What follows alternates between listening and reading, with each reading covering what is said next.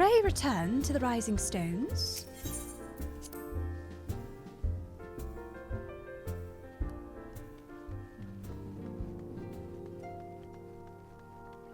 You might have leveled up on the PvP match. Yeah, PvP is good for leveling. It was fun. I'd do it more to level up some of my other classes, for sure.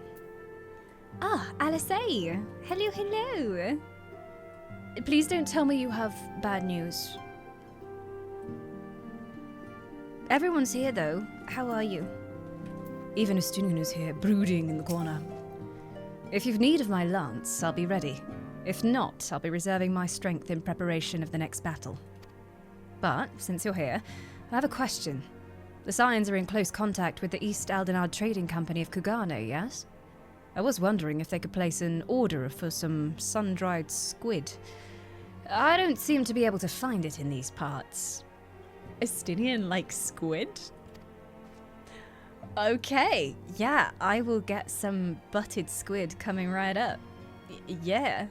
Is that how you stay so strong for slaying dragons? You're just slurping squid like it's noodles. Mmm. Delicious. Though we know not the full extent of the Telophorized schemes, preventing further abductions must take precedence above all else, for therein lieth the key to depriving our enemy of its most potent weapon. Wise words. Translation, yeah, we should probably get some shit done and not stand around. If I am to pursue this course, I must be prepared for the hardships that lie ahead. You're always prepared for hardship, our sweet soft boy. The sudden appearance of the towers will surely not have escaped the Forum's notice. I would like to think they would be receptive to Kral's request for cooperation in investigating the matter, but unfortunately, their reputation would suggest otherwise. Oh yes, Kral was trying to get some information from her contacts. Back in Baldessian, I think? It strikes me as odd that rather than marching on one of our city states, the Telophori have so far made only sporadic attacks. I doubt they go to the trouble of putting up all those towers if that's all they had in store for us. They have a plan. None can deny that Heidelin's blessing has been a great boon to our cause, but much remains unknown with regards to her true intentions. Given everything we've learned from our encounters with the Ascians, we must keep our minds open to any and all possibilities. Oh, you guys are available to talk to. I didn't even know you're part of this, but hi. Oh, look! Even Oka Boulder is here. Hi, guys. Long time no see. And Alian and Real. How are you, Real? Well, I've been keeping me good eye on the towers and telling others to do the same. Of course, I don't just mean us Scions. I got a whole network of scouts to keep me informed. He's got it covered. Have we met Clemens before? Alice has been teaching me how to cure tempering using epoxy. I must say, the thought of being in such close proximity to one of the afflicted is rather daunting.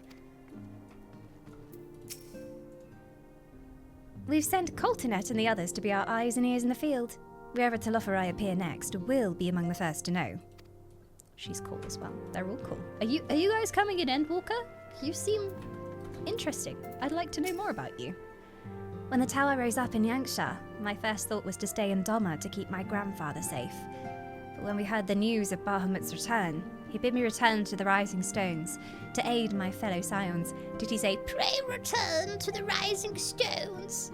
He sends his regards, by the way. Vague memory of this woman. Vague memory. Although Arenvald and I both served as Scions, I'm afraid I've had few opportunities to speak with the lad. I do hope he's fit to return to active duty soon. I do hope they don't do anything to him, Oker. Harry Boulder certainly cut a fine figure as he set off on his latest mission. I was sad to see him leave. My nights will be lonelier with just one brother to keep me company. Oh, yeah? You like to be nestled in between a couple of boulders at night, do you, Aenor? Alright then. Okay. Well, I hope you're in Endwalker. I look forward to learning more. There's a reason the other one is called Hoary Boulder. There you go. As of this moment, you're under strict orders to get as much rest as possible. After all, we need our lady fighting fit when the Telophori rear their ugly heads again. I love her. That's one of my Endwalker wishes, that we get more Tataru. She's so beautiful. It's happening. We're going in. Ah, Astariel. You're looking well. I take it you managed to squeeze in some rest? If you came hoping for tidings from Kryl, I'm afraid we're still waiting. But we do have some odd scraps of news to share. Scraps, she says. Lunar primals have been popping up all over the place, but the Alliance has the situation well in hand, thanks in no small part to Hoary Boulder and the others. Meanwhile, talks with the Beast Tribes are going even better than expected. Encouraged by Uldar's progress with the Amalja, Gridania has opened negotiations with the Ixal. Believe it or not. The Ixal? I remember so many fights against the Ixal in A Realm Reborn, so that's big news. All of which is obviously very encouraging, but with the Telophori still out there, it's not as if we can afford to lower our guard. Good news, everyone! I thought she was going to say, oh, Arenvald's condition has worsened. I'm sorry. Everything's fine, for now.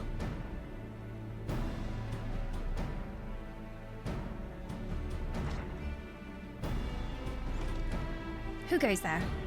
Message from Kryl? Begging your pardon, but I come bearing news and an invitation from the Alliance. A council meeting is due to be held in Ala Mhigo, and your attendance is humbly requested.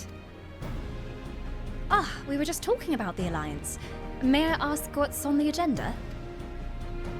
I believe the intention is to share news of recent developments and discuss what measures might be taken to combat the Telophori. In concert with our new allies. The Beast Tribes have also been invited. Oh, Beastie Party. It is hoped they will join us in the fight against our common foe. So the Alliance would bring all of the Beast Tribes into the fold at a single stroke. An ambitious plan, given the delicacy of the negotiations, but mayhap an expedient one, considering the threat we face. Indeed, my lady, and for their part I'm told the Beast Tribes have agreed to attend. If the Scions too are present, all of Eorzea will be represented.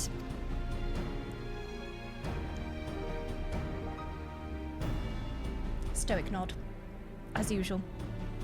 To arrange such a meeting must have been quite an undertaking, not only diplomatically, but practically. Pray inform the Alliance we would be honoured to participate.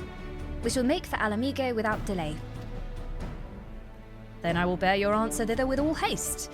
We look forward to receiving you at the Royal Palace. Are you going to see the Sultana again? Well, he said everyone would be there, so the full crew. Hey, if the Ascians wanted to bomb somewhere, this would be a great time. I'm just saying.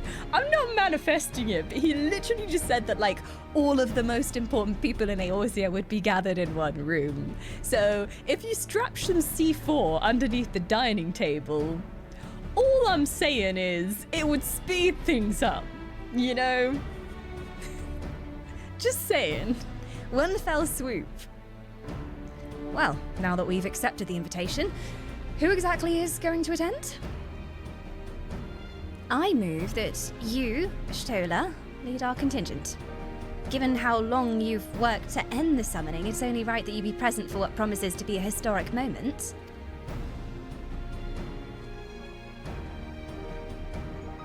I think we've all played our part in that little endeavour. Don't you, Astariel? I agree, because it's the only thing I can do. All present may rightly claim a seat. I do quite agree. But by your leave, I believe I shall remain here and lend what assistance I can to the coordination of our defensive efforts. I'm not coming either. Emmerich will be there, and I'd rather not be interrogated. Oh no, my husbandos not having great relations. Oh dear. It's okay though, it means I can have them both going at the same time because neither one will know. It's great. I can two-time and they'll never know. Very well then. While those with a mind to hold the fort get on with holding it, I suggest the rest of us make for Ala Mhigo. Shall we?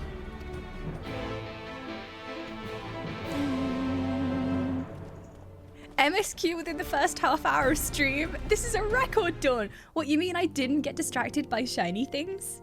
Okay, I did for a second, but it was a very short distraction. I never delay. I simply give extra time for people to get here. Because, you know, there could be people that really want to see MSQ and they're just a little bit late. So, you know, dawdling for a good hour makes sure that everyone's here. It's tactical dawdling. It's productive procrastination. The company we keep. Well, stay safe. Don't forget to bring me something nice from Ala Mhigo. I would definitely bring her a pastry. I shall take this opportunity to gain a better understanding of Sir Estinien. Being Elizin of like age, 'tis possible we have interests in common. Mayhap I shall begin by lending him a favourite treatise or two from my collection. Yeah, I don't think that's gonna work out. I think he's gonna end up beating you up. Don't worry, I have no plans to return to roaming in your absence. I know you'd only chase me if I did. I would chase you the whole world over, Estinien.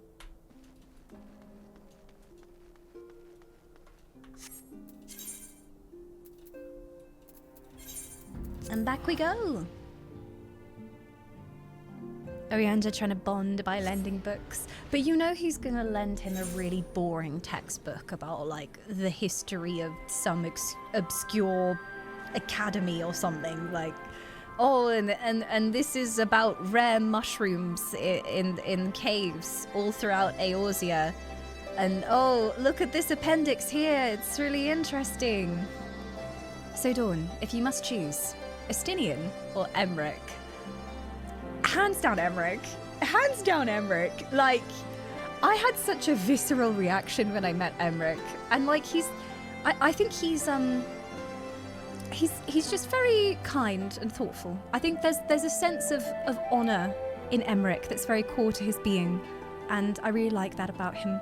Yeah, he's a bit like softer and squishier than Estinien, I think. But I would also love to see the soft and squishy side of Estinien.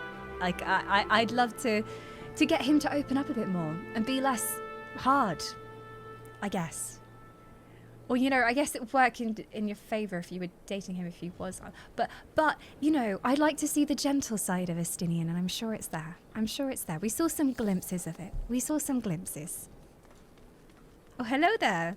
Oh my god, Maisie. You gotta stop with these fits. She's so cute. Wow. She looks like she's ready to, like, go do some, what is it? The 20s style dancing with the, and they have the sexy costumes and they, like, kick their legs. Oh, what is it called? Anyway, she's ready to go to, like, a jazz club. Let's go. We're not gonna go and do the MSQ. We're going to a jazz club instead. There is that place in your mall. You would fit in well there. Burlesque, there you go. Yeah, burlesque. Burlesque bunny is what she is. You'd love to see Estinien's soft and squishy parts. I've seen Estinien's soft and squishy parts. I have. We had dinner together, and he was very kind, is what I mean. He was very kind and gentlemanly.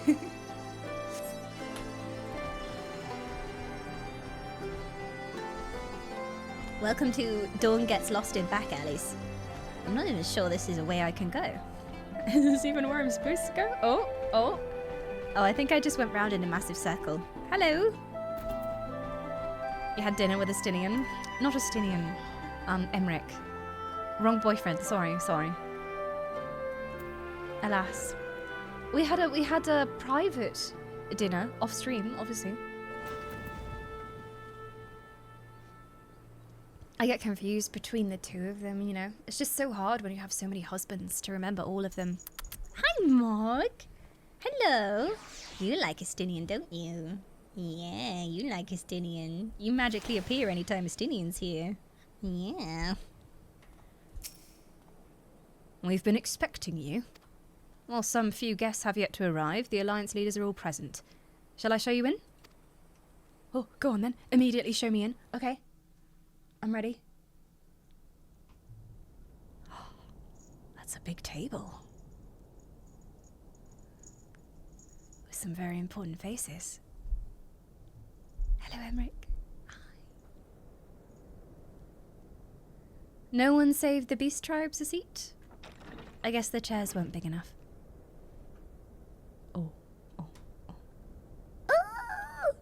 Oh my god, it's been ages since I've seen her. The crab people. Oh, she's the only one who looks happy to see them.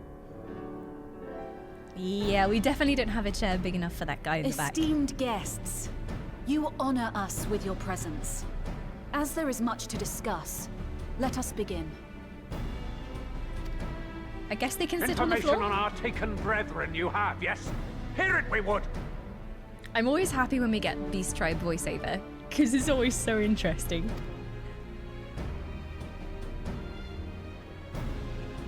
And in a lot of their quest lines, they're not voiced. I wonder what he talks like.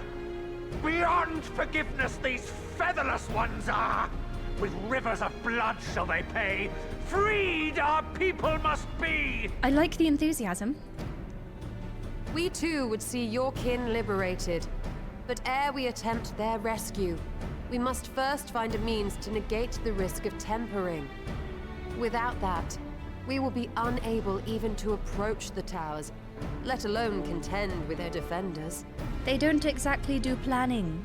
They just want to charge in and start hacking people. If all else fails, I've always found cannonballs quite effective. Speaking of, I mean, I guess that'll work, Merlywith. And what of the prisoners? Would you see them slaughtered? Think for a moment. Ponder, consider, think. If Merlwyb truly intended to bombard the towers, she would have done so by now. Remember, we came here to find a solution together, did we not? We did. He is very wise. Yistola spoke of defenders. I but offered a means to clear a path, should you require it. She's still not quite welcoming to them. Given the enemy's capabilities, we will all need to play our part if we are to have any chance of success. For if any here should give less than their best, it will be to the cost of every living being on this star. A paragon, the Empire, our very gods. How can we hope to prevail against such odds?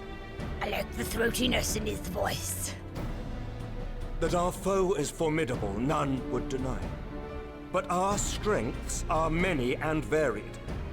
In this chamber, I see masters of strategy, masters of magic, masters of the land, the air, and the sea. And together, there is nothing in creation we cannot overcome. That was so smooth. He saw everyone was starting to fight, and he was like, how can I bring everyone back together in a mediation here? Yes, praise everyone. Praise everyone and tell them that we need to work together. Very good. Wise man, wise man. Oh, it's so cool seeing everyone together. It's rare to have a scene like this.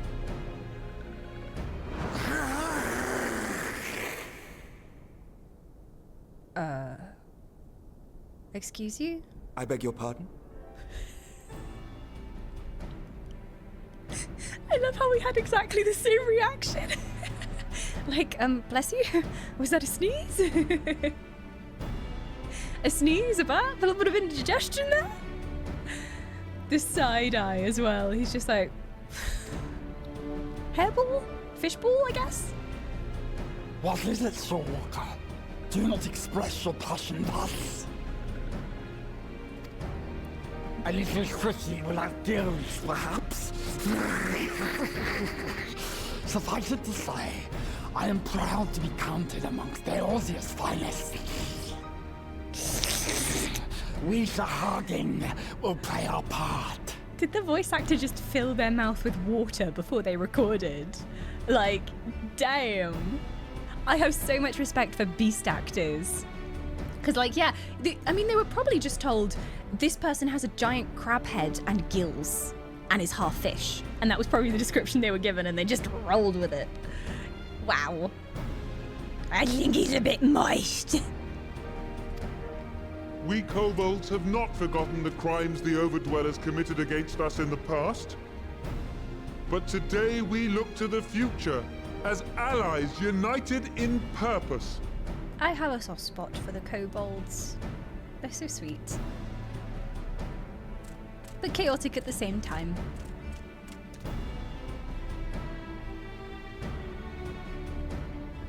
Ah! Make mock of the Ixal, the Paragon does! Turns kin into puppets, pits brother against brother.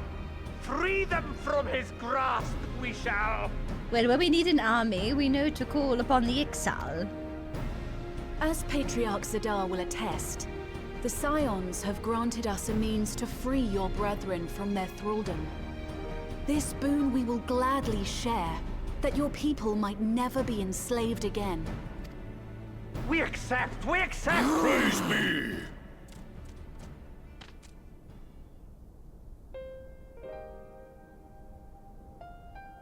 Oh, they seem so excited.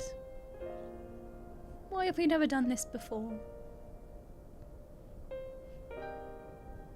It's taken a while, but I do believe we might be one step closer to a world without primals. Would that Minfilia were here to see it. She's watching over us. I know she is. We still have a long way to go, and we're going to need a lot more Porksies. But we're moving in the right direction. What if they turn the Porksies against us and all the Porksies get possessed, and then we just have to deal with a legion of evil red-eyed Porksies? That's going on my Endwalker bingo. So if I may have your attention, there is one other point I would like to raise. As we can all agree, freeing those held captive must take precedence over every other concern. But experience has taught us that none save those with the capacity to resist tempering can hope to enter the towers unscathed. And even once inside, a still greater threat may yet await them, that which we call a primal. Needless to say, if we are to succeed, engaging with such foes can only ever be considered a last resort.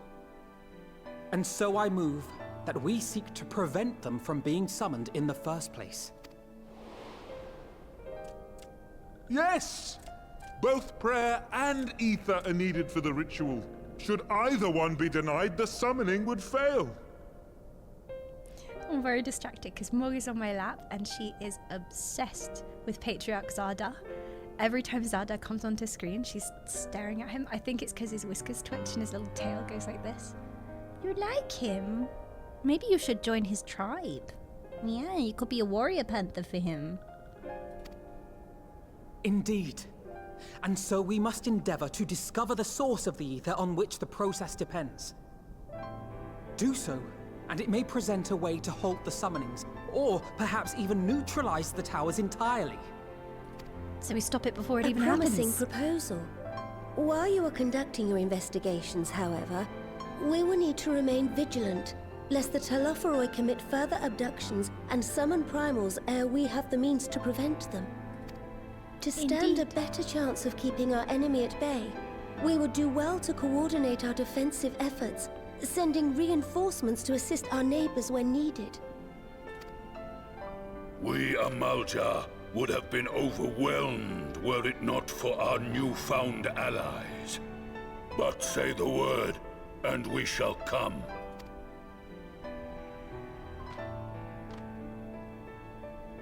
I see we are all in accord. But what are we to call this proud fellowship of ours? I submit that the honor of naming it should go to the Scion whose brave efforts have done so much to unite Can I name it? Me? Or are you gonna pan to the twins? Please don't pan to the twins. Oh, I do get to decide. The Fellowship of the Ring. I don't know. Maybe, the Grand Company of Eorzea. No, but there are already Grand Companies. So in terms of branding, that's very confusing. I just, like, yeah. I think we should go for something different. Like, we should go for like a band name inspired title. Something catchy, you know? I would call it... One moment, please. Just give me a few moments. Super Rainbow Friends. Might I suggest the Grand Company of Eorzea? No! I remember a certain someone pondering it once upon a time, and it seems as fitting a name as any. No, that's boring. Come on, have some creativity at least. Grand Company of Eorzea. A fine choice, for there is none here Rigged. who does not love Eorzea. This whole thing is rigged. Aye, in that we What shall about ever be the united. Salacious Spriggans? I think that's catchy. Estinien's army. Emmerich fan club. Look, I'll think about it. That's a United temporary in our name. gratitude for the realm that gave us life. I guess Alice and Alphino Then let really it be are the recorded protagonists. that on this day, the The Grand sloppy Company of science, Eorzea exactly. was born. Boo! Oh. Okay, I take it back. It means so much to him. Oh.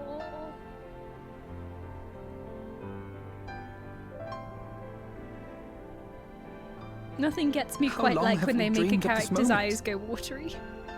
And now that it's here, Oh, forgive me. Might we speak outside? Yeah, of course, of course. I'm sorry I shit on your name. It just seemed a bit naff.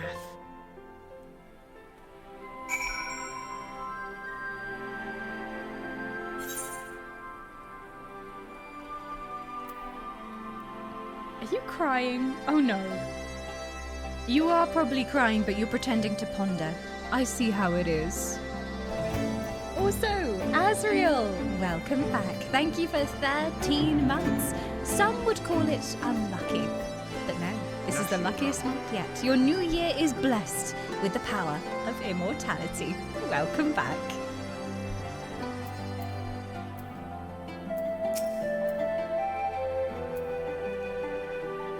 Do we get another voice cutscene? We might do. Oh, we don't. Well, now that we're out of earshot of the other delegates, I hope you'll forgive me if I speak my mind. Let me begin by saying that I have dreamed of this day since the moment I first set foot upon these shores, and that I was as heartened as anyone to see the peoples of Eorzea pledge their solidarity. Yet, even as they uttered their declarations, all I could think about was the conflict to come, the sacrifices that would be made, and the lives lost. Inevitabilities that I still struggle to accept. But at least now there is hope. The formation of the Grand Company of Eorzea is the first step. The first of many. Many and more. Who is saying this? It's not Arenvald, is it? Is Arenvald out of bed? Oh. It is the Seedseer. Elder Seedseer, how might we be of service? I seek Master Alphino's assistance in a matter involving Gordania's neighbours, the sylphs. I know that you and yours have long kept a weather eye upon the crystal trade, the better to predict the coming of the primals, and so you will be familiar with the sylphs of the Ashcrown Consortium. Through their dealings, they have cultivated relations not only with the city-states, but with many other communities besides. Communities such as the Beast Tribes. Just so, it is our hope that we may yet make use of the Sylphs' established lines of communication to coordinate the efforts of our new fellowship. Yet there remain certain practical differences between a trade consortium and a grand company. If the Sylphs are to perform their task effectively, they will require the counsel of one versed in the operational aspects of an armed force. An armed force founded with the self-same goal in mind, no less.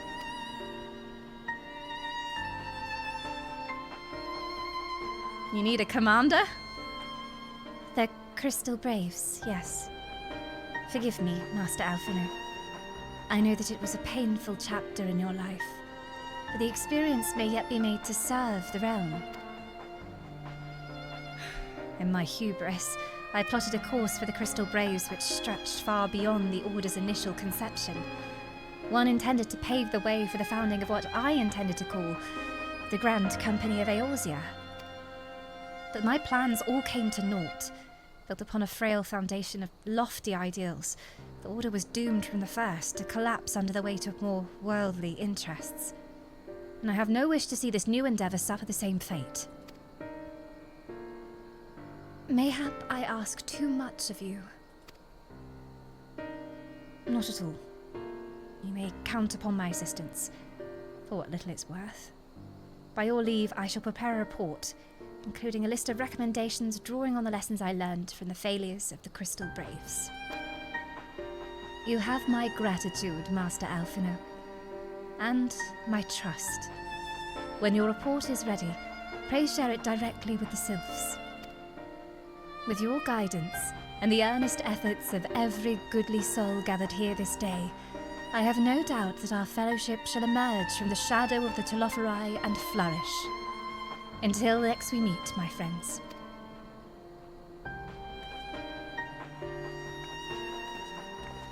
Yeah, that's really making Alfie dredge up some old memories. Oh no. Oh no. Before committing to anything in writing, there are a number of people whose thoughts I should like to hear. Former Braves, you understand. Might you join me in seeking them out? How could I refuse?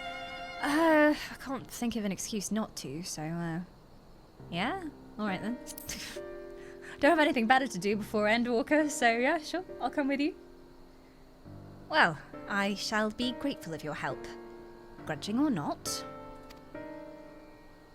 I'll join you. If you're planning to canvass the opinions of your former comrades, it will be a lot quicker if you share the task of questioning them. Then mayhap Graha can lend a hand as well. I shall accompany Thancred back to the Rising Stones. Between us, I dare say we should be able to provide an account enough... between us, I dare say we should be able to provide an account enough... What? Stola, you're too fancy! I get this with Orianja as well. I'm like, just stop being so very eloquent. I can't deal with it. Between us, I dare say we should be able to provide an accurate enough account of the day's events.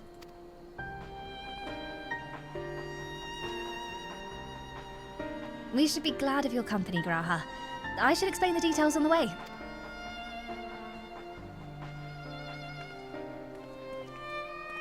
See ya. I'm trying to learn from the failures of the Crystal Braves, so I'm starting with you, Alfie. No shade whatsoever. No shade. Oh, Alfie. Oh, Graha's coming. I take it we'll soon be paying the sylphs a visit. How fascinating it will be to speak to them in person. Though I gather conversation can prove rather challenging. They have very high-pitched voices. Yeah, I remember doing so much of A Realm Reborn, and I had a voice changer for the sylphs. It will not be easy to revisit the past. Sometimes one must look back to see the way forward. Yeah, also you have to dance. Oh, Graha's gonna be so cute doing the little dance. He's gonna be adorable. So, what's the plan then, brother mine? Before discussing the task at hand, I should probably admit that the report I proposed is largely written. Not long after that fateful day in Ul'dah, I penned a detailed account of the organization's history, from the events that led to its inception to the failings that brought about its demise. This I did primarily as a means of making some semblance of responsibility. Never did I imagine that it might later be referred to by those seeking to form a similar organization. And while I made every attempt to be objective, the account was mine alone, its events viewed from my singular perspective. For it to be of use, however, It must be broadened to encompass the viewpoints of all involved. Only then can it answer what seems to be the most crucial question. Namely, why, after the Crystal Braves disbanded, did some members choose to remain with us while others did not? I see.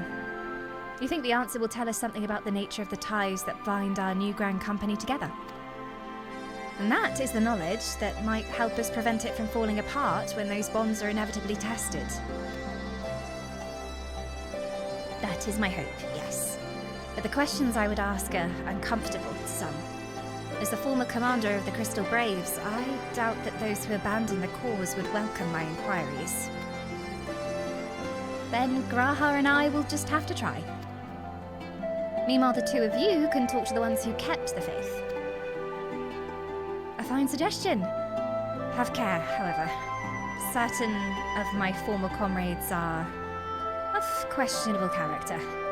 So keep your wits about you, and let us reconvene in Gridania later on. They get the hard job. Ours should be easy, we're talking to the loyal ones. If you have no objections, I have a mind to begin by speaking with Riel and Alian. If memory serves, the two of them will be attending an intelligence briefing at the Castramorians. Let us seek them out there. That's a coinkydink. I just talked to both of them when we were back at the base. I wondered if they'd be coming back in the story anytime soon. Well, well, well. We have been blessed. Oh, it's gently snowing outside and you have a cup of tea. The perfect combo. Oh. Yeah, the southern elven forest definitely looks like a winter wonderland right now. I was gonna go out in it, but then I pretty much knew that I would fall flat on my ass and end up breaking my ankle. It's usually what happens. But yes, Jack Frost visited. Several days Jack Frost visited, actually. We tend to get lots of snow in January in the Elven Forest. It's real! I always forget how fabulous his hair is. He looks like Cloud. Well, look who it is! And what brings you two here? Wouldn't have anything to do with the big meeting, would it? In a manner of speaking, I've been assigned a task, you see, for which I require the assistance of former members of the Crystal Braves.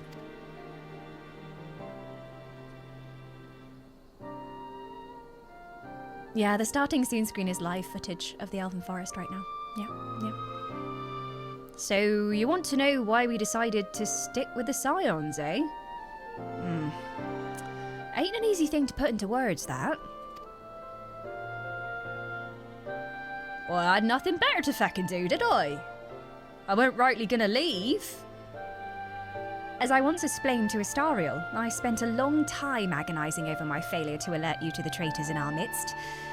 For my negligence, I was captured, along with many others, and we were powerless to prevent the tragedies that ensued. Not a day goes by that I do not think back on those fateful events. By joining the Scions, I hope to redeem myself, and I will continue to serve the cause for as long as I am able. But that wasn't the only reason. When we were finally reunited at the Rising Stones, you refused to blame anyone but yourself for the fall of the Crystal Braves. And in spite of everything that happened, everything you'd suffered, you took us back without a moment's hesitation. We would not have blamed you had you turned us away. When you gave us your trust instead, what else could we do but try to repay it?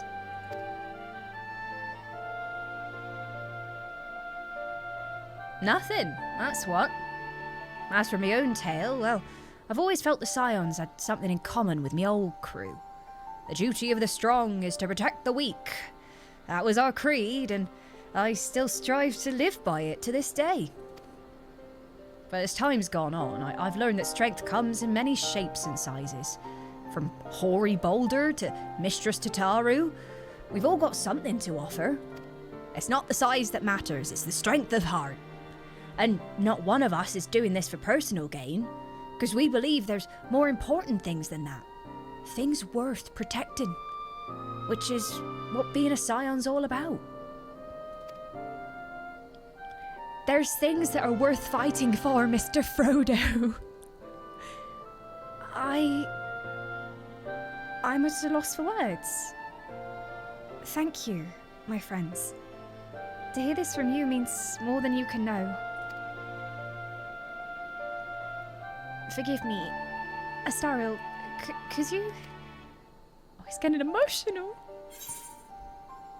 Give us your thoughts on the Crystal Braves. No, that's too general. That's too general. I'm gonna go in with the difficult questions. Why do you think the Crystal Braves ended in failure? Oh, it's because of that little shite Alphino, cocky little shit. He tried. He did. Well, its founding ideals were something to be proud of. But ideals alone don't make a crew. They need something to glue them together, you know? For every swab who signed up with good intentions, there was another who was only in it for the coin, or the glory, or both. Ours was quite a disparate band. And while I'll never forgive Ilbert, the fact that we managed to function at all was thanks in large part to his efforts. Just a pity he was doing it for all the wrong reasons, eh? Only takes one bad apple, they say, and the Braves had a barrel full of them. Not like the Scions. We might look like a ragtag bunch of misfits, but deep down, we've all got that shared sense of purpose. And why? Because Tataru sifted out all the glory. I was like, is he saying that, like, they have a shared sense of purpose because Tataru just doesn't let them have any glory? Like, she gatekeeps the glory to keep them in line. But no, she sifted out all the glory hunters before they ever made it through the door. Tataru just hogs all the glory and the gold. She's like, yes, I am the champion. I see. So, while our ranks comprise a diverse range of people, each with their own individual strengths, we're all united in purpose. Thank you, my friends. With your permission, I shall make a record of our discussion and refer to it when drafting my recommendations. Until we meet again. That was sweet. Yeah, it is nice they stuck around. But it's true, some people were just there for the coin, glorified mercenaries. No shared purpose. After the company of heroes went their separate ways, I did try working on my own for a bit. And I'll admit, it was nice being able to pick my own battles, but if you really want to make a real difference, you've got to find a good crew and stick with them. I forget about Alianne, like, I don't remember much about Alianne's story. Speaking of former Crystal Braves, I've not seen Ergmers. I do not remember this person. Ergmus? Of late. Constantly away on missions as he is. I wonder how he fares. Ergmers. One crest down. This is just all background though, but it's setting the scene. It's setting the scene. Is Alfie looking at your character's coconuts? He might be. He's at, like, the height of my belly button. I always forget how young Alphino and Alice are as well. Like, that they're actually teenagers in this world. And everything they've been through and the decisions that they've had to make. And we've seen some real character growth, especially with Alphino. And I hope that maybe Endwalker will give Alice her moment, because I don't know, I feel like she's had a lot of growth too, but it's been kind of in the background, or like little cutesy moments, like when she gets really angry at not winning all the time and stuff like that. But yeah, it'd be cool to have more Alice. More Alice.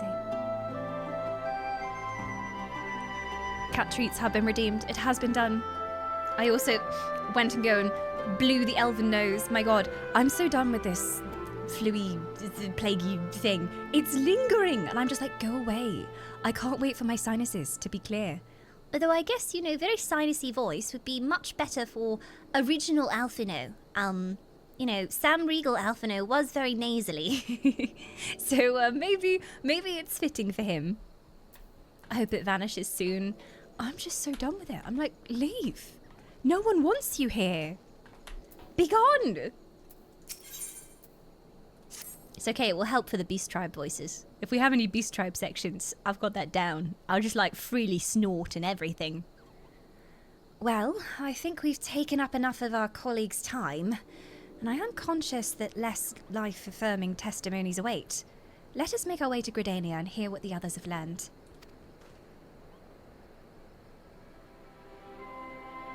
Standard Final Fantasy greeting. I used a dangerous knife and I finally managed to get to the treats. You did it!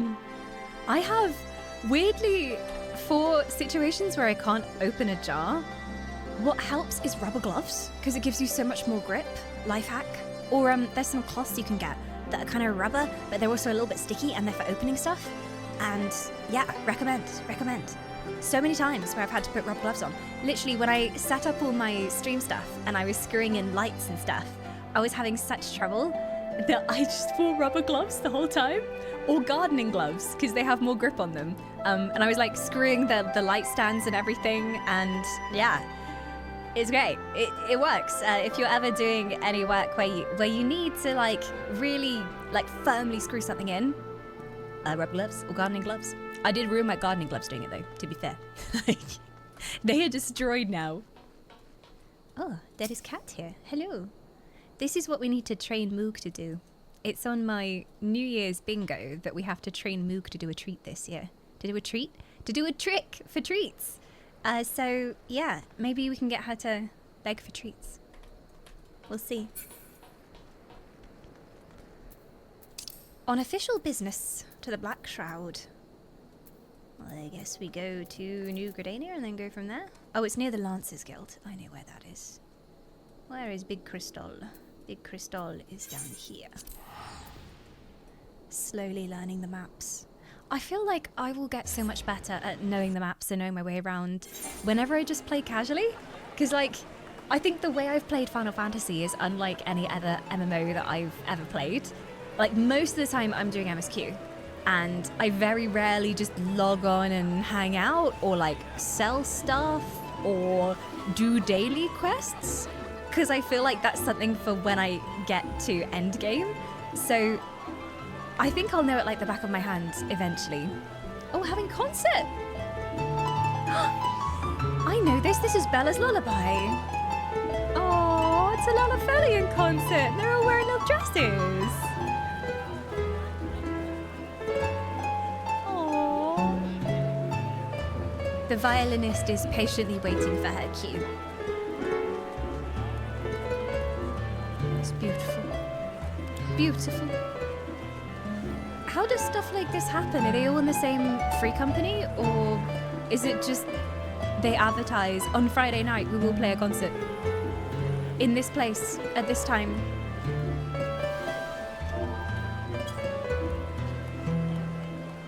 I gotta clap for them. Oh, I thought it was over. But I think that's the end. Yay! Well done! Bravo! Encore!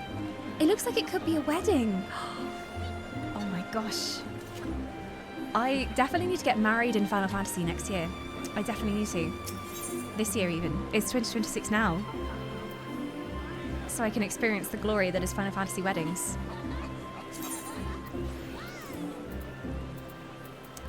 Lancers Guild, I think. Yes.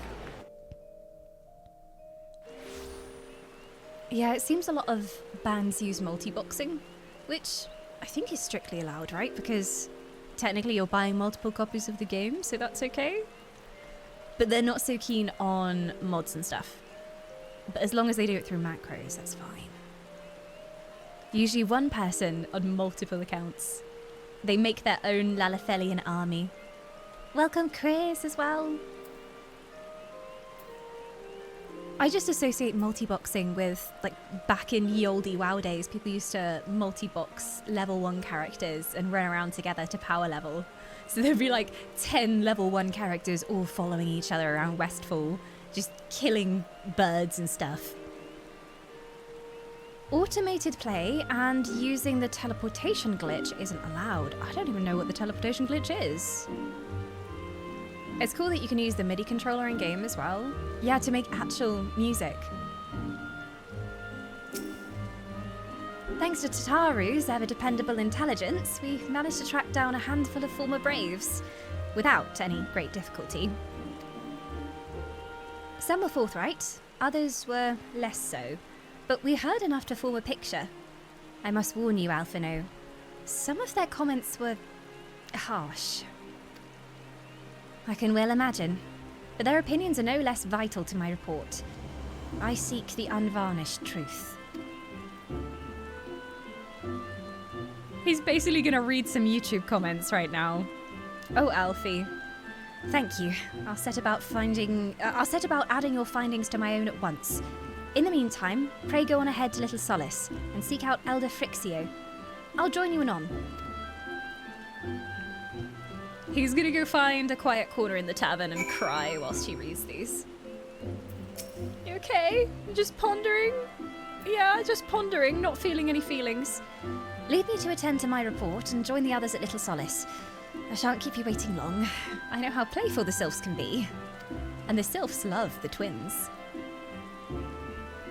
Frixio! I remember that name. I remember lots of shenanigans with the sylphs in A Realm Reborn as well. Like, there's a lot of reporting back to the sylphs and gaining the trust of the sylphs, so it's nice to go back there. It's been a long time. It feels very nostalgic. I like that they don't just completely abandon previous areas in the MSQ. Like, you always go back in some way, even if it's just for a meeting or something. They take you back. To the Hawthorn Hut!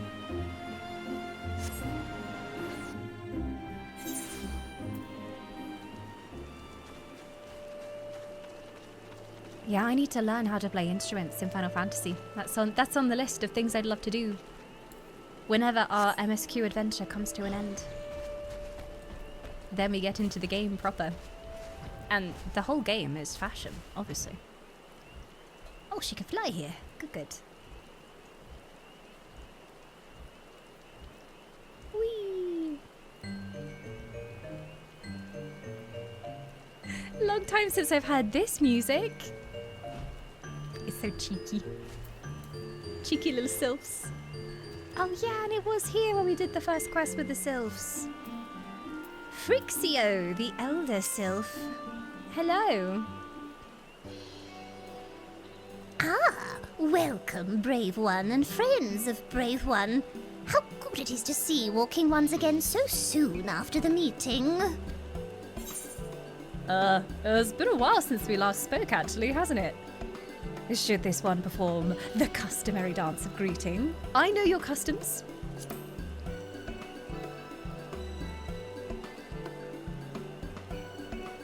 No, be at ease. It is true that these ones once delighted in making Walking Ones dance, but no more. I just noticed the legs. I never truly clocked that the legs were just spindles, like little sticks. It's kind of creepy, but also cute at the same time. Horned One Carney Senna said that Walking Ones would be coming to Little Solace. Imperial Ones also invaded Sylph lands and abducted many of these ones. So these ones will be glad to bear messages between fighting friendly ones. And they won't make us dance. That is heartening to hear, Elder. It will require all ones to work in unison to stop the Telophori. These ones will try very hard, of course, but in matters of war, these ones have little experience. Any advice Walking Ones can provide would be most welcome. Frixio! Oh, another pretty silver-haired one, and in quite a hurry, it seems. Alize, you must come quickly. Whatever's the matter, Alphino? Don't tell me. You couldn't read my handwriting. What? No, a twin Adder officer accosted me as I was about to set out. Charlayan has sent an envoy, who is due to arrive in Gridania at any moment. An envoy? Could it be that Kral has managed to sway the Forum? We shall know soon enough, but there is more. The envoy requested that the two of us attend the audience with the Elder Seedseer. Really? I can see why they might want the Scions present, but us specifically? Wait. It isn't who I think it is. Is it Granddaddy? Well, not Granddaddy, but like... kind of Daddy? Maybe? It is. I could scarce believe it myself, but when I inquired as to the envoy's identity, I was told that it was one... Carteneau Lavelier. How do you even say his name? Fortunault is how I want to say it, but it's French, so it's probably like Carteneau Lavelier. Carteneau? Daddy? Carteneau, darling. Oh, I see. Your father? Well now, the fact that a serving member of the Forum had journeyed here would be a surprise enough, but him? Quite. I glean from this that they are taking the matter seriously. I don't know what their relationship is like with Daddy. I think it's a little bit strained, as far as I can tell. That may be, but why him and not one of the other 98 Forum members? Unless he volunteered for it. Maybe he misses you. It has been some time since you last saw your father, has it not? Could it be that he's concerned for your well-being? Perhaps. But he's always been reluctant to discuss his work with us. Indeed. And whenever we write to our parents, it's invariably our mother who replies. Nevertheless, I welcome the opportunity to meet him after so long, even if it is a secondary thing to his true purpose here. Elder Frixio, loath though I am to cut our visit short, we must return to Gridania. Pray accept my apologies, along with this report. Daddy's home. I wonder what he's like. Never mind. There'll be time to talk later. This one won't keep walking ones from urgent matters. Go.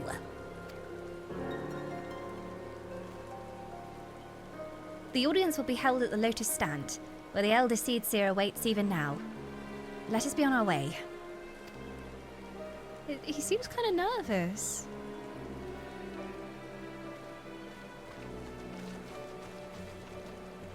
The first time I did this, the weather at the time was thunderstorm. And I kid you not, there was a perfectly timed crack of thunder when Alice said, "It couldn't be." It was meant to be. I swear at some point in the Emmett Salt questline we had thunder and lightning, and it was just... sometimes the weather just is in your favor. So they come from Charlayan? Charlayan, darling. That's where they come from, isn't it? And the scholars, they're all from Charlayan? Charlayan. Interesting. I did have a little theory that maybe we get to visit there in Endwalker because of how much it's being mentioned recently. Especially in the post patches. They keep bringing it up. And like Kryl going and reporting back for help. Surely it would be the place to go if we needed knowledge about something. I'm just saying. Are we going to school? Is it going to be a school-themed expansion? We're going to learn things. It's going to be a quiz. Multiple choice quiz is the whole of Endwalker. And we have to get the answers right or our favorite characters die.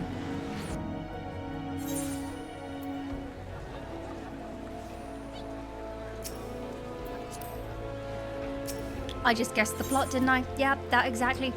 We're going to school. We're going back in time to when Alice and Alphinaud were at school. And the first thing you do in the expansion is you get dressed into a school uniform. And you have to survive until final exams.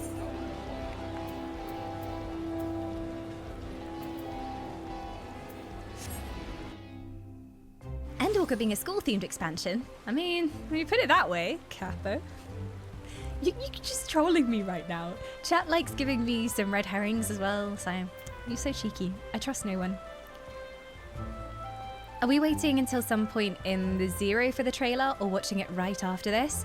So, I think we'll do Endwalker bingo. We'll make our bingo card before we watch the trailer, in case the trailer gives anything away. Because maybe they'll show some zones or something, because they often do that in trailers, don't they? Like, they show off the pretty new zones to get you hyped.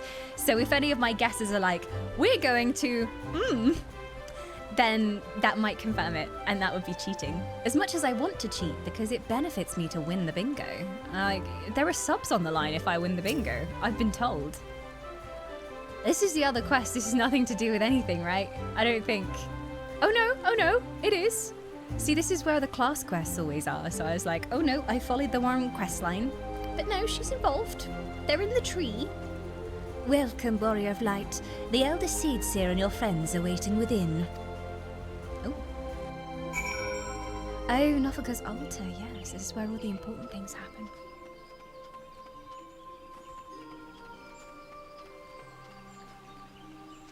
I got nearly everything wrong in my Endwalker bingo, but I did get one of the very silly ones.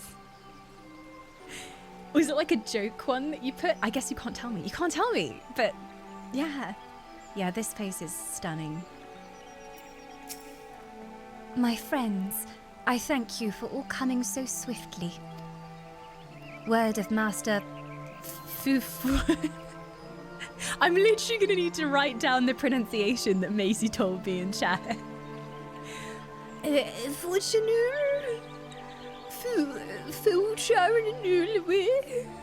Forshen O. Forshen? Like, Forshen? 4 cheese pizza. Okay. Master Fortuneau. There you go. Word of Master Fortuneau's visit took us quite by surprise. When the Alliance granted Mistress Kryle permission to request Charlane's aid, we did not anticipate so prompt a reply. Much less that it would be delivered by a member of the Forum. Where is he then? Is he going to make a grand entrance in a second? What the nature of that reply may be, we shall soon discover. He just brings a piece of paper that says no on it. He came all this way. Oh, hello. Please don't be hot. I have mixed feelings about that. Since I'm so close with the twins, I need you to not be attractive. Thank you. Oh no. Oh no. Oh no. Oh no, he's hot. Elder Seedseer, I thank you for granting me this audience. Oh. Oh, he has a lovely voice. Hello, Daddy. Hi. I am Forshen What's with the pilgrim collar, though? Here in my capacity as representative of the Forum. I'm sorry, do you sell porridge? Okay. Nice ponytail, too. It is I who should thank you, Master Fortuneau, for journeying so far and so swiftly. Would that our first meeting could have been under happier circumstances.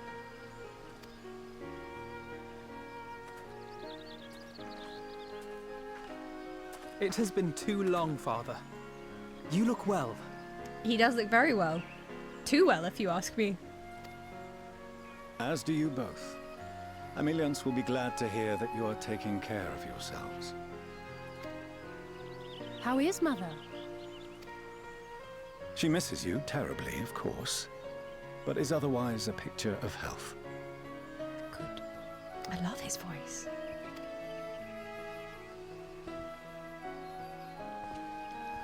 Circumstances apart, I'm grateful that our meeting has afforded me the chance to be reunited with my children at long last. And I believe I also owe you thanks for the hospitality you showed my father, Louisois, during his sojourn in Eorzea. There's a lovely, growl to his voice. I know, it's smooth, but then when he says certain words, it's like, I can't even describe it, but it's amazing. He's got, a lovely timbre to his voice.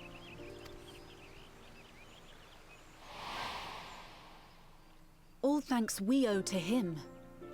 In the days prior to the Seventh Umbral Granddaddy. Calamity, it was your father's tireless efforts which granted us a means to vanquish the primals. Were it not for him, our strength would have been quite spent by the time the Empire arrived. That Gridania still stands is in large part his achievement. He was a great man.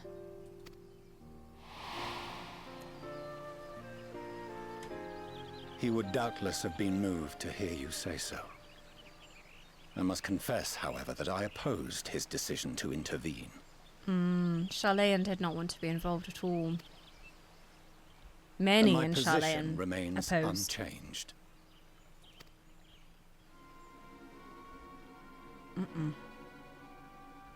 But why? To chart the course of history, not to change it. I am familiar with the Sharlayan stance. It is more than that. It is our way of life. Who we are.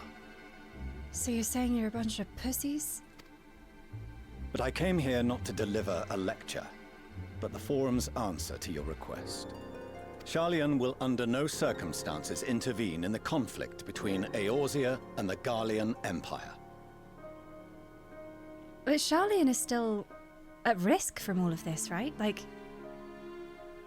if they were to win, Sharlayan would also still be destroyed, surely. So, why don't they care? Don't they know how bad it is?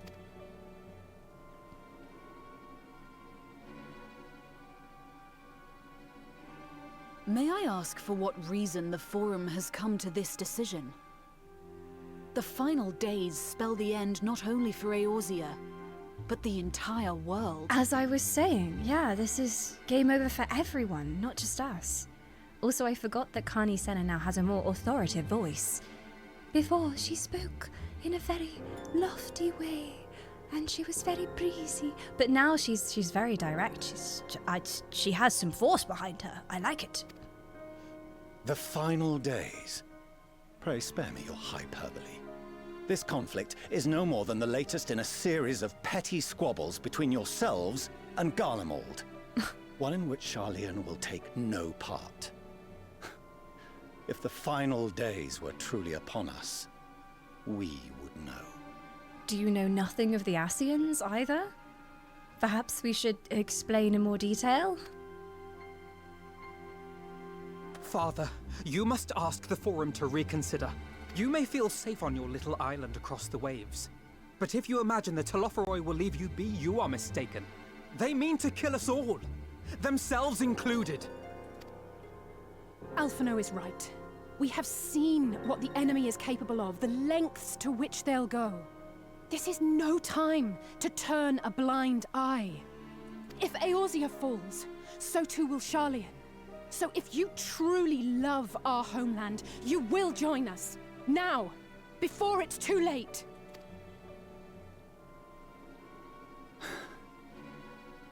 I thought you knew better than to raise your voice to your elders. It seems I was wrong. Wrong to ever let you leave, Sharlayan. I consoled myself that your time abroad would instill in you some hint of restraint, of discipline. Is he gonna kidnap them back to Sharlayan? Be like, I should have never let you leave, you're coming home with me. Like, the fact that he says I should have never let you leave. Like they weren't allowed to leave without his permission. But I see now that Eorzea has made fools of you both. Have you forgotten why it was that I so vehemently opposed your grandfather's departure? For all his wisdom, his only solution was to go to war. Death, devastation, ruin. Even those who claim victory are scarred for life. What prize could ever justify such sacrifice? But if they're attacking us, surely we have to defend ourselves. It is the duty of the learned to avert such tragedy.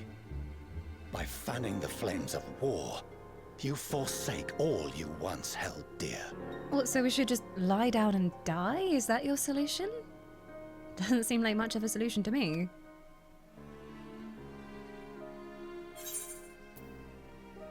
Better to fight and fail than wait for the axe to fall. Exactly. To ignore the plight of those one might conceivably save is not wisdom. It is indolence. It is in your power to save us. Refuse and you condemn us all. Yeah, surely inaction just means certain death in this case, because it's not an enemy we can reason with. We've tried. We've tried. So many times.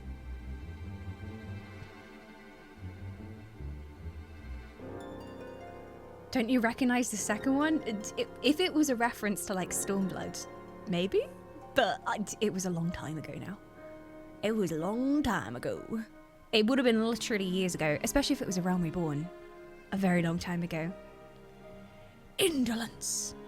Such arrogance. Such devastation. It does seem like weakness to me indeed, Quack. Oh, it's Grandpa Louisoir's quote. It's a quote by the Trin's grandfather. Oh. Do we see that in a flashback in A Realm Reborn, maybe? Better to fight and fail than wait for the axe to fall.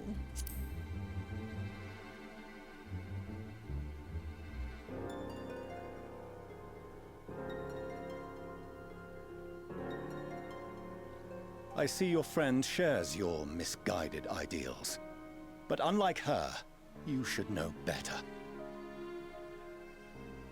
I just feel like he doesn't know enough about the situation. Just stay for a while, we'll explain. By espousing such barbaric notions, you subvert the teachings of Scion and place all we have worked for in jeopardy. Alphinaud, Alizé, as of this moment, you shall no longer bear the name of Leveilleur. He's disowning them? What? Father. How you choose to live your lives is no longer my concern. If you wish to walk the path of ruin, I will not stand in your way. Oh my god. This is such an extreme reaction. I get that he doesn't agree and he doesn't think his people can help, but... While Scion may have no intention of intervening in this conflict, we can still part as friends. Will you not stay and speak with us, that we might learn of Scion's hopes for the morrow? I just don't get it, because surely Solace will be destroyed if... Well, you know, maybe they'll destroy us first, but they'll come for Scion later. I have said what I came here to say. Any further discussion would be meaningless.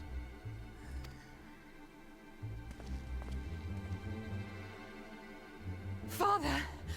Wait! Don't bother, Alizé! How can you stand there and watch him walk away? How can you let this happen?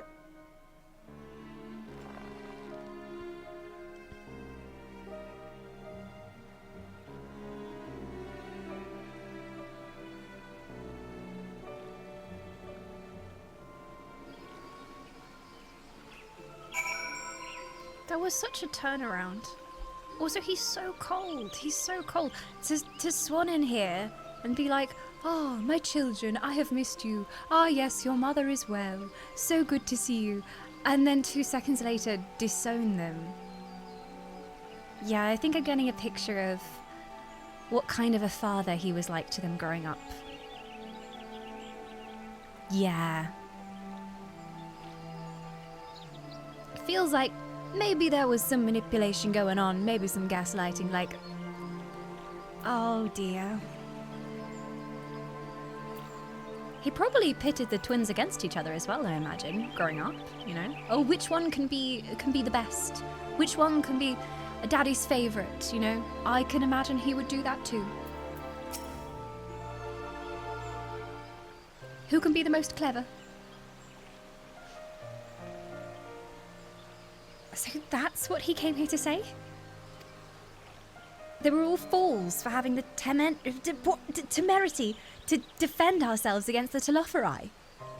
As for the rest... Like it or not, this was the Forum's decision. To watch from afar while Eorzea burns. Father was but the messenger, and he handed down their judgment. I could think of nothing to say that would possibly sway him. I still can't. He's made up his mind. To have prolonged the discussion would have changed little, for it is not only Master... I'm literally gonna write it down. I'm literally gonna write it down. Fortuno? Fortuno? Nearly? Nearly? Funana? For Shen. Shen. It's the Shen part that I always missed. For Shen. Okay, so you can think of the Chen as being an S. The C is an S. You've heard it in-game? I know, but I forgot!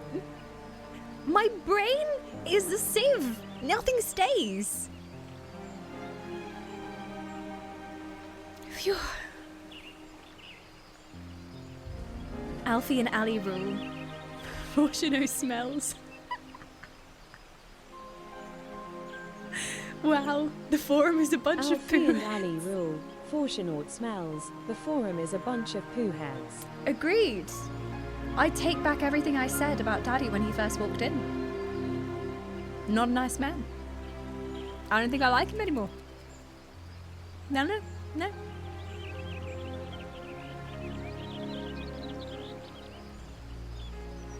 To have prolonged the discussion would have changed little. For it is not only Master Fortunaut who must be persuaded, but the forum as a whole. Their decision was made ere your father crossed the sea. Nor is it like to be changed. For so we shall face the Telophori without their aid. Forgive me, but if they had no intention of helping us, then why would they go to the trouble of sending an envoy in the first place? Why do they not simply keep their counsel, as they are wont to do? That is a good point. Why not just... I mean, they could have just sent a message, or they could have sent someone lower ranking. But for your father to come here... Surely... he wanted to see you two. And that's why he came. And not in a good way. Like, he wanted to upset you two on purpose. And that was his aim in coming here. To discourage you. And if so, like... what stake does Charlayan have in making sure that Eorzea falls? Like, are they villains? What is going on?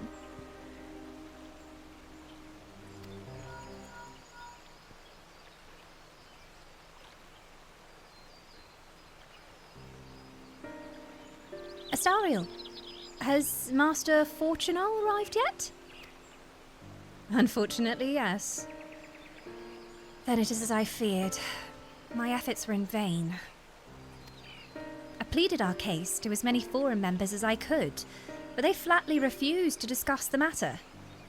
Well, no, that's not exactly true.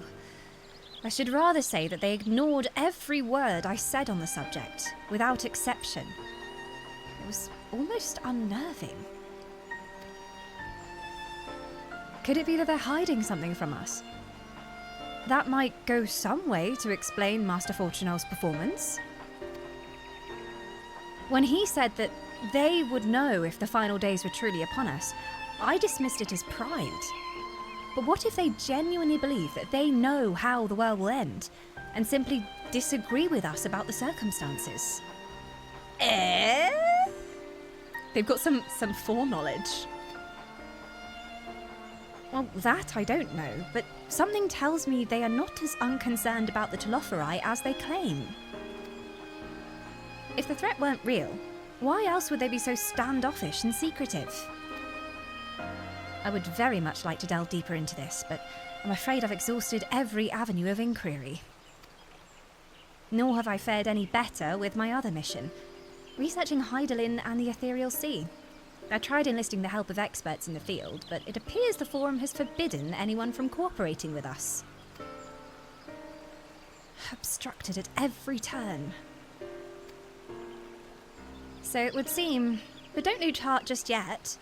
With all the knowledge and acquaintances we have between us, we can still find a way forward. To that end, I would like all of you to join me here. When the time is right, of course. I'm aware that matters in Eorzea stand on a knife edge, but with your permission, I can at least start making the necessary arrangements. Charlayan confirmed? Charlayan confirmed? I've always wanted to visit Charlayan. Yes, actually, I hear so much about the scholars of Charlayan and all the deep lore of Charlayan and how different it is from our part of the world. Yeah, I'm in. You don't get to put that on the card? Hey, it could all be a lie. Maybe this is all just bluster and only Alice and Alphino are gonna go. And so you shall, albeit under less than happy circumstances. It may take a while to secure entry for you all, but I'll let you know when everything's in order. Look after yourselves in the meantime, won't you? We're going to school! Your speculations give me cause to hope. Yet if these seeds will bear fruit, I cannot say. While it is possible the Charlayans hide some secret truth from us, there can be no certainty that its exposure will prompt in them a change of heart. And so, for the present, we must needs confront the plight in which we find ourselves. Yet we can't just leave right now. The Thorm has refused our request for aid, and it falls to us alone to contend with the Telophori. Even with all of Eorzea standing united, there is no guarantee that we will prevail. What does Charlayan intend to do if we fail?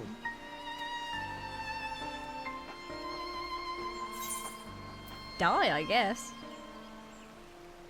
Lemon muffin though.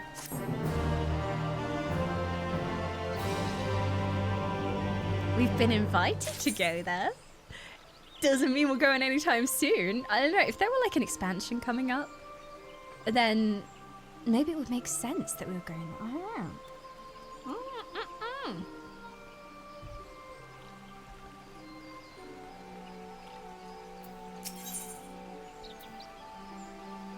You get a shush emote from doing this quest. Shh, shh, fuck up. Shh, shh. Elder Seedsu says, shh. Okay, yeah, I accept. While Charlayan's stance is indeed disappointing, we cannot allow ourselves to be distracted from the challenge before us.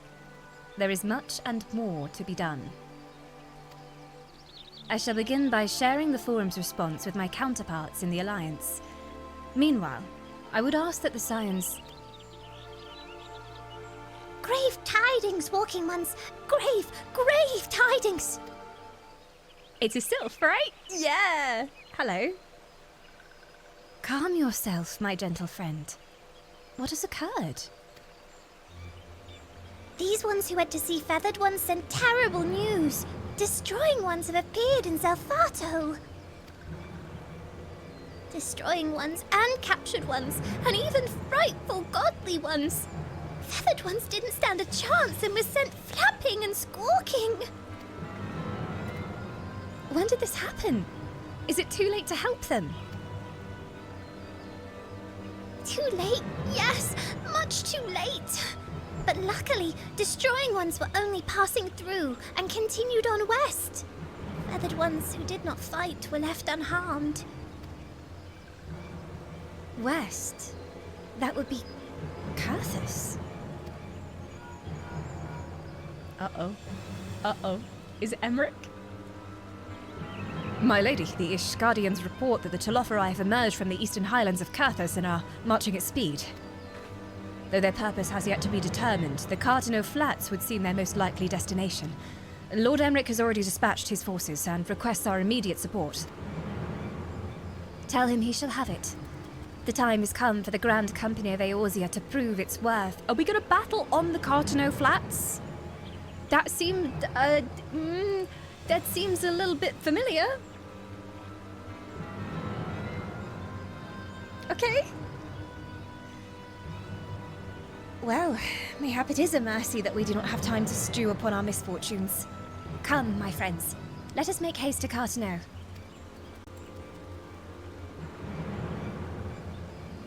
Wait, this one almost forgot. Destroying Ones were said to be led by Cackling Robed One. You mean an Arcean? 'Tis one must see that all walking ones know. Farewell!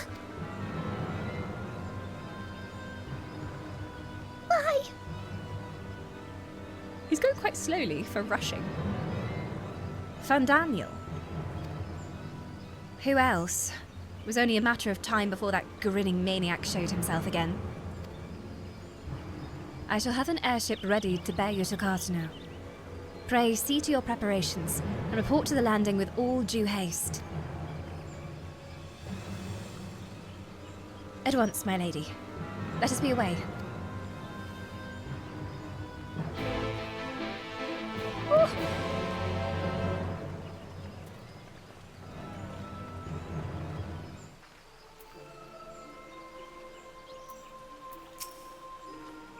The airship will be ready to depart ere long. I bid you make for the landing as soon as you're able. And may the 12 keep you. May the 12 keep you? May you be protected from daddy issues as we journey along?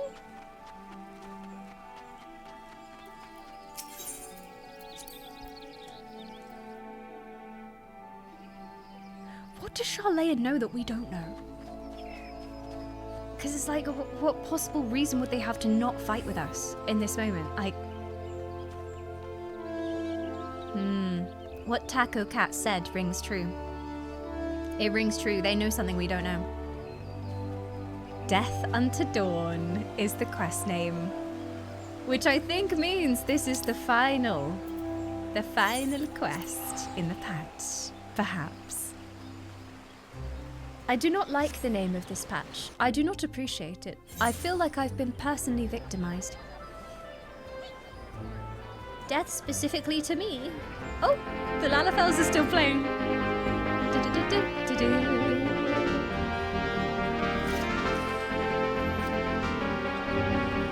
A nice fanfare to send us off to battle. Okay, but I don't know if I can take that as Charlayan confirmed. I mean, we've been invited, but we have other things to deal with here in Eorzea, so we might not go straight away. Astariel, it would seem Fordola here has come all the way to Gridania to find us. I have explained the situation, but she insists her business is urgent. Aye, and it'll be over sooner if you shut up and come with me. Other things going wrong? Elsewhere, maybe? Great. Just what we needed, more problems.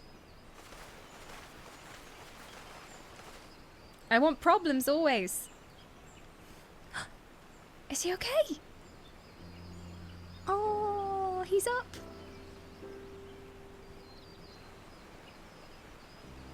Arenvald! I can't tell you how good it is to see you.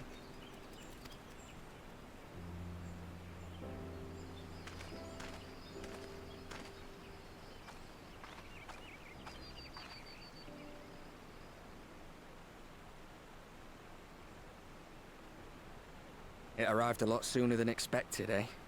Oh. The day I craned my neck up at you. Only because you're sitting down. Unless... No, Alfie, don't! I don't think he can stand up. Afraid so. The chirurgeons say I may never walk again.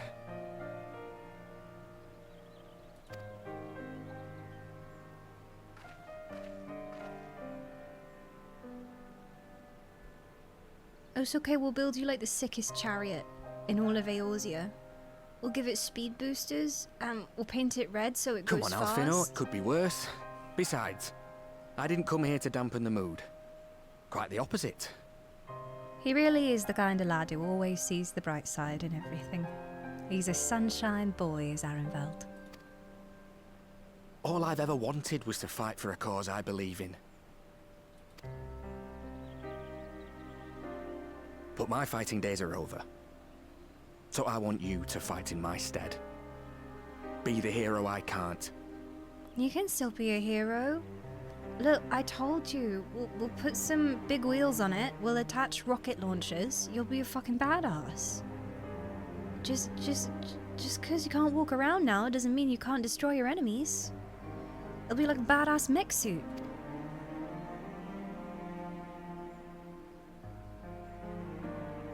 I am no hero. That's what they all say, though. No one ever calls themselves a hero. Even the ones who eat primals for breakfast. It's for others to decide. Look, Alphino. You already are a hero. To me and countless others. We see you doing your damnedest to protect us all. And you're not alone, are you? There are people who believe in you, just as you believe in them.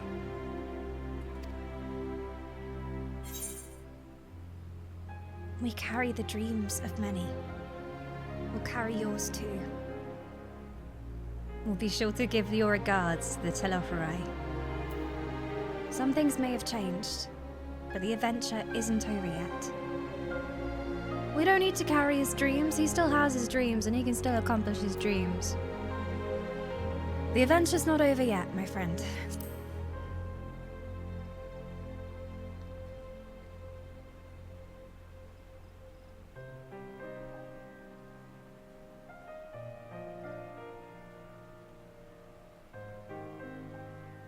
I know what's at stake, and how many people are depending on you. But I believe in you. Believe that you'll see it through. That's why I'm entrusting my dreams to you. Like Albert and Owley once entrusted their dreams to me.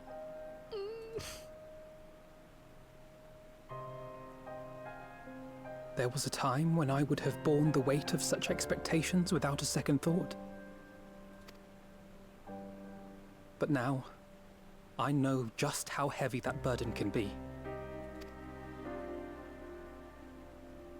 To tell the truth, I'm beginning to wonder if I chose the right path. Sacrifices will inevitably be made for the sake of the ideals I uphold. They already have been. Maybe I am not the person I thought I was. The person you think I am. The very fact that you question that means that you are Alfie. I wouldn't presume to tell you. But I will say this. In spite of everything, you've come this far. The road ahead might not always be clear, but you've never been one to give up or take the easy way out. And everything you do for others. For a brighter future. I'm proud to call you my friend. Well, I've said my piece, so I'll let you go. I know you've got more important things to be doing. Just give what I've said some thought, all right? Okay.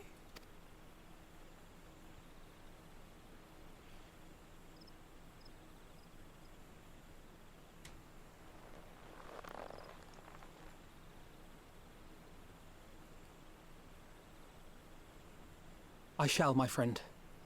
And we will meet again soon, I promise.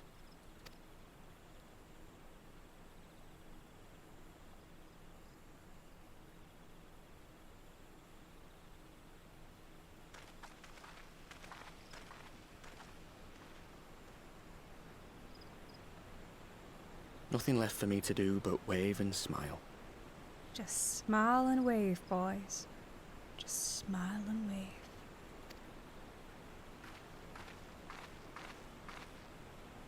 You've got a pretty narrow view of what it means to be a hero, do you know that? Fordola giving him the tough love, like, hey, you giving up? I'll go buy you rocket launchers myself and I'll strap him to the chair. Bleeding idiot. You think they're all forged in the fires of battle? That it's all about being brave and killing villains? Yeah, I mean, well, you know, even if you don't want to fight anymore, which you still could if you wanted to, you can be part of the politics that goes on, you know? You could spread messages for people, you could do all the scheming that happens behind the scenes. Alphino and the others will carry on their fight. But theirs isn't the only one. There are other ways you can make a difference. If you stop feeling sorry for yourself and put your bloody mind to it. The thing is, I was about to say, like, he doesn't feel sorry for himself. And that's what made that scene so touching, that he was just like, it's fine, you know? Like, I'm just happy to still be here. But she's like, come on, do something right now. Hurry up. Stop being so optimistic, okay? There's not much chance of me living the quiet life with you around, is there? If you're content to twiddle your thumbs thinking of what might have been, that's your lookout. But I reckon you've got some fight left in you. Yeah, me too. And I reckon you might be right. If there's a way I can still help my friends, I'll bloody well find it. I trust that he will. What a man.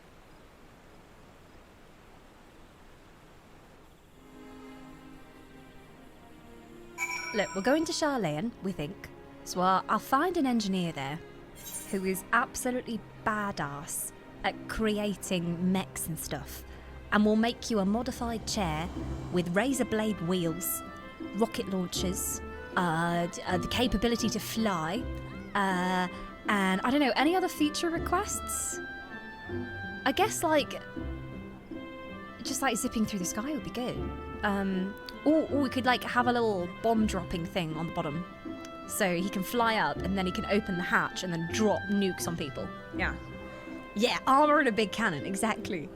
That's what he deserves. I don't care what it costs, we'll pay for it. Oh, that scene nearly made me cry. I was holding on there. I was holding on. I don't know if anyone saw me, but my eyes were... It's just they have such a lovely friendship, those two. And seeing Alfie realize that he can be vulnerable and he doesn't need to be strong all the time, and that the growth there with Alfie especially. But just him being so bloody positive, even after everything that's happened to him. I'm just like, can you just stop being so cheery? Despite the horrible situation you find yourself in, please, because you're gonna make me cry. Ugh. You can tell me later what that was all about, but judging by the set of Alphino's jaw, it appears to have done him some good. Thancred and the others have already left the Rising Stones, and according to the communications officer, Amalja and Kobold forces are also bound for Carteneau as we speak. They mean to keep the promise they made in Ala Mhigo, and we must do the same, by saving as many of their tempered kin as possible. Anyway, the airship's ready to depart. We should get going. Upon joining the battle at Carteneau, several cutscenes will play in sequence. It is recommended that you set aside sufficient time to participate in the battle and view these scenes in their entirety. Do we all have a drink? Do we have some popcorn? It's nearly movie time. It's movie time. Okay, but it's going to be a war movie. It may be a harrowing movie. I'm not sure I'm ready for this. Oh, yeah. Yeah, I feel like this would be a good point to take a break and just run the Twitch ad so that Twitch ads don't interrupt this cutscene for anyone, because I don't want anyone to miss it. Yeah, we feed the Moog, because otherwise Moog is going to come up mid-cutscene and be like, I'm dying. I'm starving. Should I don my tinfoil hat to protect us from the Ascians? I feel like at this point the tinfoil hat may also be to protect us from the Sharlayans, because I have some trust problems with the Sharlayans already. It just isn't logical. What is going on? Maybe we're about to find out. Who knows? I will pause the alerts for this section, so they're all paused. If any come through, they will play after I press that button again. So, let's do this. Battle cutscenes. These will be fun, won't they? Your progress through the battle will be saved at certain points. Oh, we're not watching the battle. We are in the battle. Here was me thinking, I'll go get some snacks. I'll just sit back, enjoy these cutscenes. We're gonna fight? You'll be able to try again from your most recent point if you're defeated. Please note that if you enter battles associated with other quests or log out from the game, your progress will be lost. I did see Ash asking how my weapons were doing, which is probably a good shout. How are my weapons doing? Yeah, it's not perfect. I could do with a quick repair, I think. First hiccup of the stream. Oh, it's not totally broken. It's just mostly destroyed. Just mostly. Where is the easiest place to go for repair? I don't repair very much in this game, so I never look out for vendors. You can just do it like a normal vendor, right? Hello? Hello? I think there's one in here.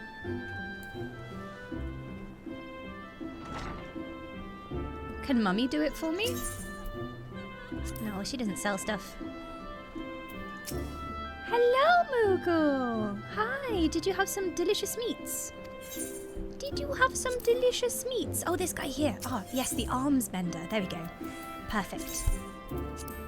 Hello, you stink. Did you enjoy your disgusting chicken mush? Yes. The things I do for love. Hi. Hello, Bean. So come sit. Good girl. Do not fear, the Moog is here. Did you do it? I should have. I opened it a second time to check, and there wasn't anything on the list, so I should have just done a repair all. You do not have any items that can be repaired because they are all perfect, just like me. There we go. I'm assuming this is a solo instance. You can tell me later what that was all about. Okay, here we go.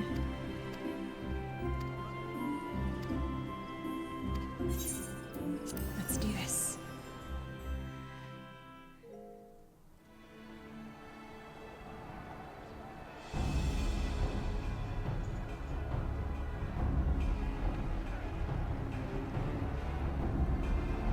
Oh, hello, boys. And Stola.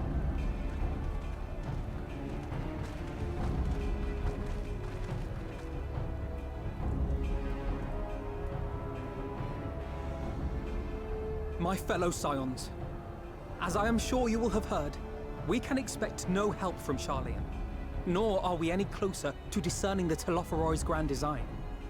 What if the Telophoroi are working with the Charlayans? And maybe that's why the Charlayans aren't intervening. At the very worst, that's what they're doing. Or they're just letting it happen. Because it somehow benefits them if it happens.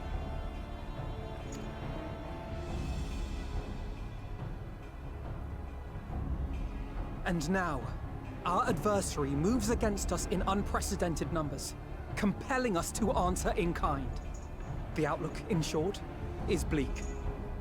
Yet though our foes are many, and we but few, we may still tip the balance in Eorzea's favor. We're outnumbered. Of course. We will do what we always do. Deal with the ones our allies can't. A less than daunting prospect, judging by your expression. Could it be that you've dispelled your lingering doubts, Alphino? I think he's just so done with everything. That he's like, why not? Why not fight? May as well try. Everything's screwed anyway. He hath no shits left to give. Yeah, just keep smiling, Graha. Just keep smiling. Smile through the pain. Oh, I doubt I ever will. But as my friends have kindly reminded me, I have come this far, and that must count for something. May as well try, now we're here. Gods be good, Alphino. That's what we've been trying to tell you all along. For one so bright, you can be remarkably dim at times. There is such a thing as overthinking, you know. True, true. Less thinking, Might I more suggest that we doing. continue this conversation after the battle? It would appear that Telophoroi have already arrived. I'll do what I can to cure the tempered, but they'll have to be incapacitated first. Did you bring your army of Porksies? Have care, my friends, for none can say wherefore our foe did choose this fateful field to be our battleground. Whatever may transpire, pray grant him not the pleasure of deterring you. There is some significance to this being in Carteneau, I'm sure. It's like the events of the past are repeating themselves. I sure hope there's not another calamity. That would be very awkward. Better not be another calamity. It's all good. It's all fine. Everything's fine.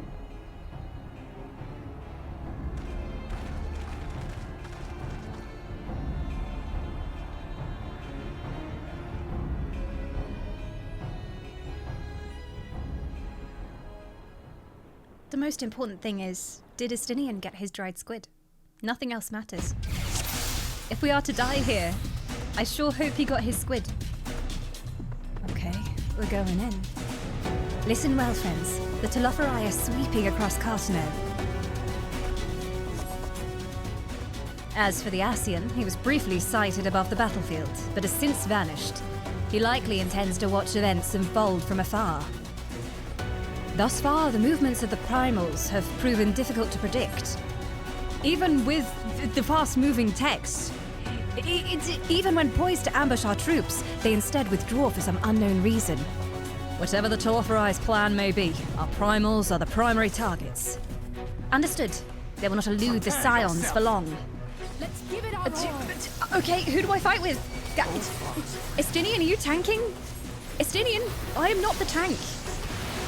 You should have changed your role if you didn't want to tank, Estinien.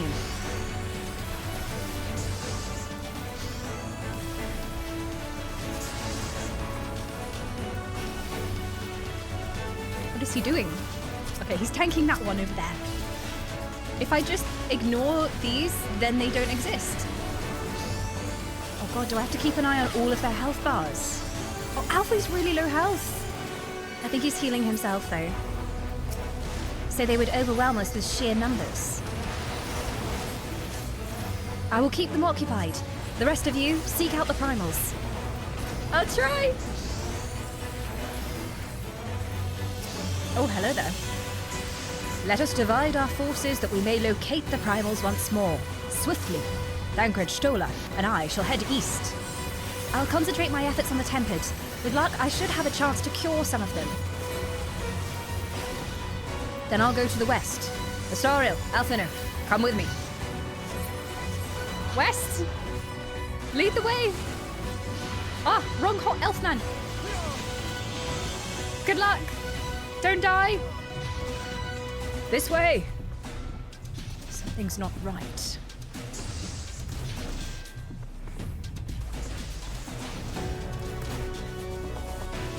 Is that a car bunker up there? Another one?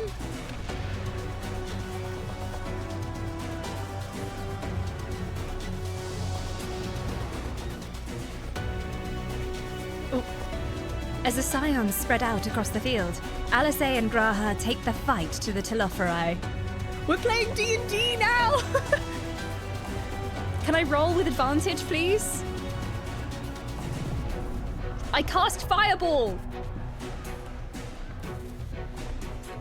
I didn't ask how many Scions there were next to me. I said I cast Fireball. Defeat the enemy forces. There are so many of them. It's not that many. I've seen more. I won't be curing anyone at this rate. We'll have to incapacitate them first. Where did Estinien go? Is he... Oh, I'm Alice! Oh, fuck! Okay! What? I didn't notice I was Alice for the longest time. Oh my gosh. Oh my god, I switched bodies.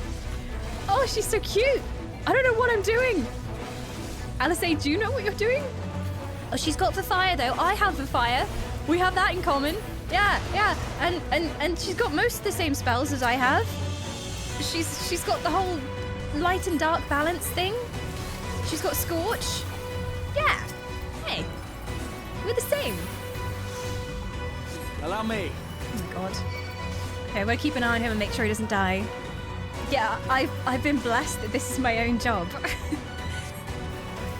Can you imagine if they made me Estinien? I'd be done for. Oh god. We may be done for anyway. Wait.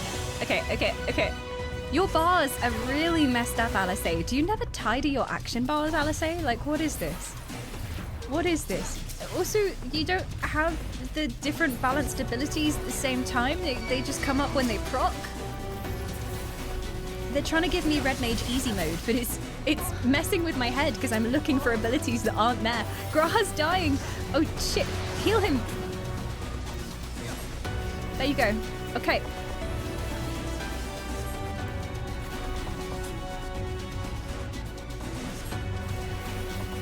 She's got the combo.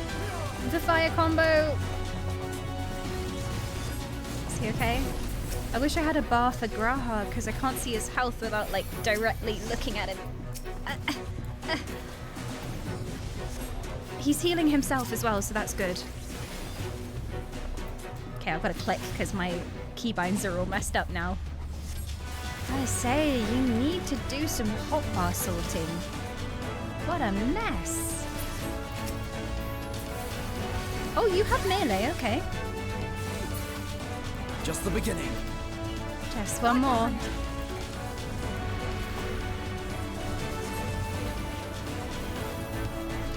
Your number keys not work. I have them all programmed on my mouse, but it's very specific to my own hotbars. I have a mouse with a bunch of keys on. It's great.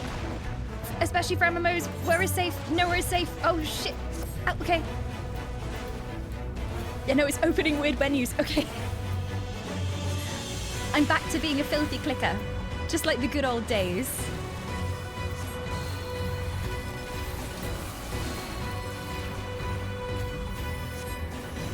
When you select someone, you can say set focus. Okay. Okay, that didn't do what I wanted it to, but it's fine. I'll just keep it in my line of sight. There's an explosive there, watch out! Don't die!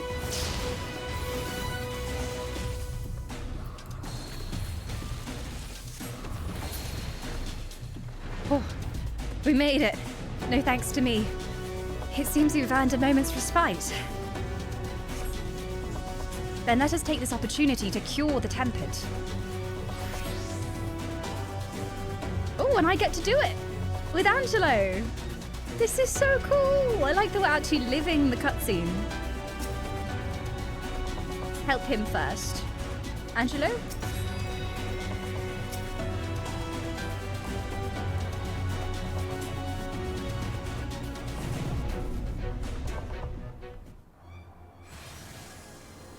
The bad music is playing. Are we going to be interrupted?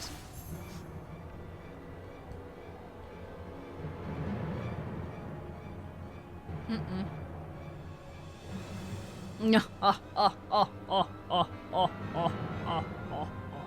Look who it is. I do appreciate the colour of the cloak. It's a very nice plum. I'll say that, but that's the only nice thing I'm saying about you ever again.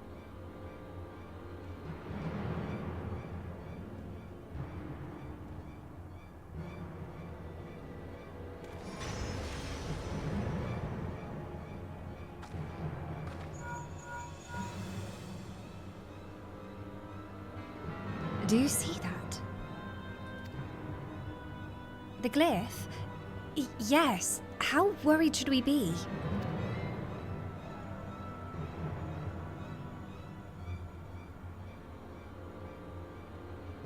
It's very pretty and sparkly.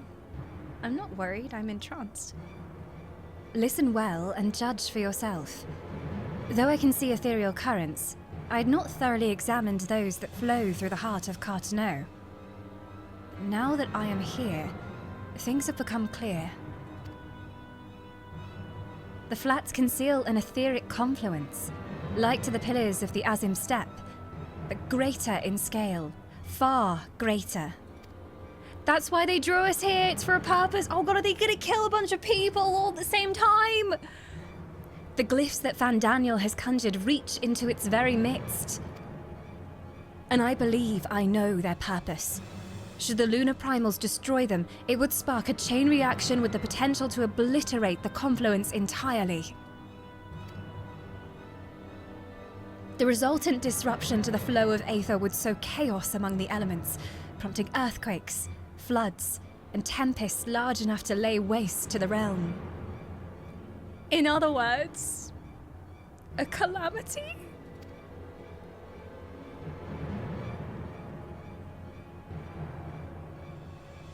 That he would go so far cometh as little surprise. We must needs protect the confluence at all costs. The stakes just got raised even higher. I was joking about the whole calamity thing earlier, guys. I'd like to point out. Uh-oh.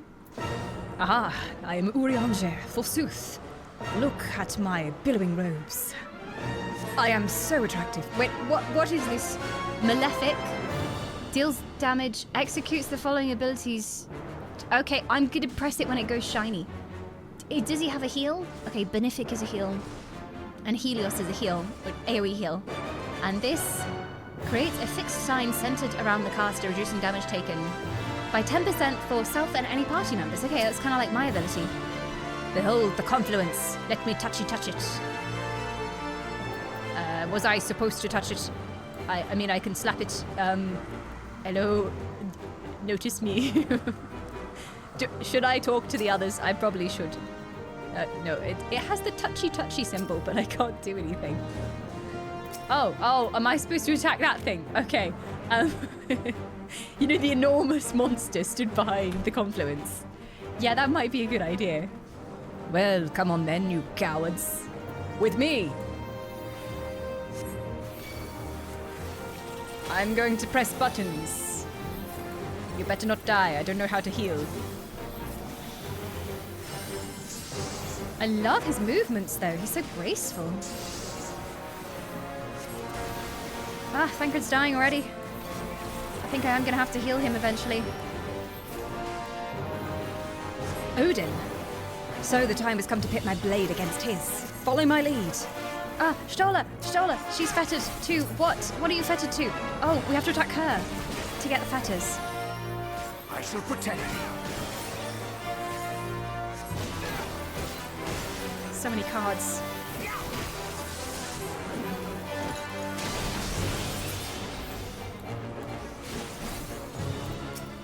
Okay. Oh, Stola! Oh, fuck! I think this is the AoE. Okay, I'll do a couple of these. Don't die. Are you okay now? She's full health. Oh no. Is there anywhere to hide from this? I'm gonna copy Stola. There you go. Maybe stay here. May the 12 guide you.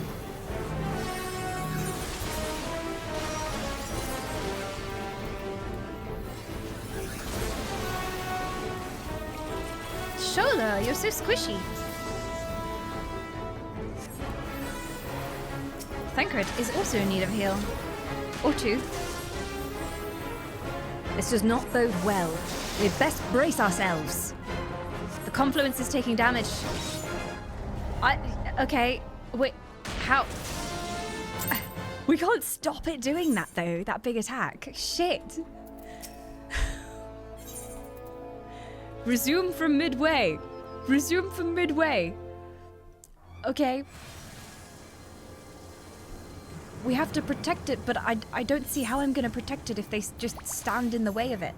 I know I can move so the thing doesn't charge at me, but what about the others? I blame the tank, personally. Kick the tank. Oh, you can heal the confluence. Oh, okay. I figured I couldn't because it was an enemy object, but it is friend. Confluence is friend. Okay, that makes sense. Okay. I was thinking, you know, since it was a red void, that it was clearly evil. But we are protecting it, so...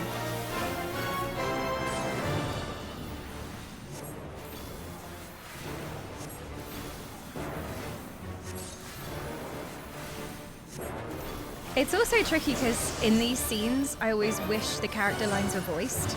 Because Alice will be like, the confluence, it's nearly down. But she'll say it in text and I won't see it.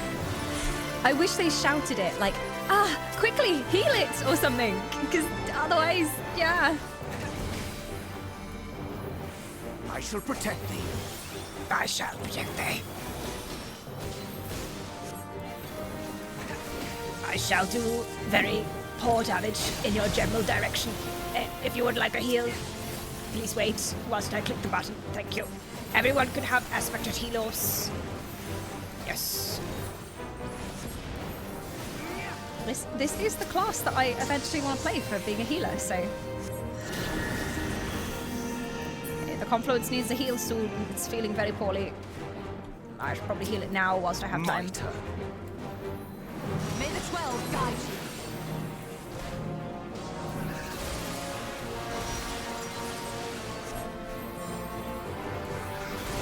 How are the others? Tancred's fine for now. He might not be for long. Maybe I'm just supposed to heal. Maybe I'm not supposed to do crazy damage. Maybe that's just my job here. This does not bode well. Brace yourselves.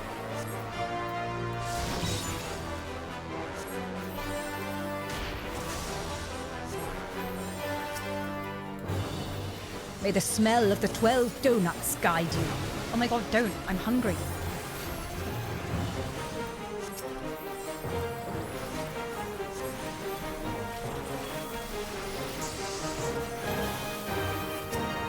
Not even 12 donuts could save us right now. I've learned Astrologium by queuing for raids. It will take all 3 of us to protect the confluence. Then get your asses on it! Get your bums here! Are we not gonna stack and spread? Away with you! Are we... Guys? Is that not the idea here? God, this party sucks. I'm never queuing with these guys ever again. Did Thancred just die? I can't even see where he's gone. I'm assuming we're stacking. Thank you. Thank you. Would anyone like a heal? No, not yet. Sorry. I don't know where Thancred went for like a few minutes there. Like, I couldn't see him. Can we... Why can't we have party bars for the NPCs? Because, like, I can't keep track of where they are and what their health is. Like, can I please have party bars? They keep running away from me. I guess I'm experiencing what healer life is like. Why are you running away? Come back! No! It's just because I'm having to like click everything and then also click them and then click the heal. Like it takes 10 years longer. Is there any way I can get their party frames on screen? Or maybe I should just heal them. I could just heal them. And not do any damage. There is no way to get the party on screen. God damn it! I blame Oriange. He's spending all his energy looking fancy. I mean, look at this. The sparkles, the cards. Concentrate, man.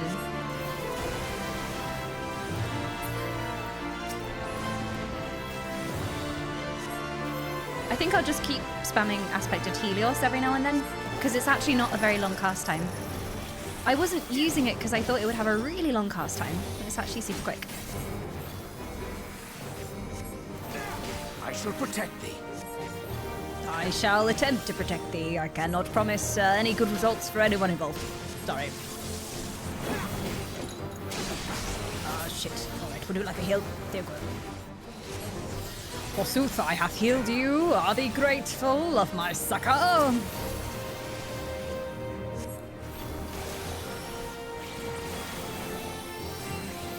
Mine apologies for my lack of expertise. There is a noob at the helm. I feel overcome with sproutness. Oh god. Are you dying again? Could you not?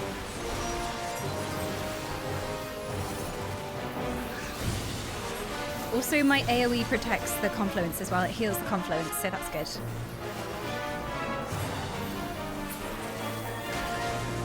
What is your sixth ability? I don't really know. It has a 1 and a 2 in it, so I'm assuming it's a combo, but executes the following abilities in succession, and then 2 abilities that I don't know. Okay. I'll just press it sometimes and see what happens. Is anyone dying? If you are dying, please do not. Pray. Cease it.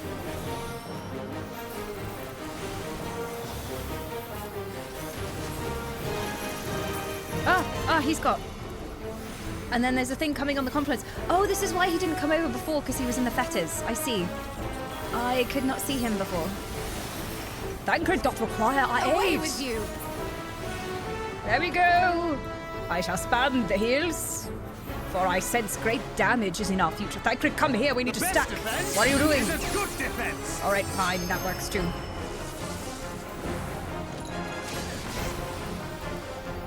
I'm spamming. This is simulating the part of the fight where the healers just desperately click to spam the heals. There you go. Everyone's doing okay now. I am a professional healer. What's he doing? He's channeling something. It's fine. It just means the confluence needs a heal.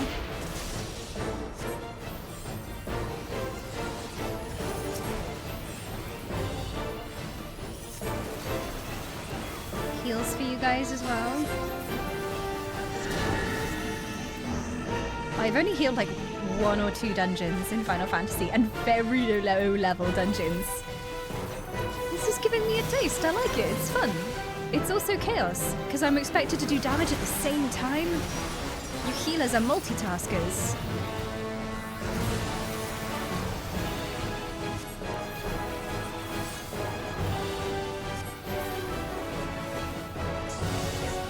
He's still going.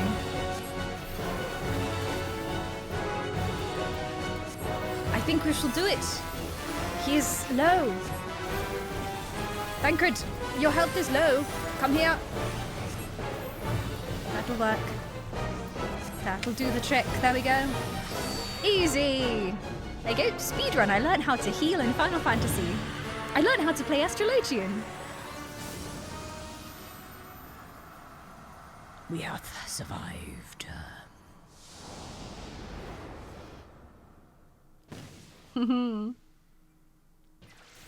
Meanwhile, Grahatir and Alasei prepare to lock swords with Luna Ravana.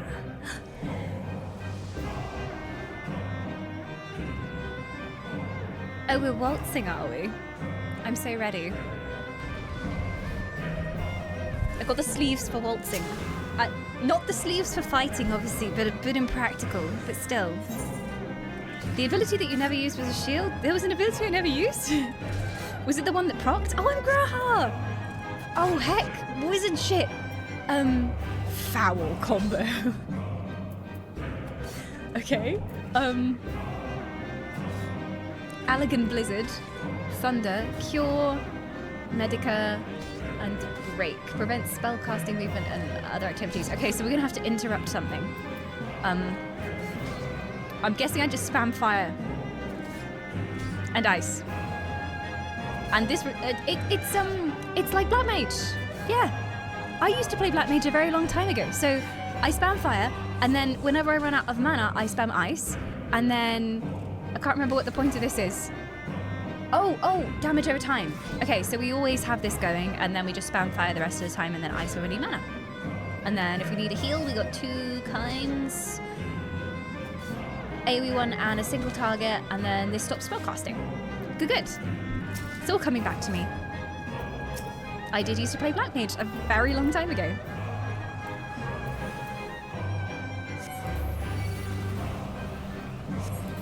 Spam that fire. Oh, get that AoE going. Damage over time even.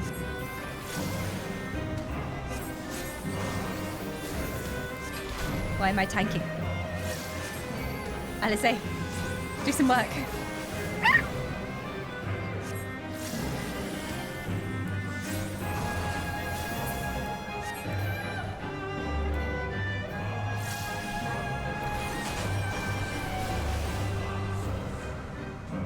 Like moths to the flame. We have to keep them from the confluence. There are so many. Oh, shit. Then allow me. A quick casting of Break should buy us time. Should it? I have you Ooh. now. Wait, he can stop time? That's cool. I just thought it would interrupt a spell. Nice. Very handy. OP Catboy. Can I do it again? Whee! Why didn't he just spam this all the time? It's OP. What? Oh my god. I can't do anything. Whoa. So he just gets free damage, and then I'm gonna have to drop down and immediately do big heals. Big heals for everyone. Spam. Spam.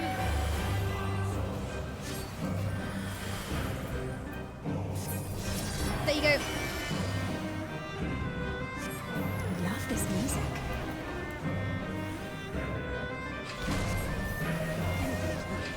Oh my god.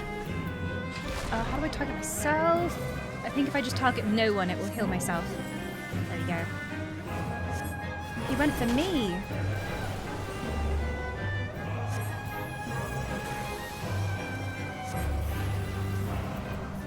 The OG healer mistake. Thinking Medica 2 is the big heal. Bigger number, better heal. Surely it has to be true. Why can't I do those? Oh, I have no mana, that's why. Mana problems. Ice time.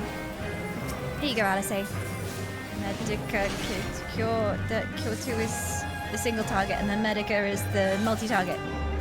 Yes.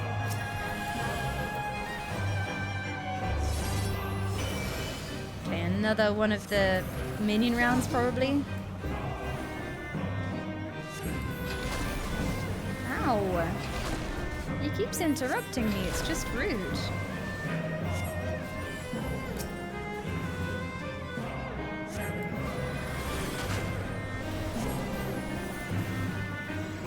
Okay, another wave is coming. Break! That's probably too soon. Oh wait, oh no, he's not summoning them now.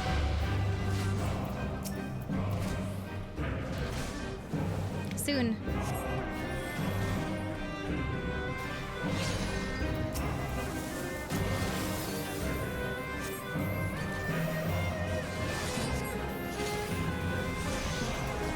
It's drawing in Aether. He's gathering Aether. Grahut, try stopping him with Break! I tried! We still have to kill them though, Alice. I have a way of breaking his defenses, but I need time. Keep them at bay with Break! Okay, I'm trying. Understood. Can I just keep spamming it? They don't seem to be moving that much.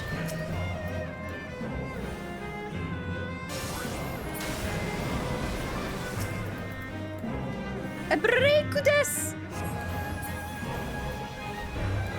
Alright, I'm ready. It's now or never. Oh, she destroyed them all. Oh, I need to heal you guys. Oh no, it's Break. Oh, fuck. Here, again. There you go. Need a little AoE heal. Break! But also, mana. Let me spam some ice for a bit.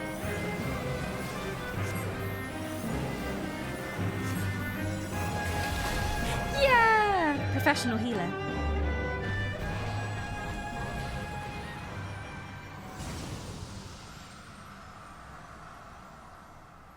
Someone just died over there, though. And now back to the true hero.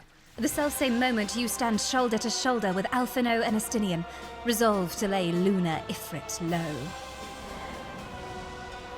I'm ready. I love how I'm wearing the class symbols dress today and I get to play all the different classes. It was fate. All right.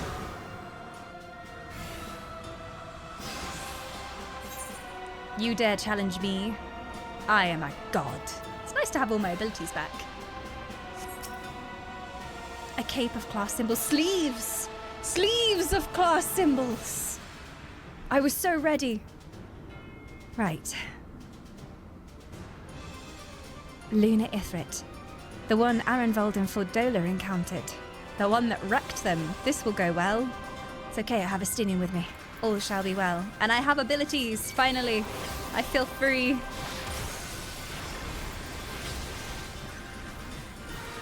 This one is not to be taken lightly. Be on your guard. I have a feeling the separated segments of the platform will come into the fight somehow. Some are going to be activated and some won't. And some will explode. Or something. It's usually the way it goes. Oh god, everything's exploding though. Okay, there we go.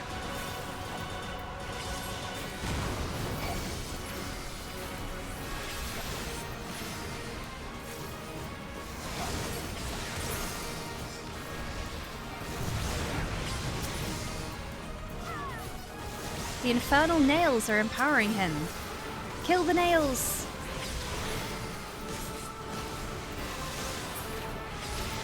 You're finished! You finished.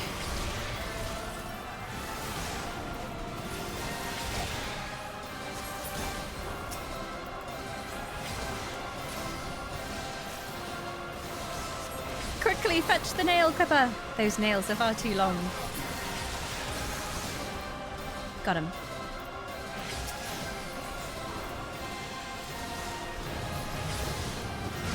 Oh no, not bulls.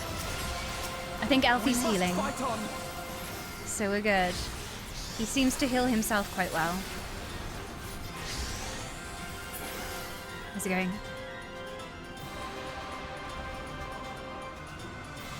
Uh-oh. Ah, okay. So only some places are safe. We just gotta keep running.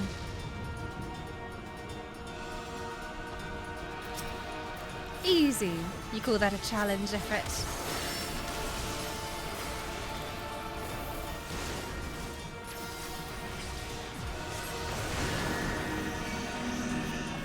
Oh, do we just go here?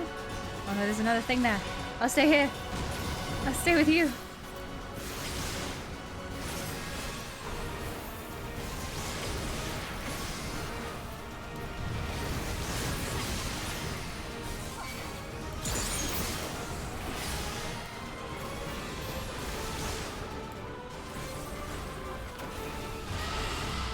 We're doing a dance now.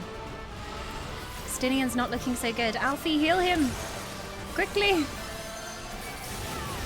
Whoa!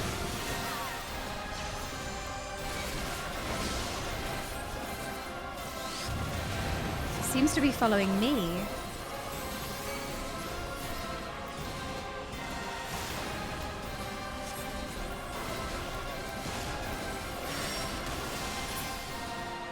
Here he goes again.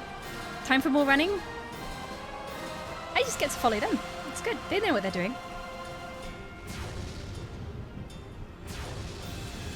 And then just all the way around. Easy. Yeah, Ifrit is easy mode. When we go back to the others though, we tell them it was really hard.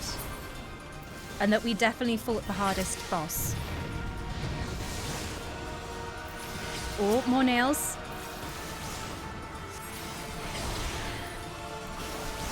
More of them. Oh my god, there's so many nails.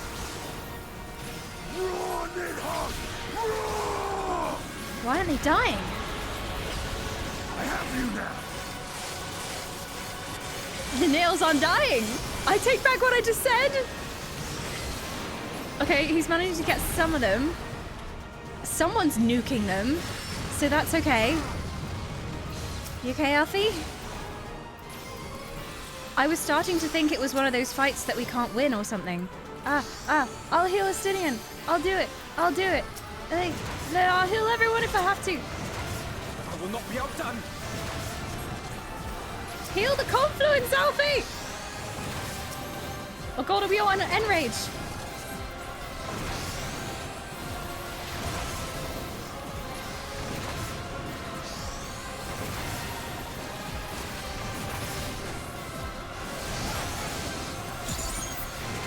He's nearly down. Keep going. Keep the heals going, Alfie.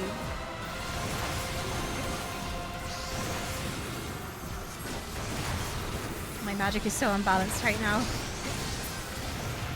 Okay, we did it. Easy. Whew. Oh.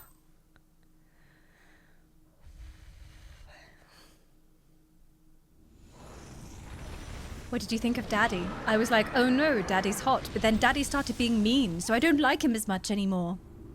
He has an amazing voice, though. I don't know why Daddy won't help us.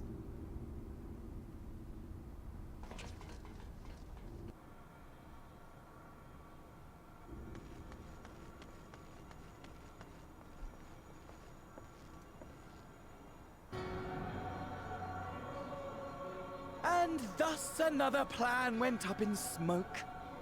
I am beginning to see why Lord Xenos thinks so highly of you. Unless we just did exactly what he wanted. Because he just stood back the whole time and let us. I'm suspicious. Not that this changes anything, you understand. You have merely earned yourself a stay of execution. How generous, thank you.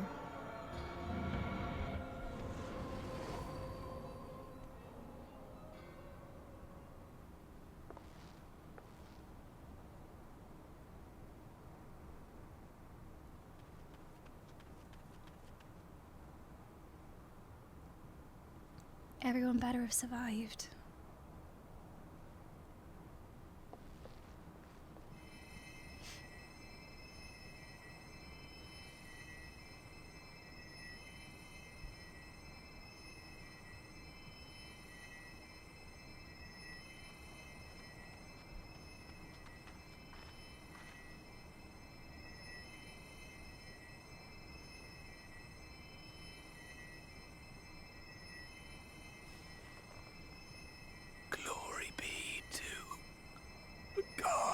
More.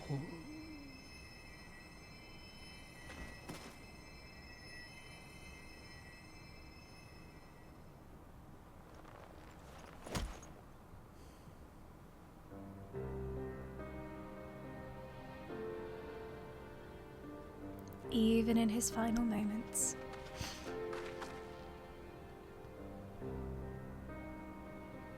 How fare the tempered? We've treated as many as we can, but some were beyond help. I don't see how Alfie hasn't ripped his little gloves to shreds by now. The amount he squeezes them all the time. Someone needs to get Alfie a squishy. Alfie needs one of these. That's what Alfie needs. I have two. You can have mine, Alfie. It will help. Trust me. They're good. They're squishy. Just stop ruining your gloves, please.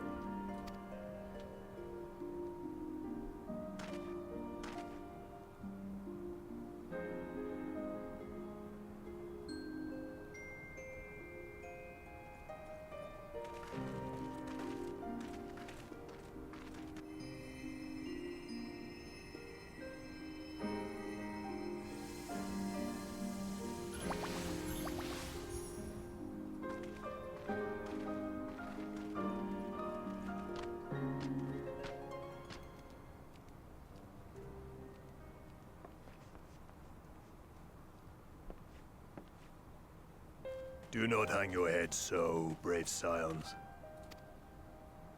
Though not all of our captured brethren could be saved, we are grateful for those whose minds have been restored. At least we tried. Am I right?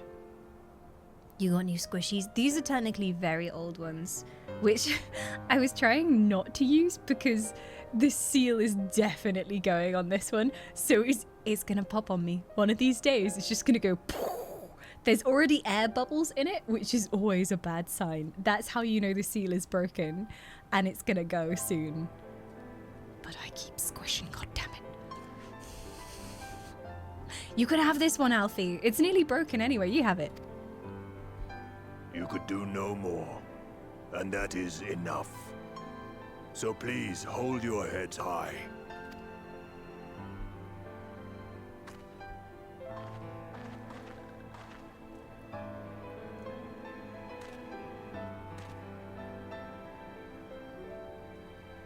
Hello.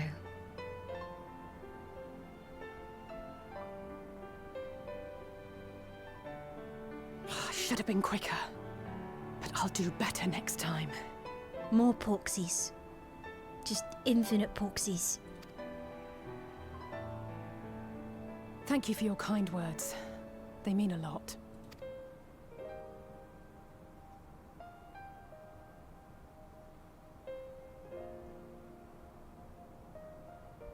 A victory at great cost, but a victory nonetheless. We must stay strong and press on. Isn't that right? Yeah, like always. One battle at a time. We'll get there. To the very end. Some would say to walk towards the end. Yes, to the very end. But Endwalker is not the end. To the very end. Was that them teasing the expansion name before people even knew the name of it? The moon!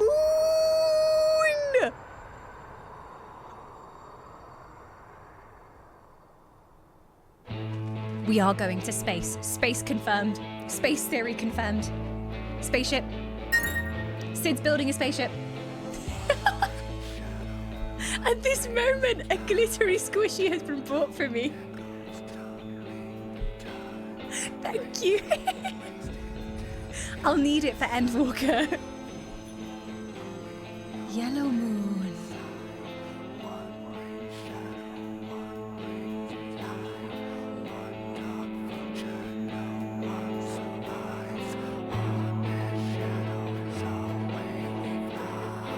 That's not normal, is it?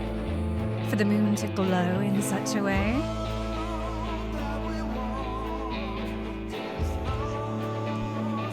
We're rolling credits! Oh my gosh! Final Fantasy Shadowbringers.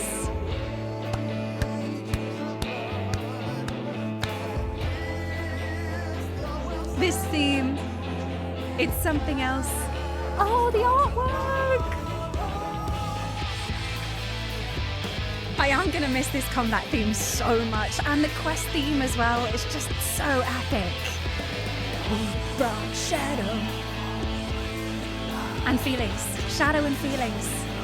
And now you must walk unto the end.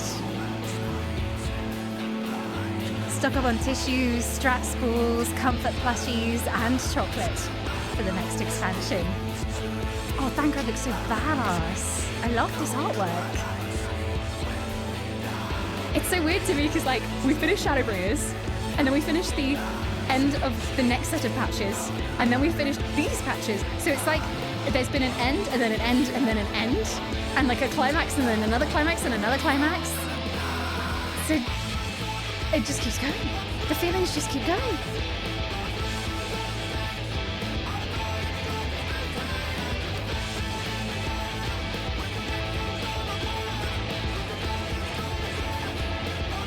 I legit love how Thancred and Orianja transformed into their daddy looks in this expansion. It was so unexpected. I've always said this, but like, Orianja was this mysterious hooded guy for the entirety of A Realm Reborn and all the expansions before Stormblood. Not Stormblood, I mean Stormblood, yeah, he was still hooded guy. And then suddenly just whips off the cloak, and that is revealed. He was holding out on us this whole time.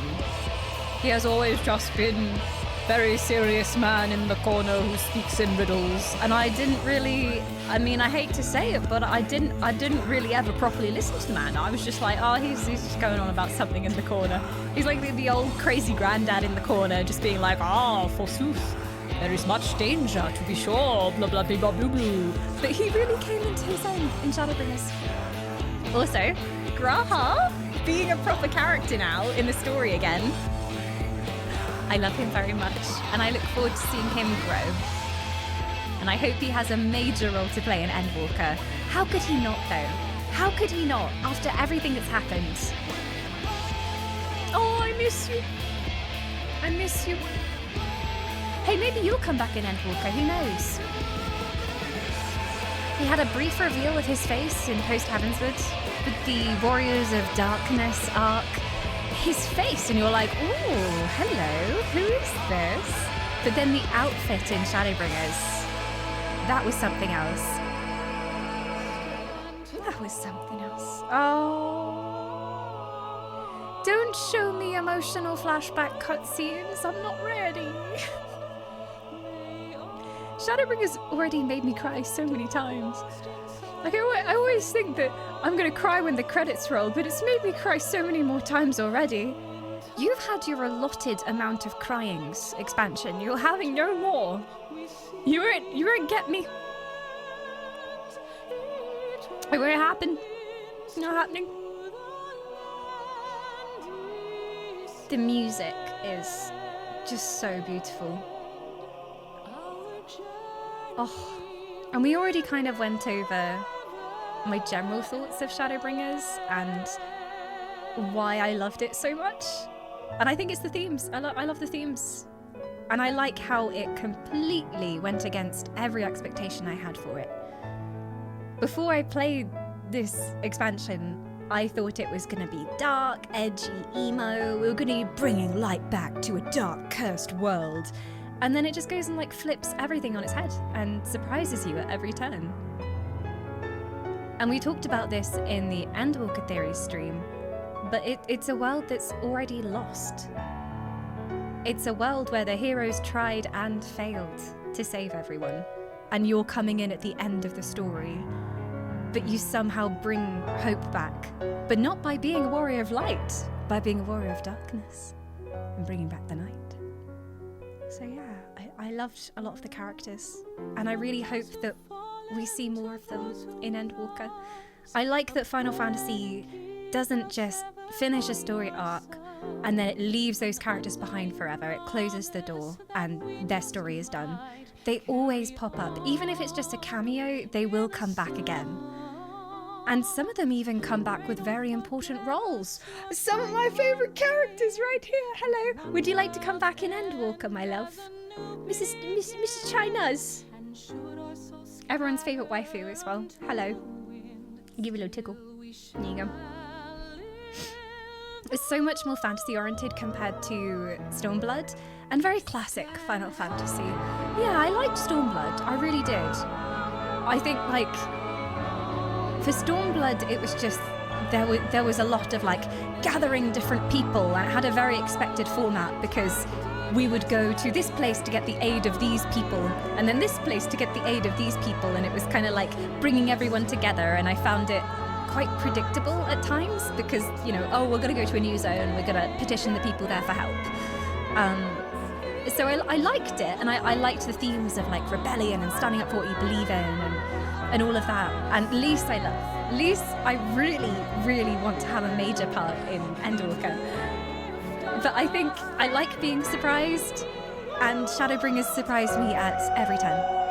Literally every single turn.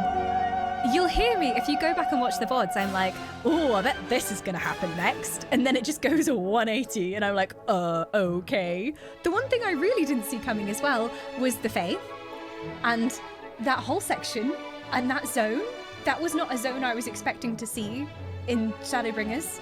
After watching the Shadowbringers trailer, I thought we were going to be in a desert.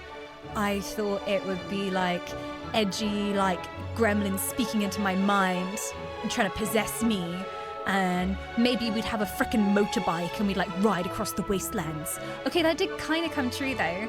In all the stuff we had when we went off and did the side raids, we did ride across the desert in a motorbike, so it was kind of true. It was kind of true. But it was so unexpected, and I love being surprised as a gamer. I love not knowing what's coming.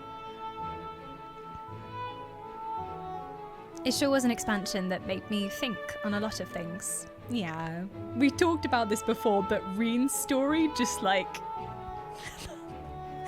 it got me. It got me so hard. I was destroyed by Reen's story. I think I relate to her a lot as a character, so yeah, I love her. And I love her voice acting. I think she's got some really like genuine voice acting, and it really does feel like she's an actual person. The same with Lys. Like, Lys, I think, has some of the most human-sounding voice acting in the entire thing. She says everything very naturally. Daddy Thancred driving the dad wagon. Oh, yeah. But that world isn't left behind. It's still very much there, and maybe we'll need their help at some point. Maybe we'll have to call on old friends, as we inevitably always do in Final Fantasy.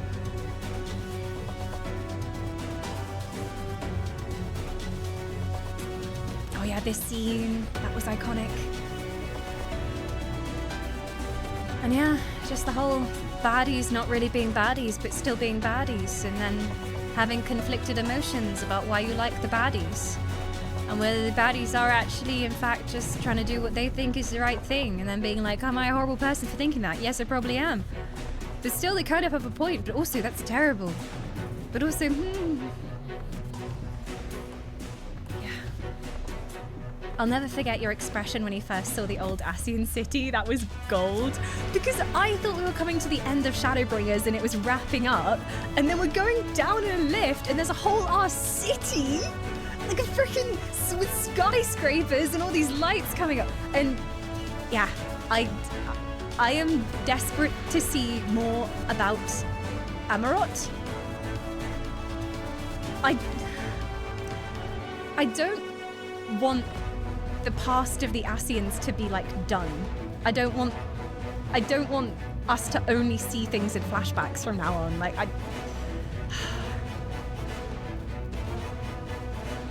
we'll see. We'll see.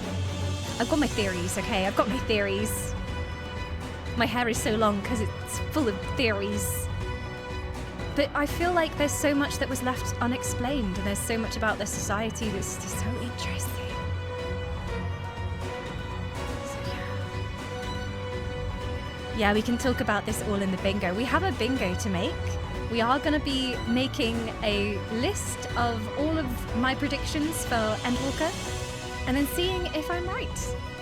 All these theories, all these theories.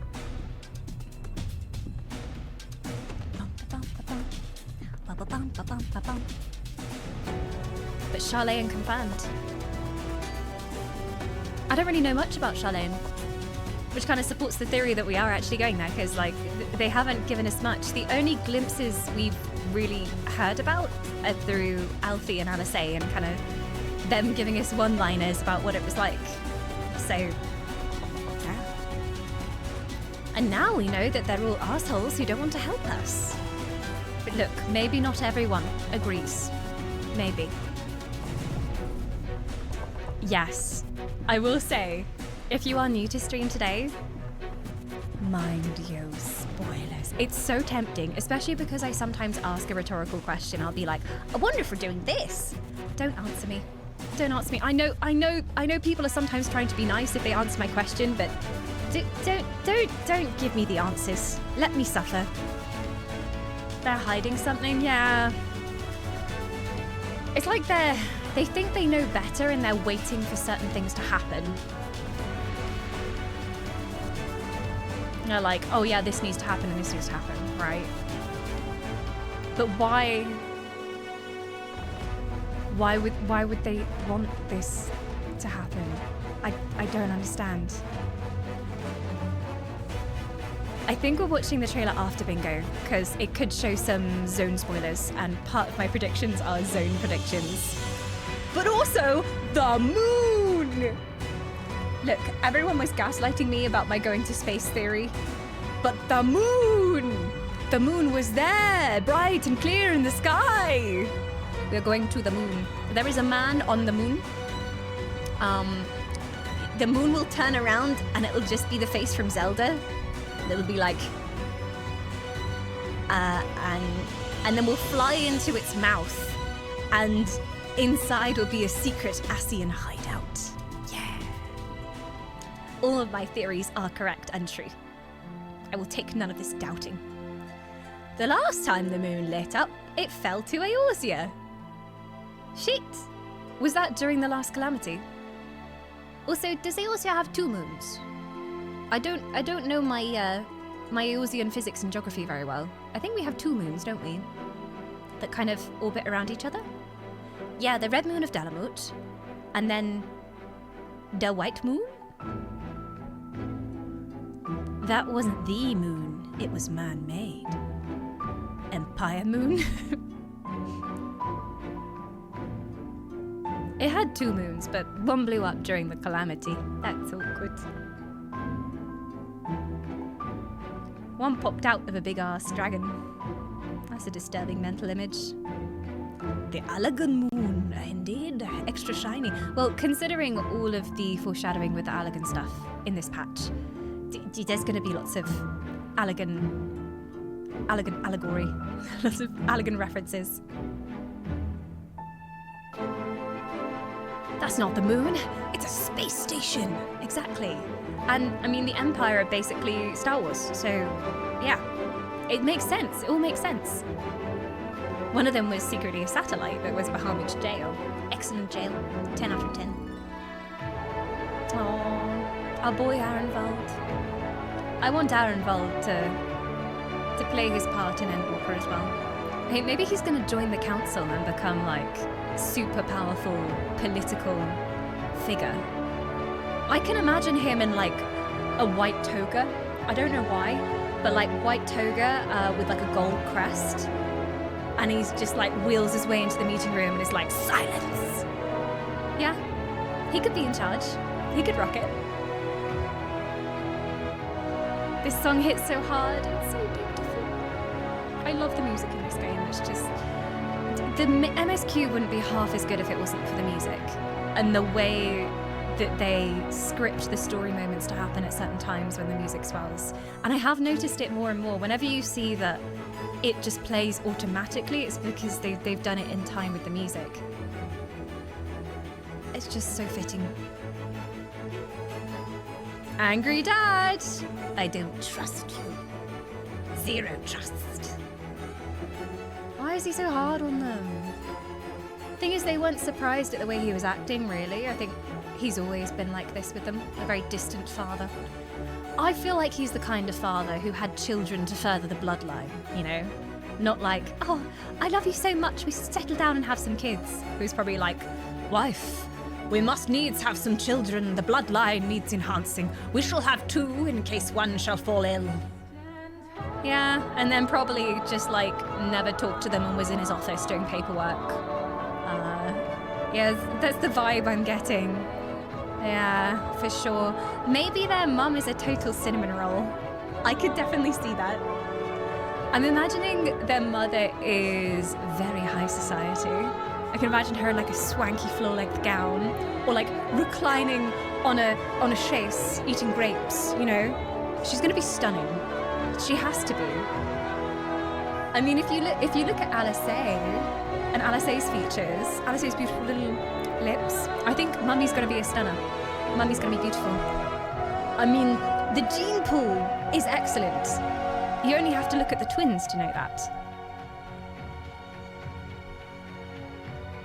And then Emiliance went and popped a twin for Carteneau for the boys. This is a serious problem.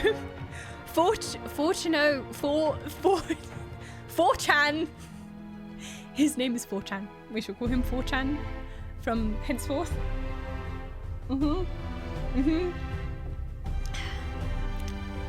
4chan, yes. The powerful 4chan.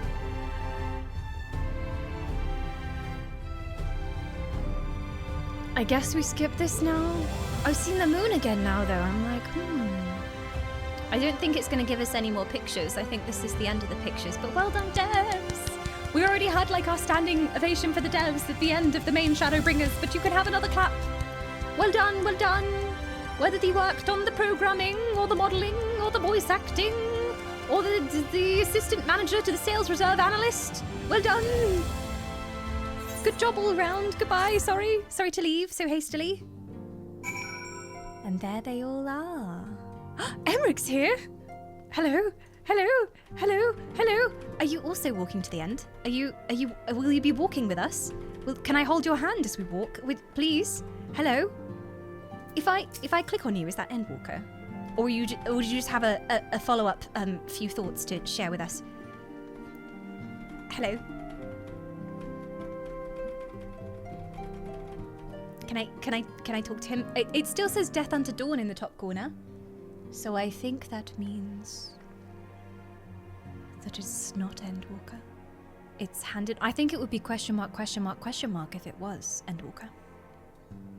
Hello, you're so fabulous. I love the fit, as always. Oh, cutscene.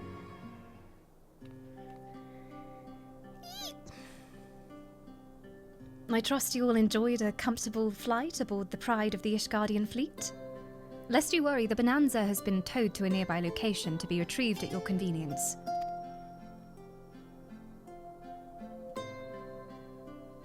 You've thought of everything, Lord Emmerich. And may I say how much I appreciated the hospitality you afforded us on the way home. Think nothing of it. Our destination lay in the same direction, and it afforded me the perfect opportunity to learn how my errant friend has been since the last time he took his leave. It would seem you have finally found a place to settle down. He's been avoiding him, that's what he's been doing. I merely grew weary of wandering the Far East. Returning to more serious matters, while the Telophori have been driven from Carteneau, 'tis like that the bulk of their forces yet remain. On the evidence of the Grand Company of Eorzea's first joint military operation, however, I am confident that we have the potential to meet such threats head-on, even without the aid of you and yours. As such, while our forces keep the Telophori at bay, I would ask that you apply your talents to the task of neutralizing the towers. A sensible division of labor. While the towers remain, so too will the threat of the lunar primals. And given our expertise in the field of aetherology, we are better qualified to find the solution. That we are, especially should it happen to lie beyond the Alliance's dominion. There is a time and a place for formal investigations, of course, but certain secrets are wont to hide away where only enterprising individuals may venture. I could not agree more. There are none better suited to this task, nor any upon whom I would rather rely. Can you come too, though? On behalf of the Alliance, I thank you. We look forward to receiving any information you are able to uncover. And with that, I must take my leave. No, don't leave! Should you have any need of assistance, pray do not hesitate to ask. Fare you well, my friends.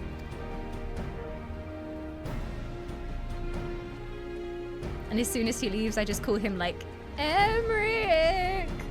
Can you come back? I need, I'll tell you when you get here. He said I could call him. I confess I had hoped to be able to study the towers more closely, vital as they plainly are to the Telophori's plans. If we can discern their ultimate function, we'll be one step closer to understanding our enemy's grand scheme. Should we succeed in neutralizing them, of course, it is all but certain that the Telophori will mount an all-out invasion. And then it will begin. The one who awaits at the heart of the chaos will come for us. For you. Yet in the end, our true nemesis may be the calamity to end all calamities. The final days themselves. Yes, all right, Alphino. We need a plan, not portents. As Thancred so eloquently pointed out, we're in a position to seek information from all manner of places, not least Sharlayan.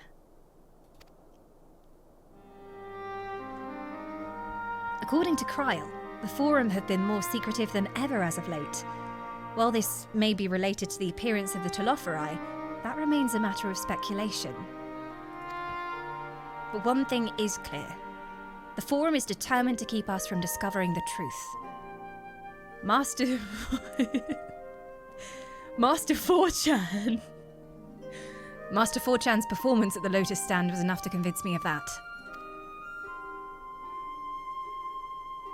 The matter beareth further investigation. I do heartily concur. I've just got to remember Chen. Apparently it's not for Sheno, it's for Cheno. Or is it for Sheno? Nor can I think of a more promising place to look for the answers we seek on the matter of the towers. Sharlayan hath ever been the wellspring of ethereological knowledge. I care not where we go. Here or there, my lance will be ready. And what of you, Astariel? Might you be persuaded to join us? Nah, too busy. Think I'll play Dawn Trail instead. Plot a course for Sharlayan. I didn't know that it was going to be this obvious that we were going to Sharlayan. Like, I thought they would like drop a little bit of lore and then like, leave it open. I thought I was still gonna get to put it on my bingo. I thought I was would still get a nice free spot on my bingo, with things left slightly ambiguous, but apparently not. If it means I can have some words with 4chan, yeah, I'm in. Yeah, some strong words. Oh, can we have like an enemies to lovers thing with your dad? That would be hot. That would be hot. Yeah, I'm into it. An island of bookworms and bureaucrats. Have we no other choice? Yeah, I'm gonna have some words with your father. Yes. Only after I do. If he and his friends in the forum think we'll leave them alone if they ignore us, they're in for a shock. It appears we're in agreement. We have but to wait for Kral to secure the necessary permissions. In the meantime, there is a matter I would investigate. Does it involve tall structures? By strange coincidence, it does. At present, I have only a creeping suspicion, but with your help, I will soon find out whether my fears are warranted. Okay, so this story is going to continue here whilst we presumably go to Charlayan. Okay. And they'll keep investigating. Shh. I get my shush emote. Is it because we're going to a library? We're going to a place filled with academics who are going to be like, shh, silence in the library, bitch. Shh, shut up. We're studying. Oh. Meanwhile, in the Garlean capital, da-na-na-na-na-na-na.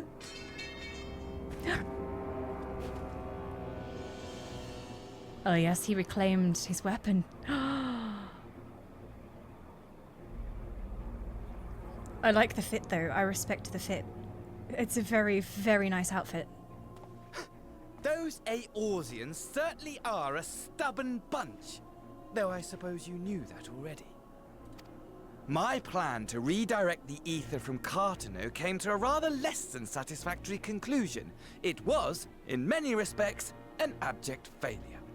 I love how he didn't do anything that whole time. He just watched from the tower. If you really wanted the plan to work out, you should have lifted a finger or two, Fandaniel. Which does, of course, raise the question of where we are going to procure the requisite amount.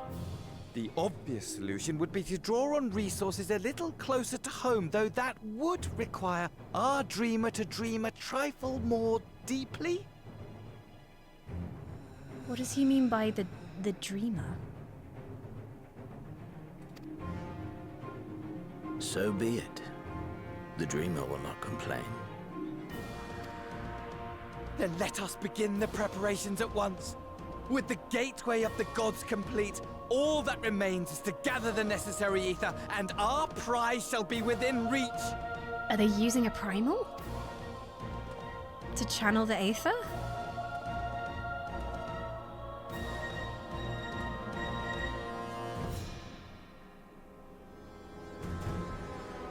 The time has come to fulfill your heart's desire, my desire! To relieve those wretched creatures of their meaningless existence!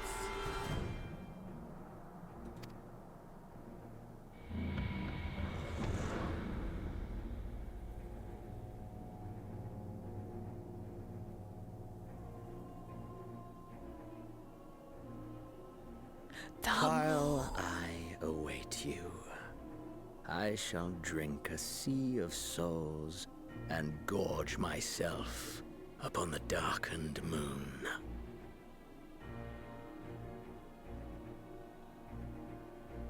The blood moon rises. Then you shall come to me, all roiling rage and rancor.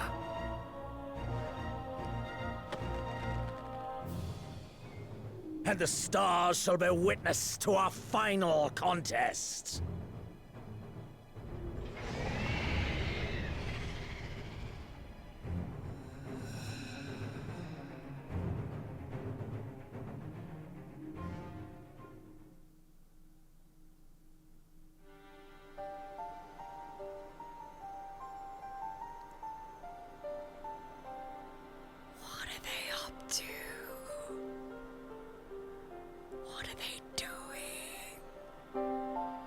Why are they fucking with the moon?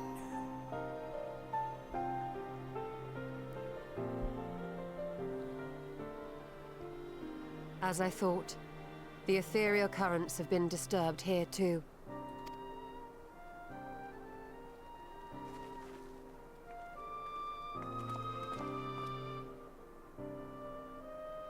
It was the same in Thanalan. Make that every location we surveyed. And the strength of each current has diminished dramatically. Far more than could be attributed to a natural occurrence. But whatever's here isn't enough for them.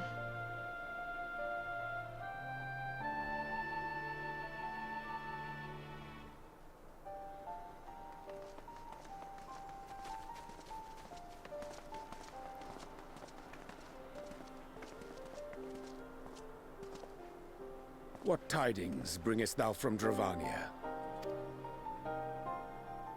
We took a number of readings, and noticed that the closer we were to the tower, the lower the etheric density became. In short, the towers are channeling the etheric energy away. The towers are drawing upon the land's ether, which would explain how they were able to carry out the summonings. I thought we'd already established that. I'm so many steps ahead of you, you fools.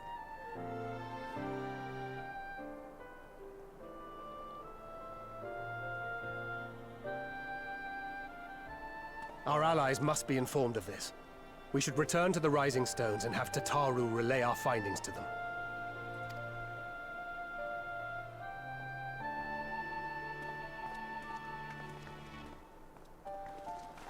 Pray return to the Hear waking me. stones. Hear me. Hear me.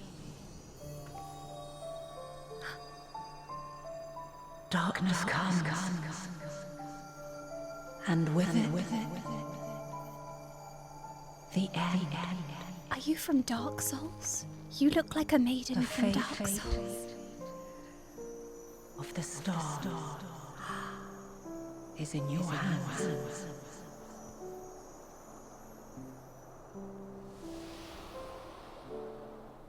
Is she a servant of Hydaelyn? It does remind me of, when Minfilia was infused with the power of Hydaelyn. Everything all right back there?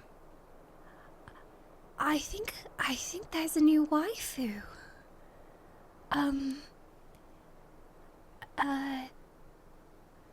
Yeah.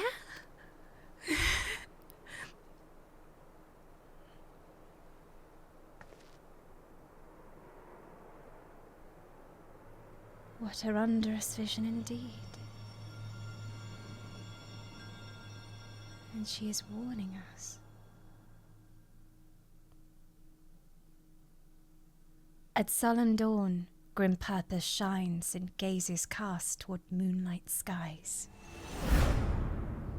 Thus does our final curtain rise, your steps to guide what disappeared fast. It was gone so quickly. I wasn't ready. What betides? What end betides? What end do we walk towards, my friends?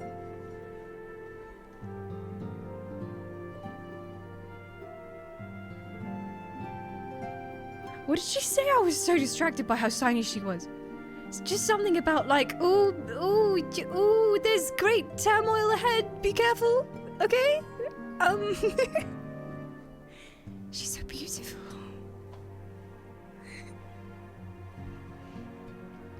It did remind me of Hydaelyn stuff. Like the kind of white glow was very, very Hydaelyn-y. Like even, you know, we had that scene with the giant crystal and then like the people flying around the crystal, they all had the little white glow about them. So she might be something to do with Hydaelyn. Hi! See, I told you. At the end of Shadowbringers, I was like, they keep mentioning Hydaelyn, and I don't know why. And then they just kind of dropped it. And now they picked it up again. So what stake does Hydaelyn have in all this? As Estinien would say, don't overthink it. Keep your secrets, chat. Keep your secrets. The fate of the star is in your hands. Well, we're screwed then, quite frankly. Good luck to everyone. I don't know why they chose me to save the world. Yeah, we're done for. This bingo is gonna be fun. Yeah, but one of my theories was Hydaelyn is evil, and if Hydaelyn is evil, why is she sending really nice, softly spoken messengers from Dark Souls to see me? Yeah, she really did look like a Dark Souls waifu, you know? The ones that are like, warrior, there is not much time. Take my boon. Definitely had that vibe.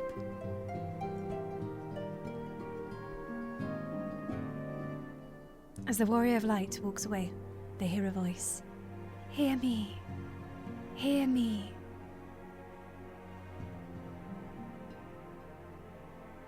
Think. Hear. Feel? I don't know, but it's interesting choice of wording. Just saying.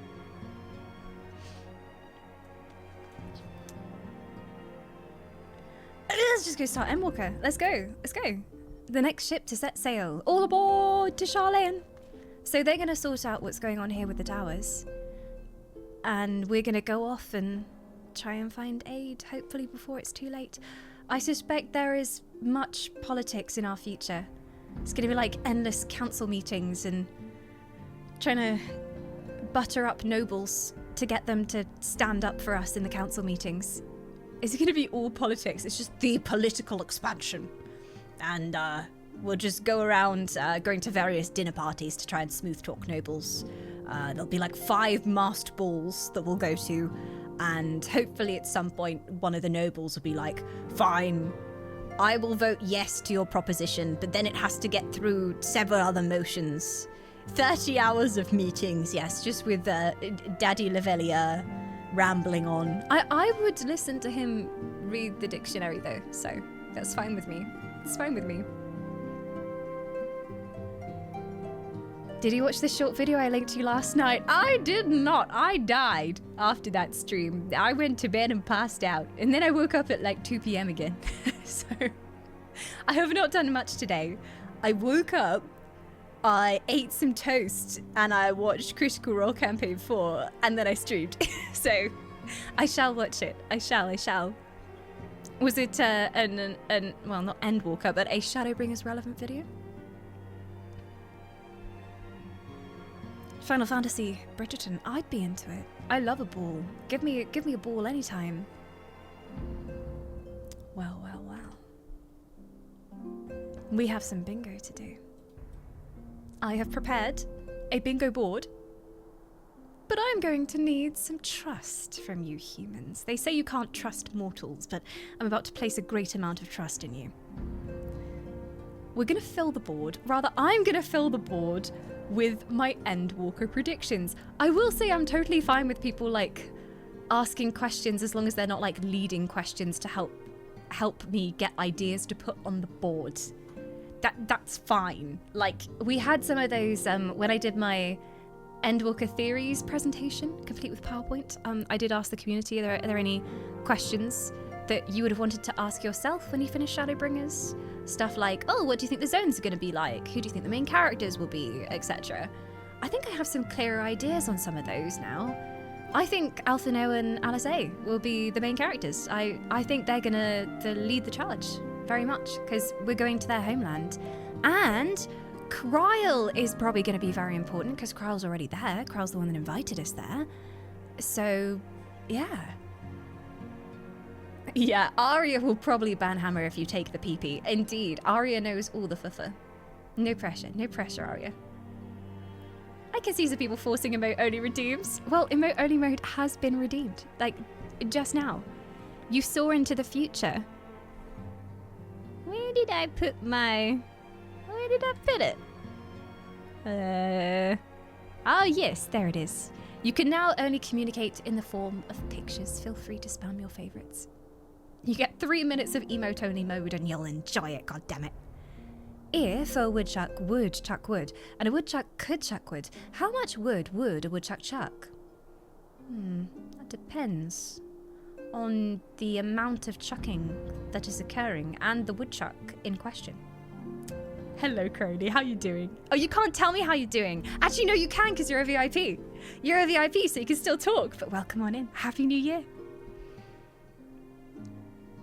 Is it 4x4 or 5x5? I had a slight crisis about which format to do, but I have now gone 1, 2, 3, 4, 5, 5x5, because I originally had 3x3, but that just felt really small for all of my predictions. But before we get into Endwater, there will be water in Endwalker. Free square on the bingo board. There will be water. Endwater. Before we get into Endwalker bingo, I'm going to take a really quick break, go and fill up my tea, Radu, and I will see you in just a moment. Behave yourselves and enjoy your remote purgatory. Welcome to Endwalker bingo, where we're going to write down for everyone to see my Endwalker predictions. We have already done an Endwalker prediction stream where I did a PowerPoint presentation of everything I thought was going on and might end up happening in Endwalker, but they were some pretty wild theories, and I do think we've had some things confirmed in the post-patches. We have indeed. Endwalker bingo is just darkness. Maybe this is the true edgy expansion. Shadowbringers didn't end up being edgy, so maybe this will be it. Did you read Luma's message? Was it a while ago? Let me scroll. I am scrolling.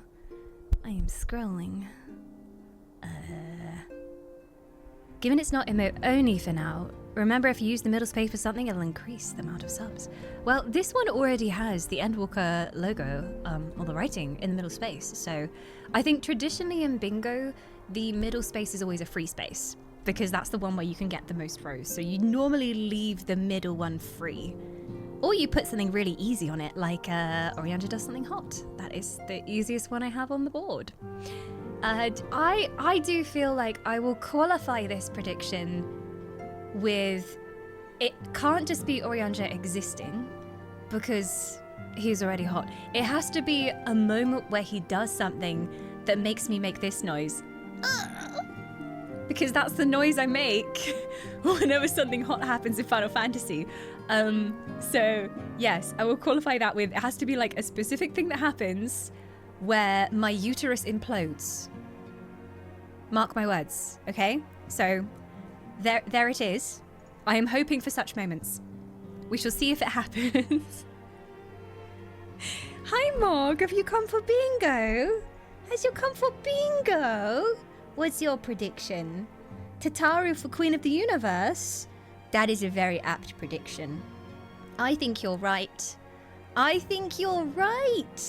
Yes. Oh, she is Team Tataru. Alright, so Oriander does something hot, I'll allow it. What I might do is, after I've made this, I will post it in the Discord, and then, I mean, if the Lalafell Council thinks that I need to rearrange it, I will let them do so. But maybe my order will be great. So, thinking back to my PowerPoint presentation, and my tinfoil hat theories, the first theory I had, which now I've seen more things, probably doesn't make much sense, but has maybe been reinforced by the appearance of some kind of maybe servant of Hydaelyn, is that Hydaelyn is going to be involved somehow. And then I had a really shaky theory with no evidence that Hydaelyn is evil, because I looked back at the first cutscenes of Hydaelyn, and just the way that she speaks, whilst it could be seen as motherly, is also strangely creepy. Like they're trying to make us do what they want, and they are trying to rearrange events in their favor. So I guess I put Hydaelyn as evil / morally questionable, right? Which I would class as like, it turns out that Hydaelyn isn't as good as we thought she was. Because it's always been the universal truth that Hydaelyn's always encouraging us to do the right thing. But what if Hydaelyn has other motivations? Okay, Hyderlin evil, or or at least a bit. I don't even know how to describe this. Morally ambiguous is a very long word. At least not quite right. Okay. Okay, there. Very good. Oh, dodgy. That's good. There, yeah. Or a bit dodgy. Or could be seen as a bit dodgy. Okay? Bit dodgy. Yeah. There you go. Ah, but the main meat of my theories was with all of the Scion stuff. And I'm going to need to remember all of this. Okay. So the orange crystal. Something about the orange... Okay, because they keep mentioning the orange crystal, and they said to keep the orange crystal. So the orange crystal, I think, is going to be important. And the orange crystal also represents Asm. And then I had a theory that we are Asm, but our soul is, like, split. So we're going to be reuniting all of the parts of our soul. So... I don't know quite how to sum up this theory. Orange crystal is delicious. Granted. It tastes like Terry's chocolate orange, so it will be. It feels bold if I just say we are Asm. Because then if I'm wrong, like, I'm never gonna win bingo. But I feel like there's so much evidence for it, especially because Asm was the traveler, you know? Asm was the traveler. And then it's Endwalker. And that was the one that disappeared. So, like, okay, I'm doing it. We are Asm. Oh, Asm. Oh, my other one. I'm gonna put this on a different row because, God, if both of these are true. Okay. I know it's a wild one. I hope you all have your tinfoil hats adjusted. Time travel. I'm serious. Right? If Asm is known as the traveler, what if it's not just like traveling between places? What if it's traveling through time? And we have to travel through time in order to save the universe. I don't know why I'm looking at chat for confirmation. Do not tell me anything. Time travel. Oh, okay, I'm gonna put my biggest cope on the bottom of the board. This is something I really hope is true, but I don't think it is. Emmett comes back. Okay, we all know that Ascians can't truly die. They can't die, and they go to this void, and then they, like, regenerate and come back. Yes, I think it probably takes hundreds of thousands of years, but... Okay. It would be too easy if I said, like, Emmett comes back in a flashback, because we know that there's probably going to be flashbacks of all kinds. So I guess this is...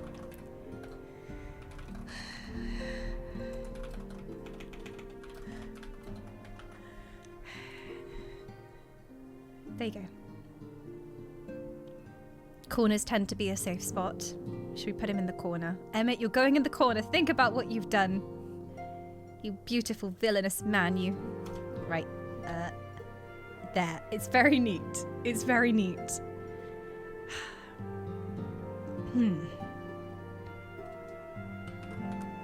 I am putting that we're going to space because I've seen the moon now, and I fixated on the theory that we're going to space because I've obviously seen the Endwalker launch screen, and it has a moon on, and it looks like space around it, so I got this idea in my head that Endwalker was on the moon. So I'm going to say...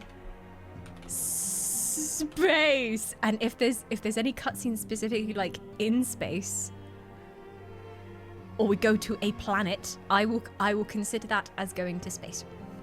I will consider that. I have a really mean prediction. You're gonna hate me, and I hate myself.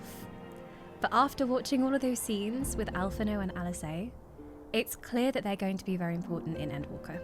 And the story's gonna center around them. And them, like, showing us their society and everything. But if the story centers around them, this would be the time that if they were going to mess with the twins, it would be now. I don't think they would kill one of the twins. I think they possibly would mortally wound one of the twins, or kidnap one of the twins, or make it look like one of the twins is dead, but then bring them back. So I guess I'll just classify this as twin gets hurt somehow. Fuck with Alice / Alfie. I'm gonna put that there. It's what I would do, and I'm a monster. So if I was writing the story, that's what I would do. Other theories. Well, my Charlayan theory, it's true. I was right. I don't know if the wording is... Mess. Maybe that's not much better. Mess. I mean, I could put wound, kidnap, / fake kill. Is that better? It doesn't feel better. There you go. You can have it. There you are. There you are. What? I've got 2 fucks. What? There we go.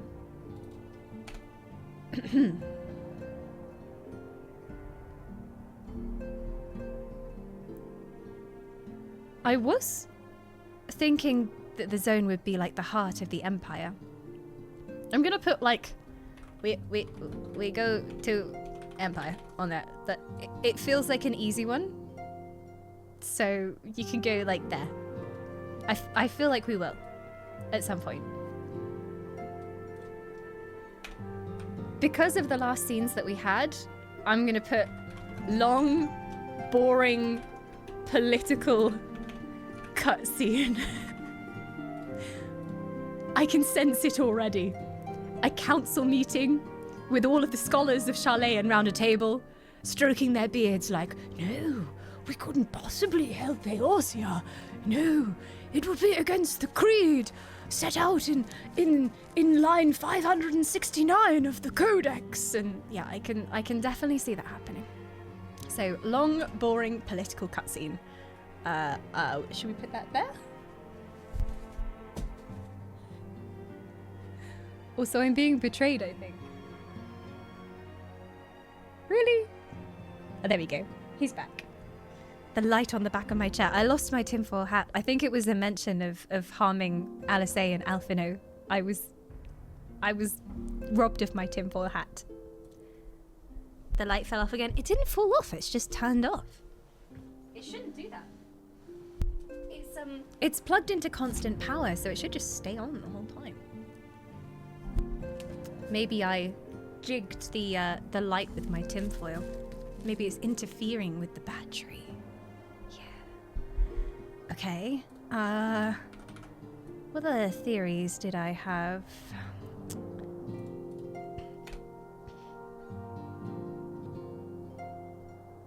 What were my other cope theories? Oh, this is really one that's very unlikely. So it's another one where I'm like, I don't want to put this on the board, but I get to actually walk around Amarot in the old days. If we are time traveling, which I really hope we are. Amarot. It's massive cope because I just thought Amarot was so cool. And I wanted to see what it was like when everyone was there, so yeah, that's me wildly hoping there.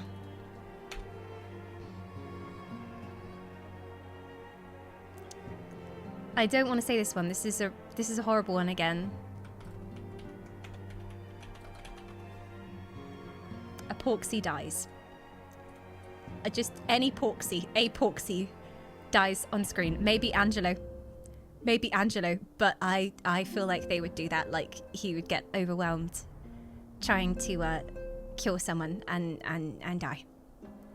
Yeah, I don't know why I'm predicting character deaths. Someone dying is a guaranteed, for sure. For sure.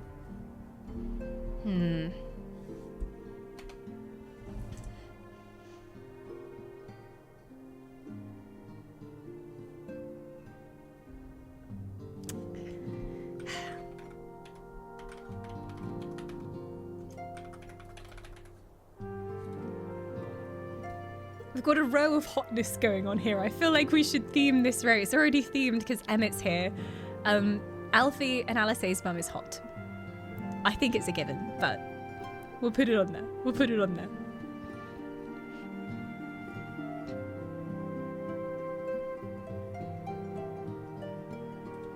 I was gonna be like, the Charlayans are up to something, but they're clearly up to something. Even Taco Cat said they were up to something, so yeah, not much to go on there.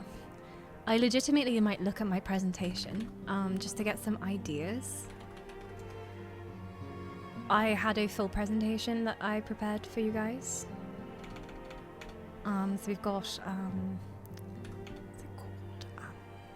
Yes, Google Slides, yes, that was the one, yes. This is my full presentation, yes. Yes, beautiful. Shadowbringer theories will be very helpful here. Yes, the Hydaelyn is evil theory is mostly just conjecture. There's nothing to support that. Everyone is an Ascian, even your mum. That was a good theory. Yes. Oh, Gaia and stuff. Yeah. Yes, I am an Ascian. That theory was apparently supported by 7 rejoinings on the source, the Umbral Calamities. And then what if Albert was a part of my soul? And that's how we were able to join so easily. And the Orange Rock. And I can't do maths, but that would mean 6 more parts of my soul are out there and maybe we go and find them. But I think that's covered by the We Are Azim theory. I guess we need a separate one for like... We all know our souls are like shattered, but I guess like...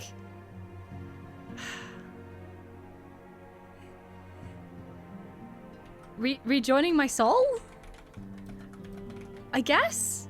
Is up there with my theories? Rejoining my soul in any way, I guess goes on my list. My new old friend. That's what a certain someone said to us. And he saw an Amarotti. So, yeah.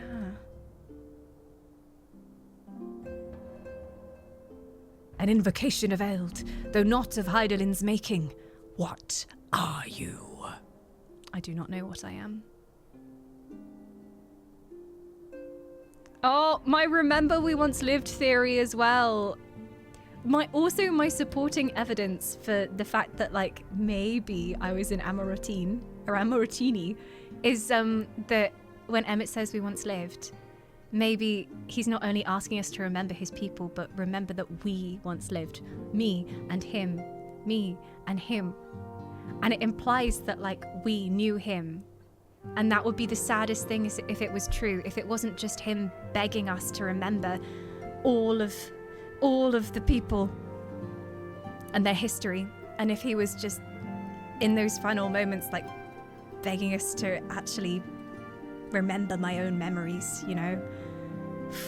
And Hitler Deus urged us to keep the crystal, yes. What if he was just testing us this whole time and attempting to reawaken our memories so that we would turn into the person that he once knew? Because maybe he knew us, because then also Hitler Deus seems to recognize us. That's And the twinning definitely suggests other realities, which is why I went for the time travel stuff. But what do the Ascians want me to do? I don't know.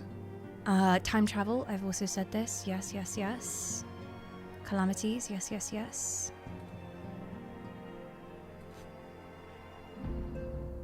Empire stuff was all of my predictions for Zone. Empire stuff. And Amarot in its golden days, but that was Cope. Tataru for main character. That's, yeah. Yeah, those were all my predictions from the PowerPoint, so I'm like, Any predictions about bosses, dungeons, trials, raids? I'm feeling that it might be quite technological. Like, I don't know, like spacey, space-aged, you know? It's it. Carry on the space theme, maybe. Maybe. You haven't got that on the board? Which one? Tataru World Domination? Tataru for main character? Tataru? Tataru for Queen of the Universe. It's the most popular theory. Hildy's on the moon. Yeah, he's in the moon. That would make sense. He's upside down in the moon, kicking his legs. Can I put that on the board? He did get yeeted at the end of that quest line, so Hildy is arse up on the moon. Very likely, I win. Music better than Shadowbringers.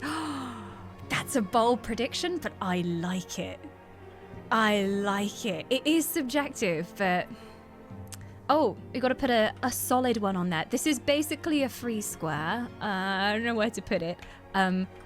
Dawn cries, because I think I've cried every single expansion. Genuine tears rolling down my face.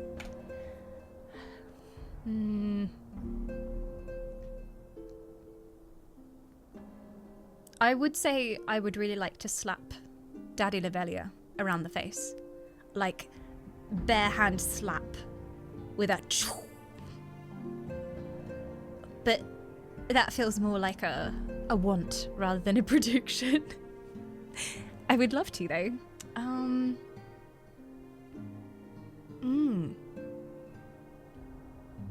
Ooh, I've got one. Given the Charlene vibes, I think it would make sense if, like, one of the dungeons was a big library.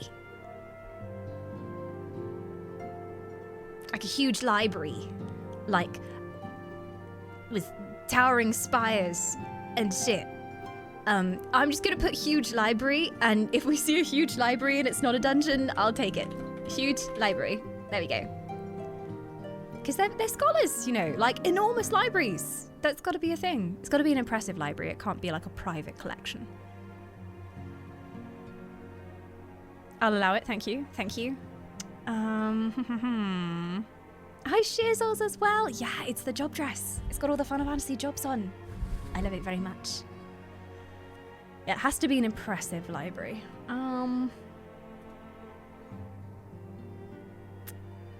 More predictions, more predictions, more predictions! I mean, I'm trying to think of things that have happened in every expansion so far that are likely to happen. Cutesy beast race.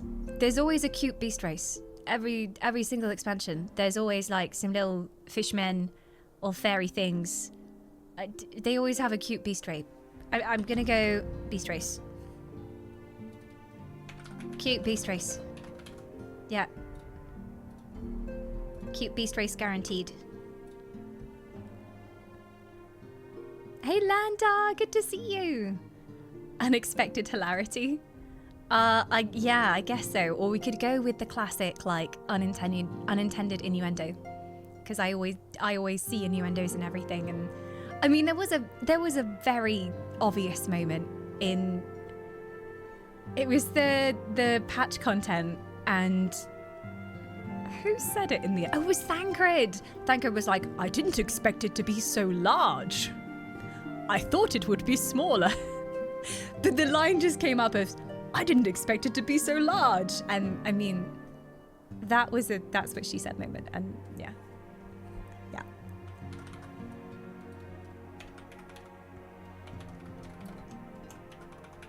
Unexpected innuendo is going on there.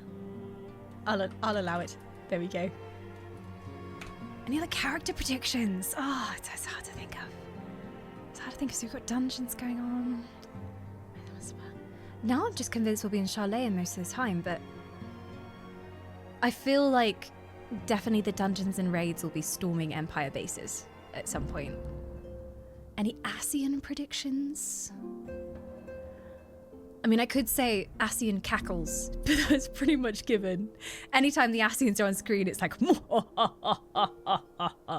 so, yeah. Any predictions about favourite characters other than Urianger? Kryle's gonna be there. We know Kryle's gonna be there. I don't know if there'll be anything I can guess about what's gonna happen with Kryle. Any Allagan predictions? All we know is it's just like Allagan technology everywhere, and that it's very wrapped up in everything that's happening right now. Any wishful thinking? What you would do if you were writing the story? Emmett Salt comes back and he's like, hello there. And then he's like, I feel we need to go to Amarot together. Activate your time travel powers. And I'm like, yes, sir. One moment, please. Let me just power them up. And then we go to Amarot and we sit by a fountain and he feeds me grapes. Might be cope.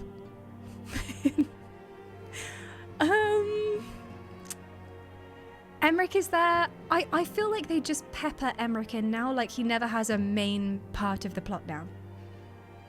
Like they just put him in occasionally. He'll be like, we've sighted troops in our lands or something. Like he never actually is a proper part of it. Punching Fandaniel. Oh yes. Oh yes. I can't say for sure that we're gonna punch Daddy in the face. But Fandaniel, I feel like we'll get to punch him in some form, whether he's a raid boss or whatever. He might not be in the same form. I'll say in the face, but I will take any region of Fandaniel's body. That is what I hope for. I've wanted to punch him as soon as I saw him. Any predictions on job changes and or wardrobe changes of any of the Scions? Ooh. Oh, I am wondering, I don't know whether what Alice and Alfino are wearing is very typical Charlayan fashion. I always assumed it was, but it would be cool if they went back and they changed into like academy style, like uniforms. I don't know, just like in their academy days. That would be kind of cool. I'd like that. I don't know if it's a hard prediction.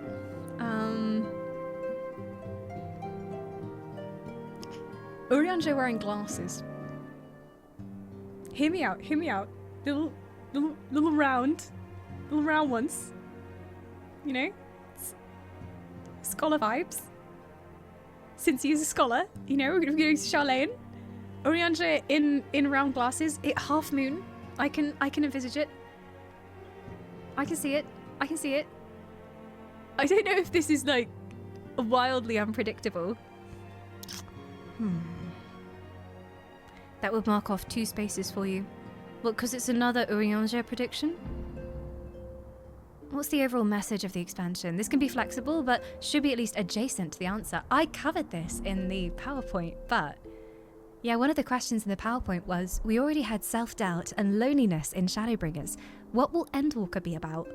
I joked and said rainbows and happiness, but I think maybe redemption or like standing up for what you believe in, maybe, or like, but then Final Fantasy has always been about like standing up for what you believe is true, despite the odds you face. You know, like I said, the power of friendship as well, because I feel like we have a very strong main crew, and they haven't necessarily had the power to the time to all be together a lot, because we're all kind of spread out. I think corruption, especially if we're going into like a political setting. What is the one I think is most likely though?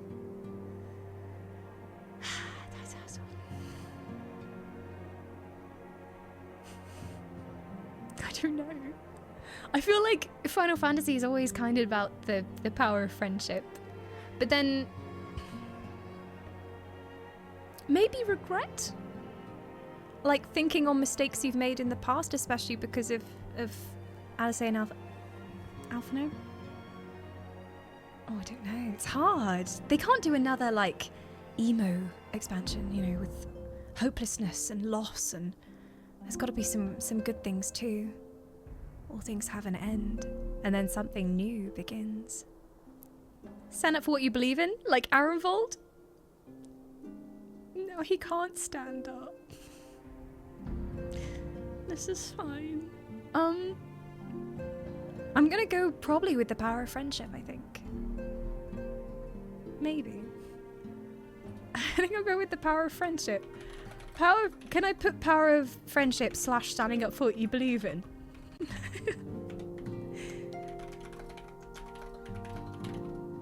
There.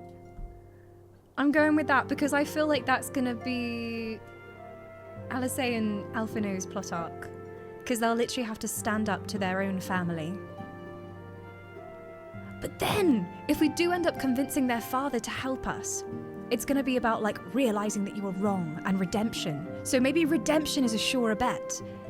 Because I feel like we will eventually end up convincing Charlene to come to our aid. So, like...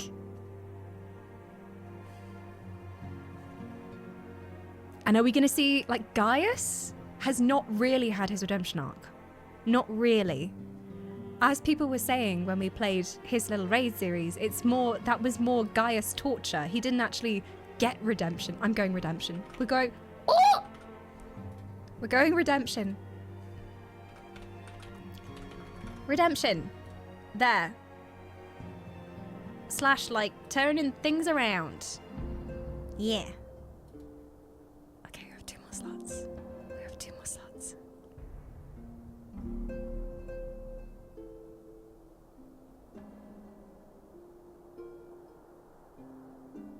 I feel like Charlene dress, it has to be very academic. It's probably more... I don't know if it's military inspired. It's probably very I don't know. I'm seeing like almost Edwardian style, you know, like very high collared stuff. I'm seeing waistcoats. I'm seeing that they're very traditional, scholarly, Victorian. Maybe just a smarter form of dress. Any predictions on who you'll be hanging out with the most? Who your entourage will be? Alice Alphinaud. I was going to say Gaius if we were doing Empire stuff, but he's, I guess, off doing his own thing right now. Obviously, we have Estinien making a comeback in the main story in a big way, because they brought him back in purposefully. Takakat's coming, right? Surely Takakat's coming.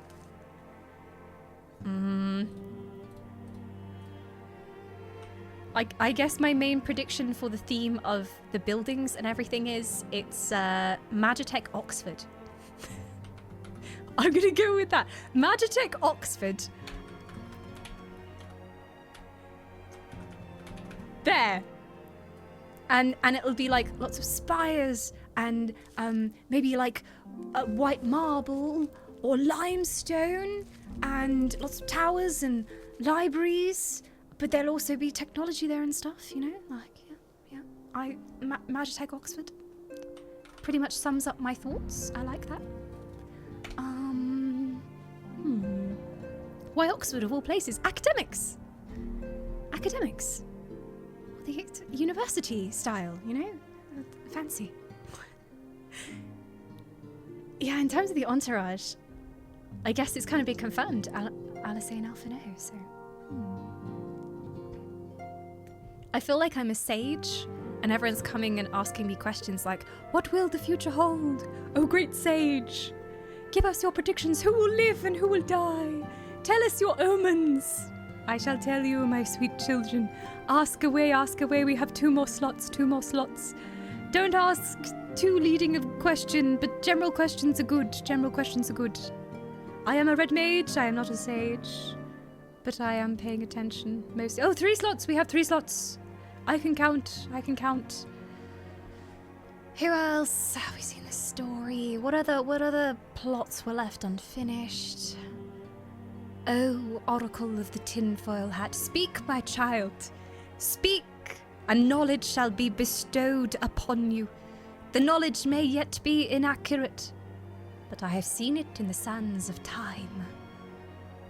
Oh, grape sage, how much juice should I purchase? You should purchase industrial quantities of Emmett Selch's grape juice, please.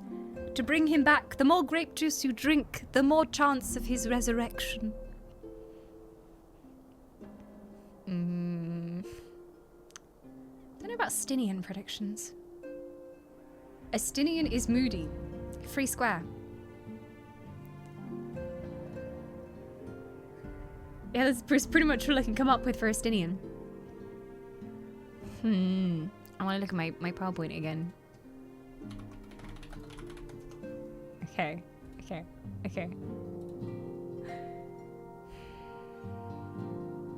Oh, there's stuff going on with Stola at the moment as well. Can I just have a square that's X gets more character development? That feels like a free square. I wouldn't say Ala Mhigo because we know that for sure. But Stola gets more character development? Especially because, you know, Stola's background, being in a scholarly place, I feel like that will awaken things. Stola gets more character development. Yeah. Because I feel like we didn't get that much of it in Shadowbringers. It was focused on other people. But then in the post patches, we went back to her teacher and everything, and we had that moment. So it feels like they're going in that direction.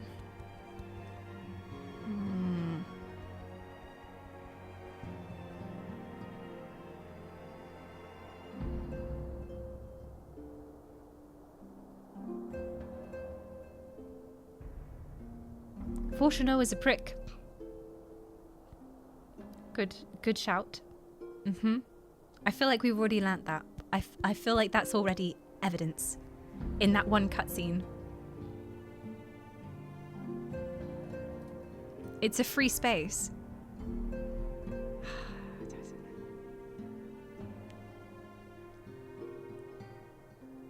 We already have, in terms of like predictions for mobs and stuff, I think the only thing I can predict with accuracy is there will be a cute creature race.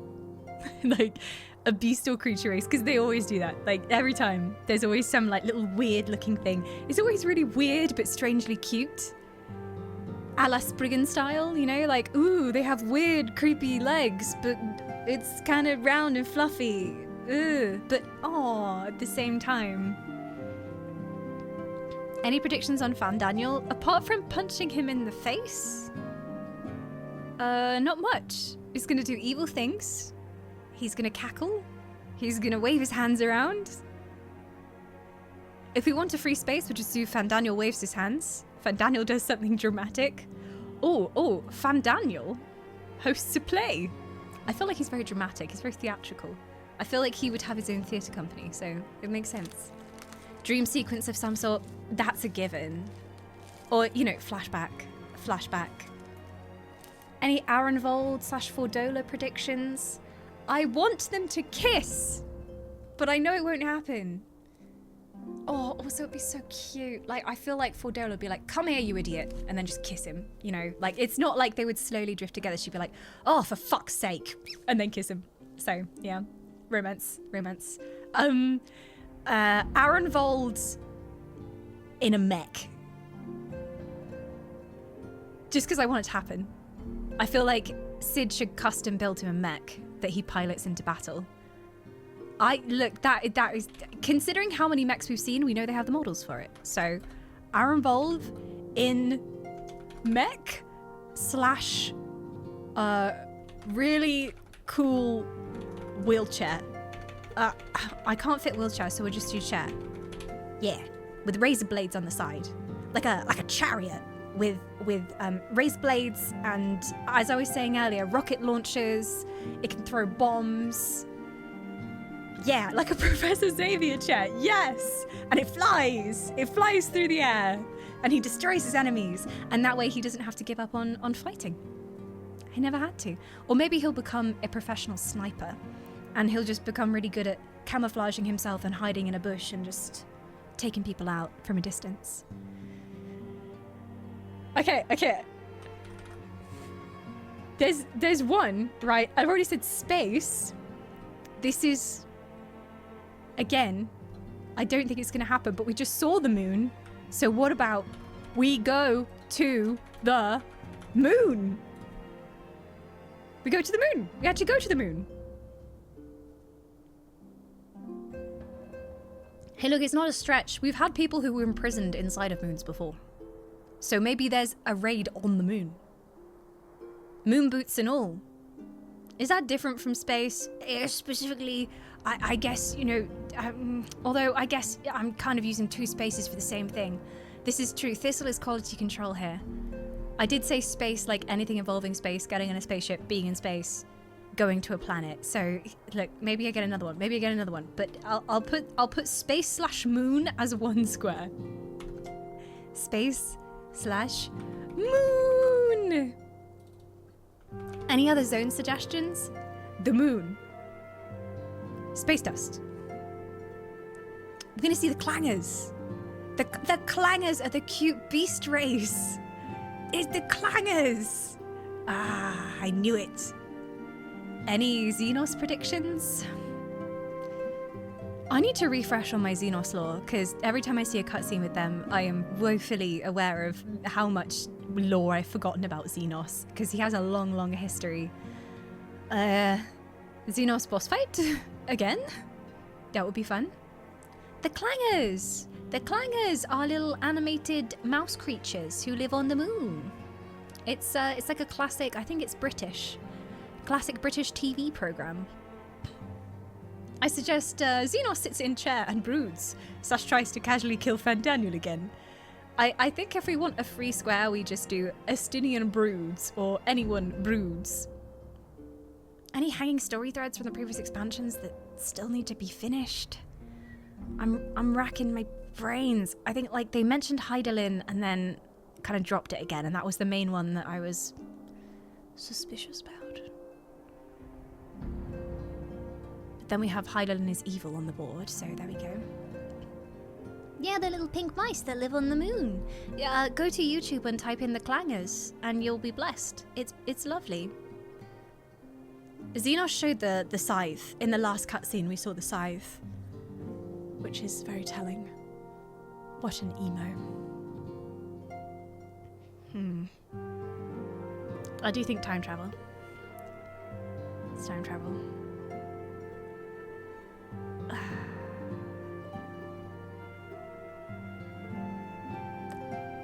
I feel like killing one of the main crew would be a thing they would do. These predictions are all very dark. I have like death and kidnapping and mortal wounds on the board, but killing one of the Scions. Killing one of them would be. Minfilia returns. She had her moment in Shadowbringers. She had her moment. She came back and she talked to us, and unless the lady we saw in that final cutscene is like a reincarnation of Minfilia. Sunshine, rainbows, and death. Yes, the power of friendship, but also death. Comes back properly. I would hope for that. That would be cool. Hello! Hello! Moogle rolls on keyboard. Excellent prediction. That will happen at some point in Endwalker.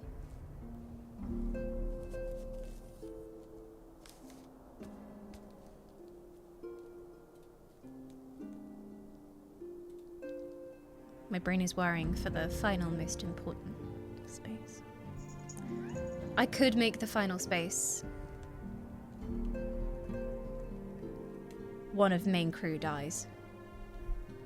Because I feel like they haven't properly killed anyone off. They've had a lot of people injured. They've had a lot of people close to death, but they haven't killed anyone properly for a while.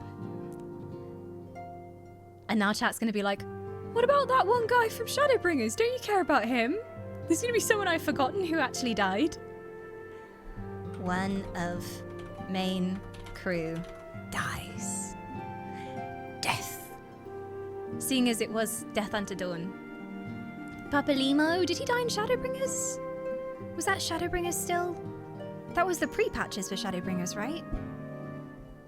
Poor Papalimo. I forgot about Papalimo. Papalimo's on the moon. He's on the moon with the clangers. He's waiting for us. He's actually the king of the clangers. And he leads them in glorious song. And we will hear a melody drifting out over space as we approach in our spaceship. And that's how we know to go to the moon. Yes.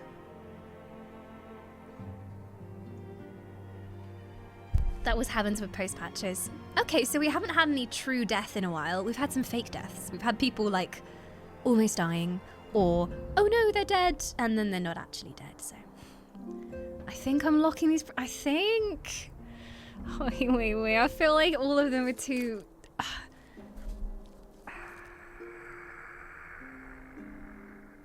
I'm desperately looking at my PowerPoint for any more concrete predictions. Okay. This isn't a theory, and this is solely based on like that one cutscene. But what if the Sharlayans are working with the Ascians, or at least some of them are working with the Ascians, or at least the Sharlayans know something really important about the Ascians, and they're not telling us. I feel like vaguely putting the Sharlayans have a big secret covers a lot of bases though. Are these in the grid spaces you want? I don't know. I might have to move them around because there are some that are very unlikely. I'll go with it. I'm very confident in my predictions. The Sharlayans got all their knowledge from the Ascians. Yeah. The Sharlayans are Ascians. Da-na-na-na. And Daddy Levelier is actually the leader of the Ascians. And there'll be a cutscene where he emerges in a cloak. And we'll be like, oh my god! He's been evil this whole time! It all makes sense! Da-da-da-da-da-da-da. Although, I would love Daddy Levelier redemption arc. Which I think comes under redemption. If the twins manage to prove to their father that they are far better than he ever thought they could be, and he has greatly underestimated them, and he has to turn around all of his logic and finally realize that his children are right, and has a little breakdown and cries and hugs them both. Oh my god, yes, please. I love those kinds of scenes. I don't think it's likely because he seems like a total dick, but it would be nice.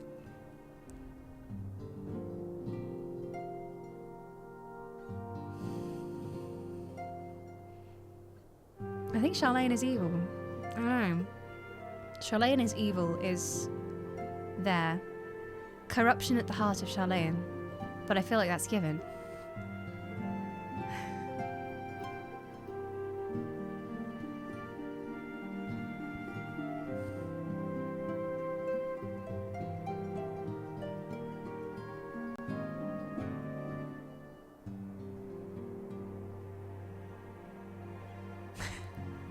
University is evil. Education is rotting your brain.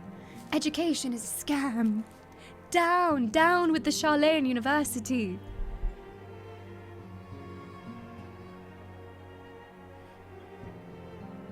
Is Magitech Oxford really different from Huge Library? Magitech Oxford was more about the theming of the zones and the style of the buildings and that kind of thing. Don't go to Magitech Oxford. It's a scam. All you'll end up with is student loan debt. Yeah. Do I lock in? I'm just going through my PowerPoint to see if there's anything I forgot.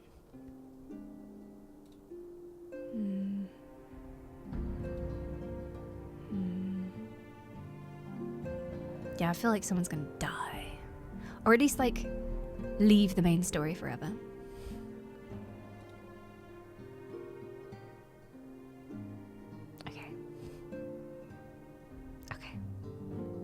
I'll go with that. I'm still not sure about Porksy dies. That's weak. But then it would be a cheap way of causing some emotional damage. At some point. I hope Lys is coming. That's one I hope for. Lys comes along. I might switch Porksy Dies for Lys comes along. Because I like Lys. Lys joins us on the adventure. Look, she's no stranger to rebellion and standing up against great forces. And rising up to make change politically. And Lys is, very politically savvy, so Lys coming would be nice. Discord is all black bars again. Oh god. Oh no. Spoiler City. Alright, Council. Do we think this is a good board of predictions? I guess don't tell me if you think they're good predictions, just whether it is good for the bingo. They may be terrible, but it's good for bingo. What are you doing looking? I don't know, I just saw a cute anime girl that Sanchez posted earlier. I got very distracted. It's very cute. Why are there pictures of Elijah Wood in the chat? Why is there a Gandalf gif? Okay, don't be looking, Dawn. I'm not looking. I'm not clicking anything. Don't judge me. Okay. Are we locking in?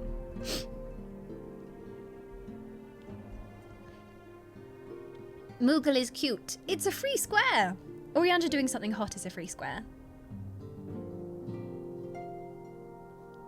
I will arrange this more neatly, and I will put it on Discord as well if anybody wants to keep it. And we shall see if I'm right about any of them. I think long, boring political cutscene is the surest bet that I have on this whole board. Long political cutscene is... yeah. I can see it already. Some chamber in Charlayan with old men waffling. I will need to keep a copy of it. I shall put it in the Discord. We'll tick it off as we go as well. There are my predictions. My predictions indeed. Will I be right? Will I be wrong? Only time will tell. I was going to put music is incredible, but then that's a free square. That's too easy. Dawn headbangs in a raid. Too easy. Trailer time. Yes, please. Okay, let me find it. Wait. Is there a specific one we should watch? I don't want to, click the wrong link. If you wouldn't mind putting the Endwalker trailer link in the Final Fantasy chat. Just because otherwise I will Google Endwalker trailer. Just log out. Oh, that's the best way to do it. True. Then I won't even need to go to YouTube. Okay.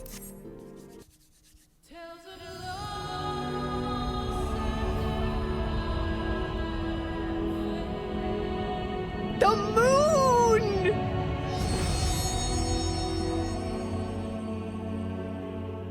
The moon! Space. Gonna go to space. Space. We go to space. Movies and titles. Dawn Trail. No, it won't let me, will it? Okay. Demo and title. That's the correct one. Surely. It's making me want to watch the Shadowbringers cutscene again. Okay. Are we prepared? We are going to the moon. Everyone, get your tinfoil hats on. And or your astronaut suits. Let's do this. Since we've finished theories now, I no longer need to protect my cranium. But please, safety first. If you're ever crafting theories, wear one of these. Okay. I'm still slicing your spoilers. Arya's got an eye out in chat. You watch yourself. She wields that green sword with much honor. Okay. Moxie wants to put emote only mode on. Here you go, Moxie. Good idea. Okay, everyone grab your popcorn. We're going in. I'm actually going to see the zones. It is time, my friends, for the Endwalker trailer. I'm so ready for good music. Please have good music. It's a given in Final Fantasy, though. When hasn't an expansion had an amazing soundtrack? Turning that volume up. Creative Business Unit 3. The moon!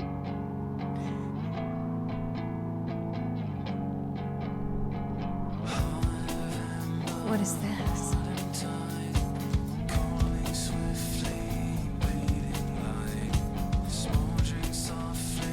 Is this the emo expansion?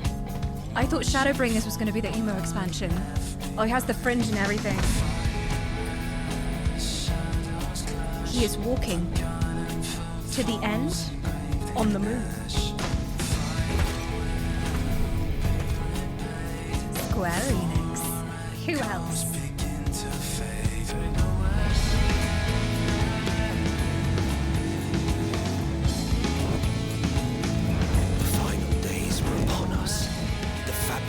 Had begun to fray, its land rent by tooth and claw. Hello! HD! She looks so good!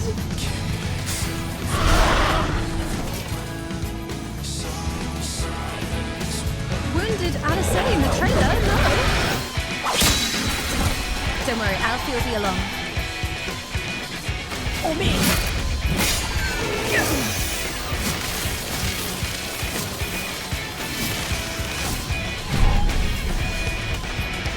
There he is!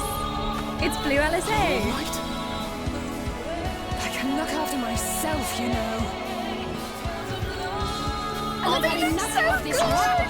Come on!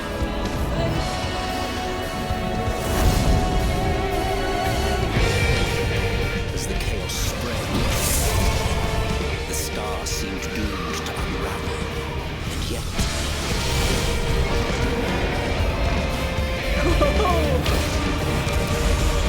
There were those Hello there. who stood in defiance of that fate. Casually. Riding dragons now. The hour is come, creature. The ponytail?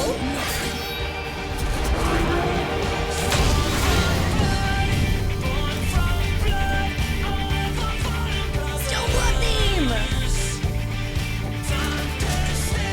It's Spanish. Oh my god, this looks like Baldur's Gate 3 Mind Flayer ship.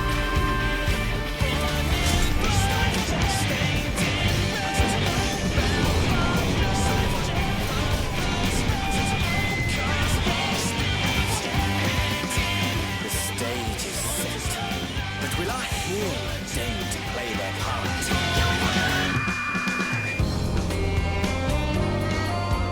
Hello, Took thank your you. time.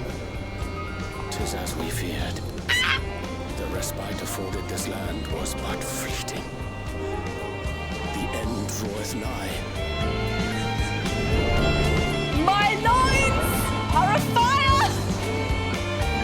Just like Eorzea! He looks so good!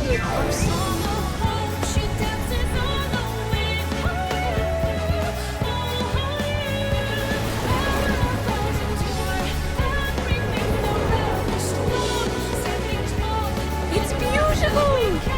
Oh my god, it's almost like Grecian. Library! Big library! Big library!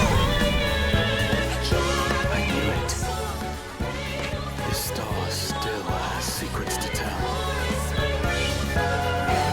Take care, my friend. Daddy? We're in council meeting. So, Scion would keep its counsel while the world is lost to ruin. It would. Come Get what him, may, Stola. We shall live on.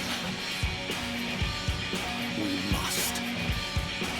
Do as you must then, but we Scions will fight until the heavens fall, until our last breath.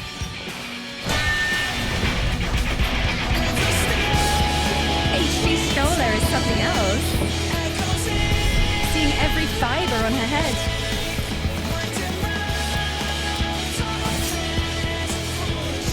The moon.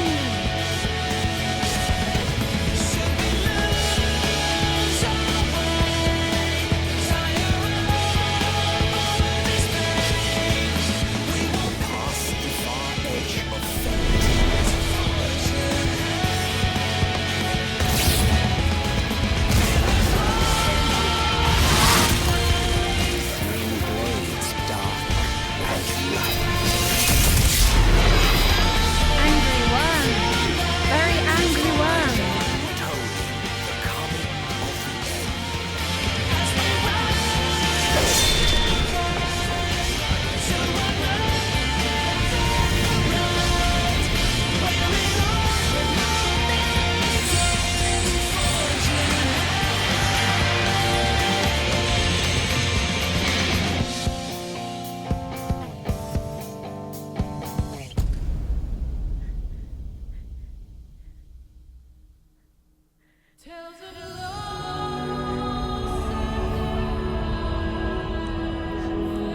moon!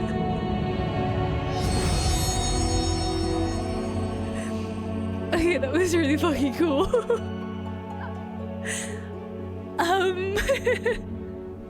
Yes, I'm in shock. What the hell? I didn't think they were actually gonna show us like the zones and like parts of Sharlayan. And then like seeing all of our main crew in HD, and you could see all the individual hairs on their heads and the pores on their face. Like, what? Oh. We just know that Grahatir is going to devour that library. He's going to devour that library. He's such a nerd. He's going to have the best time. Also, Stola walking into that council room like, shut up, bitches. Oh, I want to see that showdown. I want to see that showdown. Oh. Is he going to play the trailer again? Okay, good. Yes, play it again. Again, please. Again. Haha, again. And you're on the moon! Like, so this character represents us, our Warrior of Light, in the trailers usually. So the fact that like we're literally walking across the moon, is that symbolic or is it literal? Maybe I'm right about the moonwalking.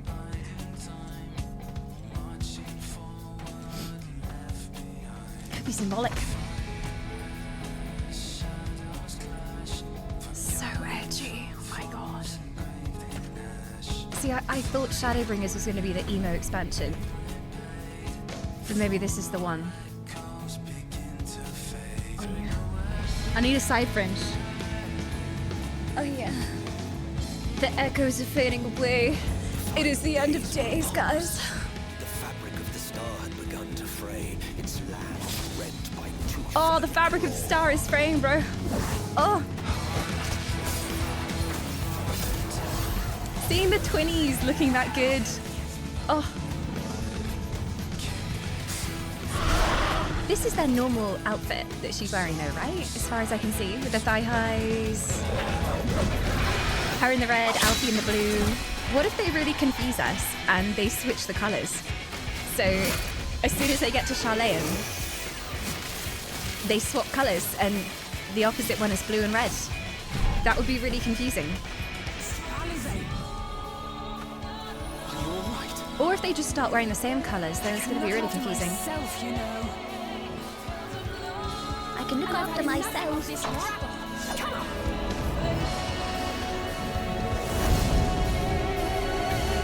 Also, it seems like the Sharlayan style is ponytails, because Daddy has ponytail. A lot of the council members have ponytails. Also, watching this, I realised I should have put on the bingo board, boss is hot. Because that's a given, like there's always some evil creature, but it has 2 old biddies. So that would have been an easy free space for me. I can't get back now. Yeah. Also, Estinien with a ponytail. It's giving anime girl.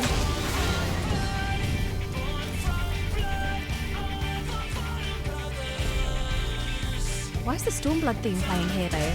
I mean, I love it, but I think they're going through all the themes in sequence. So then are we going to get a little bit of Shadowbringers theme soon?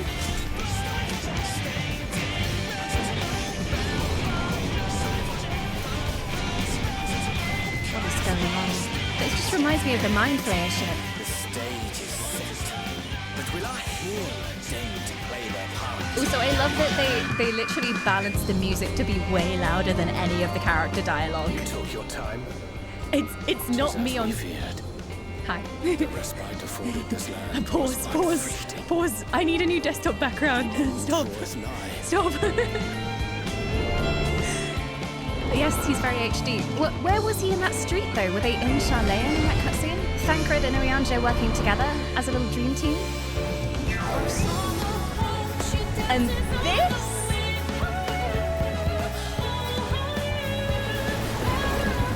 I said white marble. Did I not say white marble? Did you not hear my words during bingo? White marble. White marble.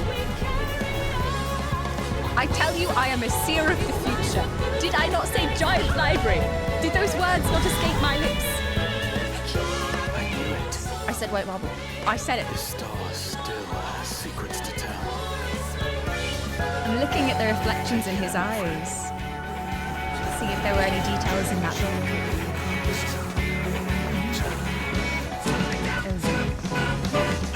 So, Charlian would keep its counsel while the world They were is lost to ruin. veils. It would. Come what may. I thought we already had like the kind of Catholic style of dress in Heavenswood, you know, very priestly robes and things. Until the heavens fall. But they're very traditional Alison.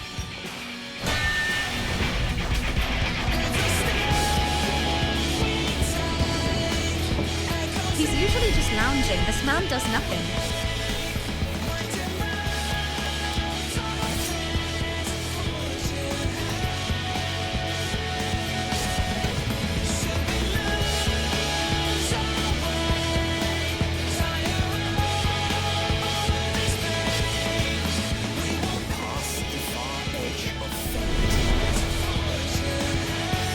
Everyone is focused on the moon. Everyone. It all comes back to the moon. Blades dark as light.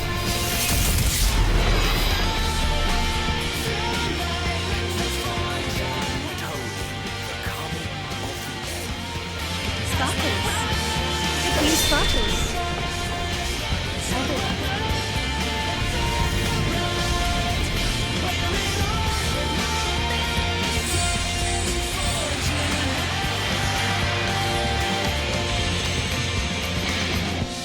Is that triangle a spaceship? It looks like a spaceship to me. That looks like a rocket booster on the end of it. In the logo.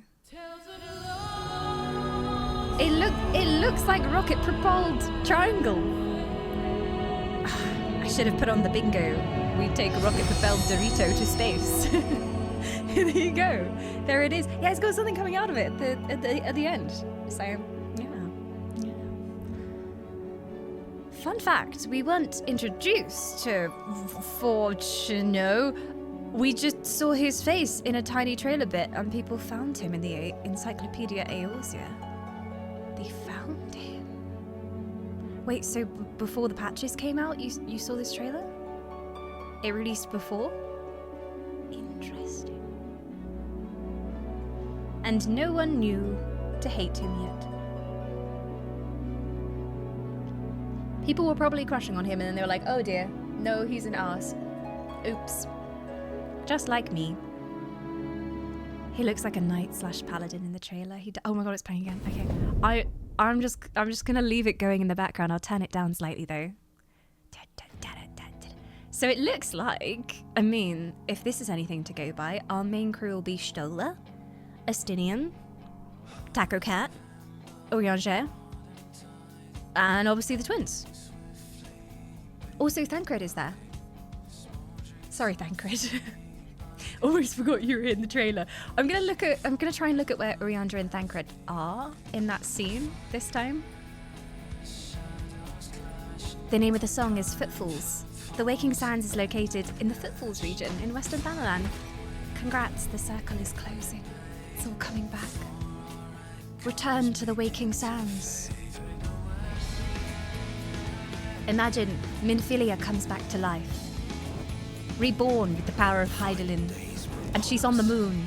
And she goes, pray return to the Waking Sands.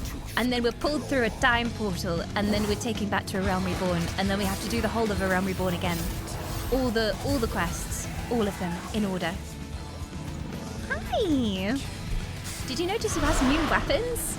I don't know if I always pay that much attention to what people are using. Because I hardly ever see them in combat, unless it's one of those sequences where we get to play as them. Pray return, Mugglemog. Pray return. Return to the Waking Sands. Yes. What is the wing thing? What is the wing? I kind of thought he was just casting a spell the first time I watched this. But there's like a... It's like an angel wing behind him. Yeah, see? That thing. Is that new? There's like a series of glowing daggers. I don't know if he has that. Or at least like it's not animated like that in game already.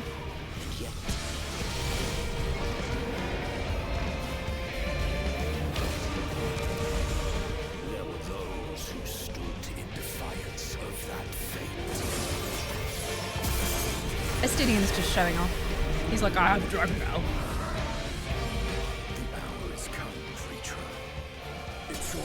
I don't know why, but the ponytail is kind of hilarious to me. I don't know, I just find it funny. It just reminds me of like someone cosplaying an anime character but with no makeup on. Like, that's the vibe it's giving. Like, he's doing a cosplay but forgot to put like his eyelashes and stuff on. It's very fetching.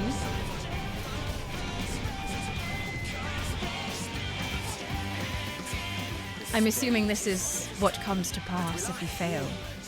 And then looking over the end of days. Okay, where are you guys? You took your time. It's very Dawn Trail where they are. Old ruins. Aztec vibes. Jungle zone. What is that?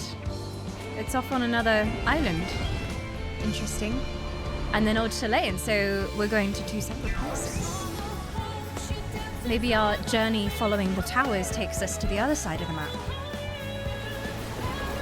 Beautiful, there's so many details in this scene as well. I can only imagine back in the day that everyone paused every single frame to find all of the little Easter eggs and anything that could possibly suggest any theories. The stars still have secrets to tell, therefore we are going to space.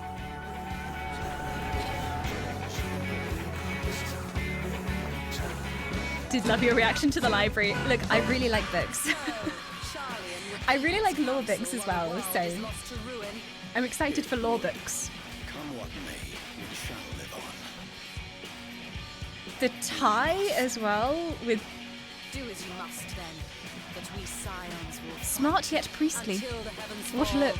Until our last breath.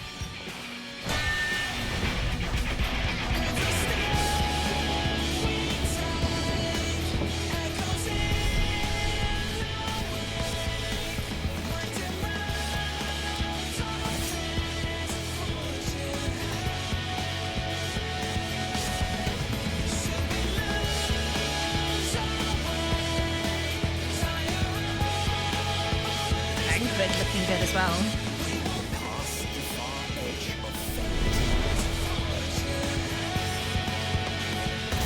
There's obviously some island on the other side that we haven't been to yet, where some secrets lie. Ancient secrets, no doubt. I'm like releasing some sort of energy from the creatures I'm killing. The blue energy, sparkly blue energy. It's not Aether, because Aether isn't normally like that. Aether's normally white, as far as I know.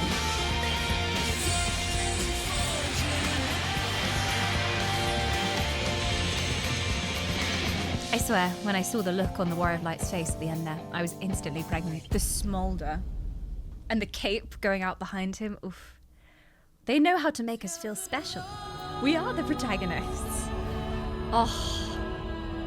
Okay, we're doing a 24-hour Endwalker stream now because I need to know what happens. No sleep, only Endwalker. Let's go. Let's go.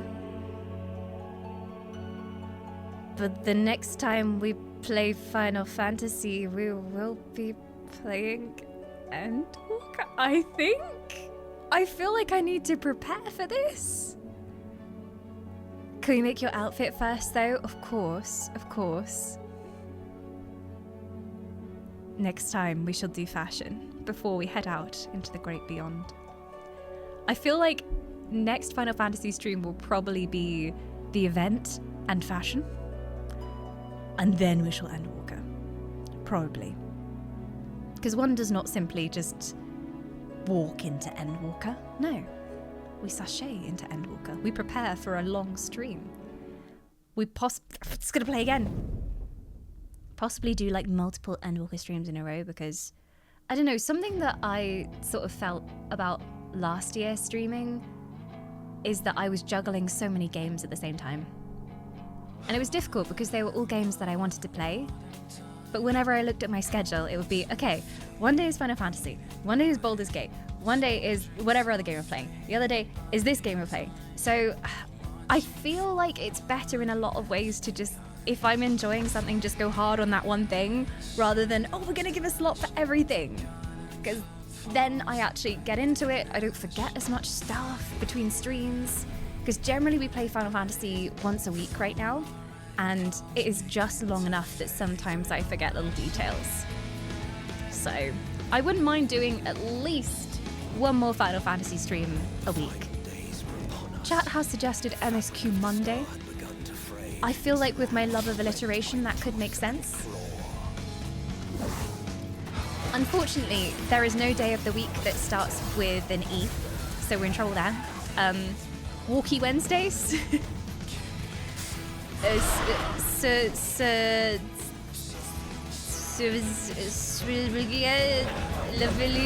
Saturday?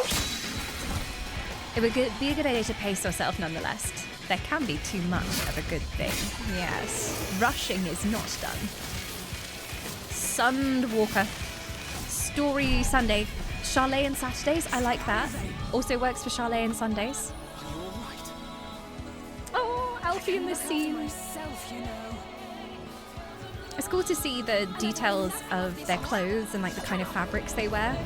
Cosplayers must have loved this. This is just so many references for materials and details.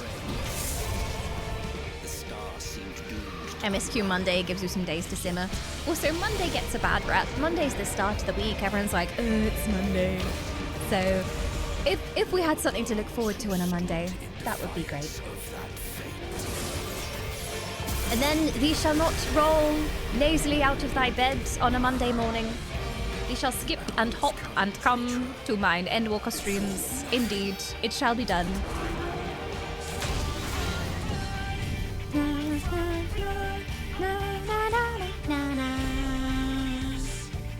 Will the Endwalker theme go harder than Storm of Blood, Blood of Storms?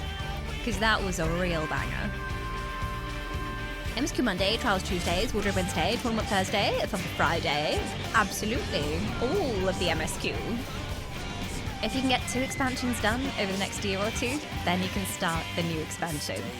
I would love to be part of the pre-expansion hype because I've never had that before. Whenever there's live streams going on or dev announcements or trailers that come out, I have to like block the word of the next expansion from my feed so that I don't get any spoilers. So I'd love to be part of all of that and like sharing the hype with everyone on stream and to play when the expansion actually goes live. That would be amazing.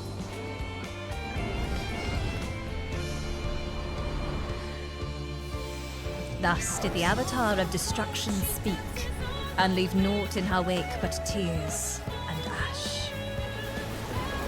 Indeed.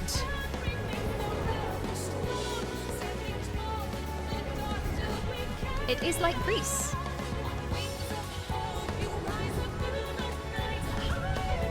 And this is obviously a forbidden vault that Taco Cat has found himself in. This star still has secrets to tell. Take care, my friend. And this does mean we're gonna get some more great voice acting. I was thinking that Taco Cat might not be too prevalent in this because of how profile his voice actor is. I was like, surely he can't have that big of a role because that's someone who's very busy as an actor in general in the film industry. But nope, he's there. He's there. He's gonna have some moments. This is just gonna be playing in my head until we start Endwalker now.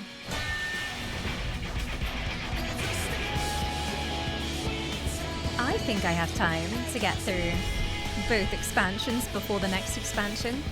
When are they actually going to start dropping trailers and like dropping more information about what the next expansion is? When will they begin to tease properly? Is it this year? I think it's going to be like this year, like spring, summer. As far as I know, April. Okay. We get the first hints in April at FanFest. And is it Japan FanFest? Or I guess it's not EU FanFest. They always announce the big stuff at Japan FanFest. NA, EU, and then Japan. Oh, NA is going to be the first. So the US gets the big news first. I didn't think they would.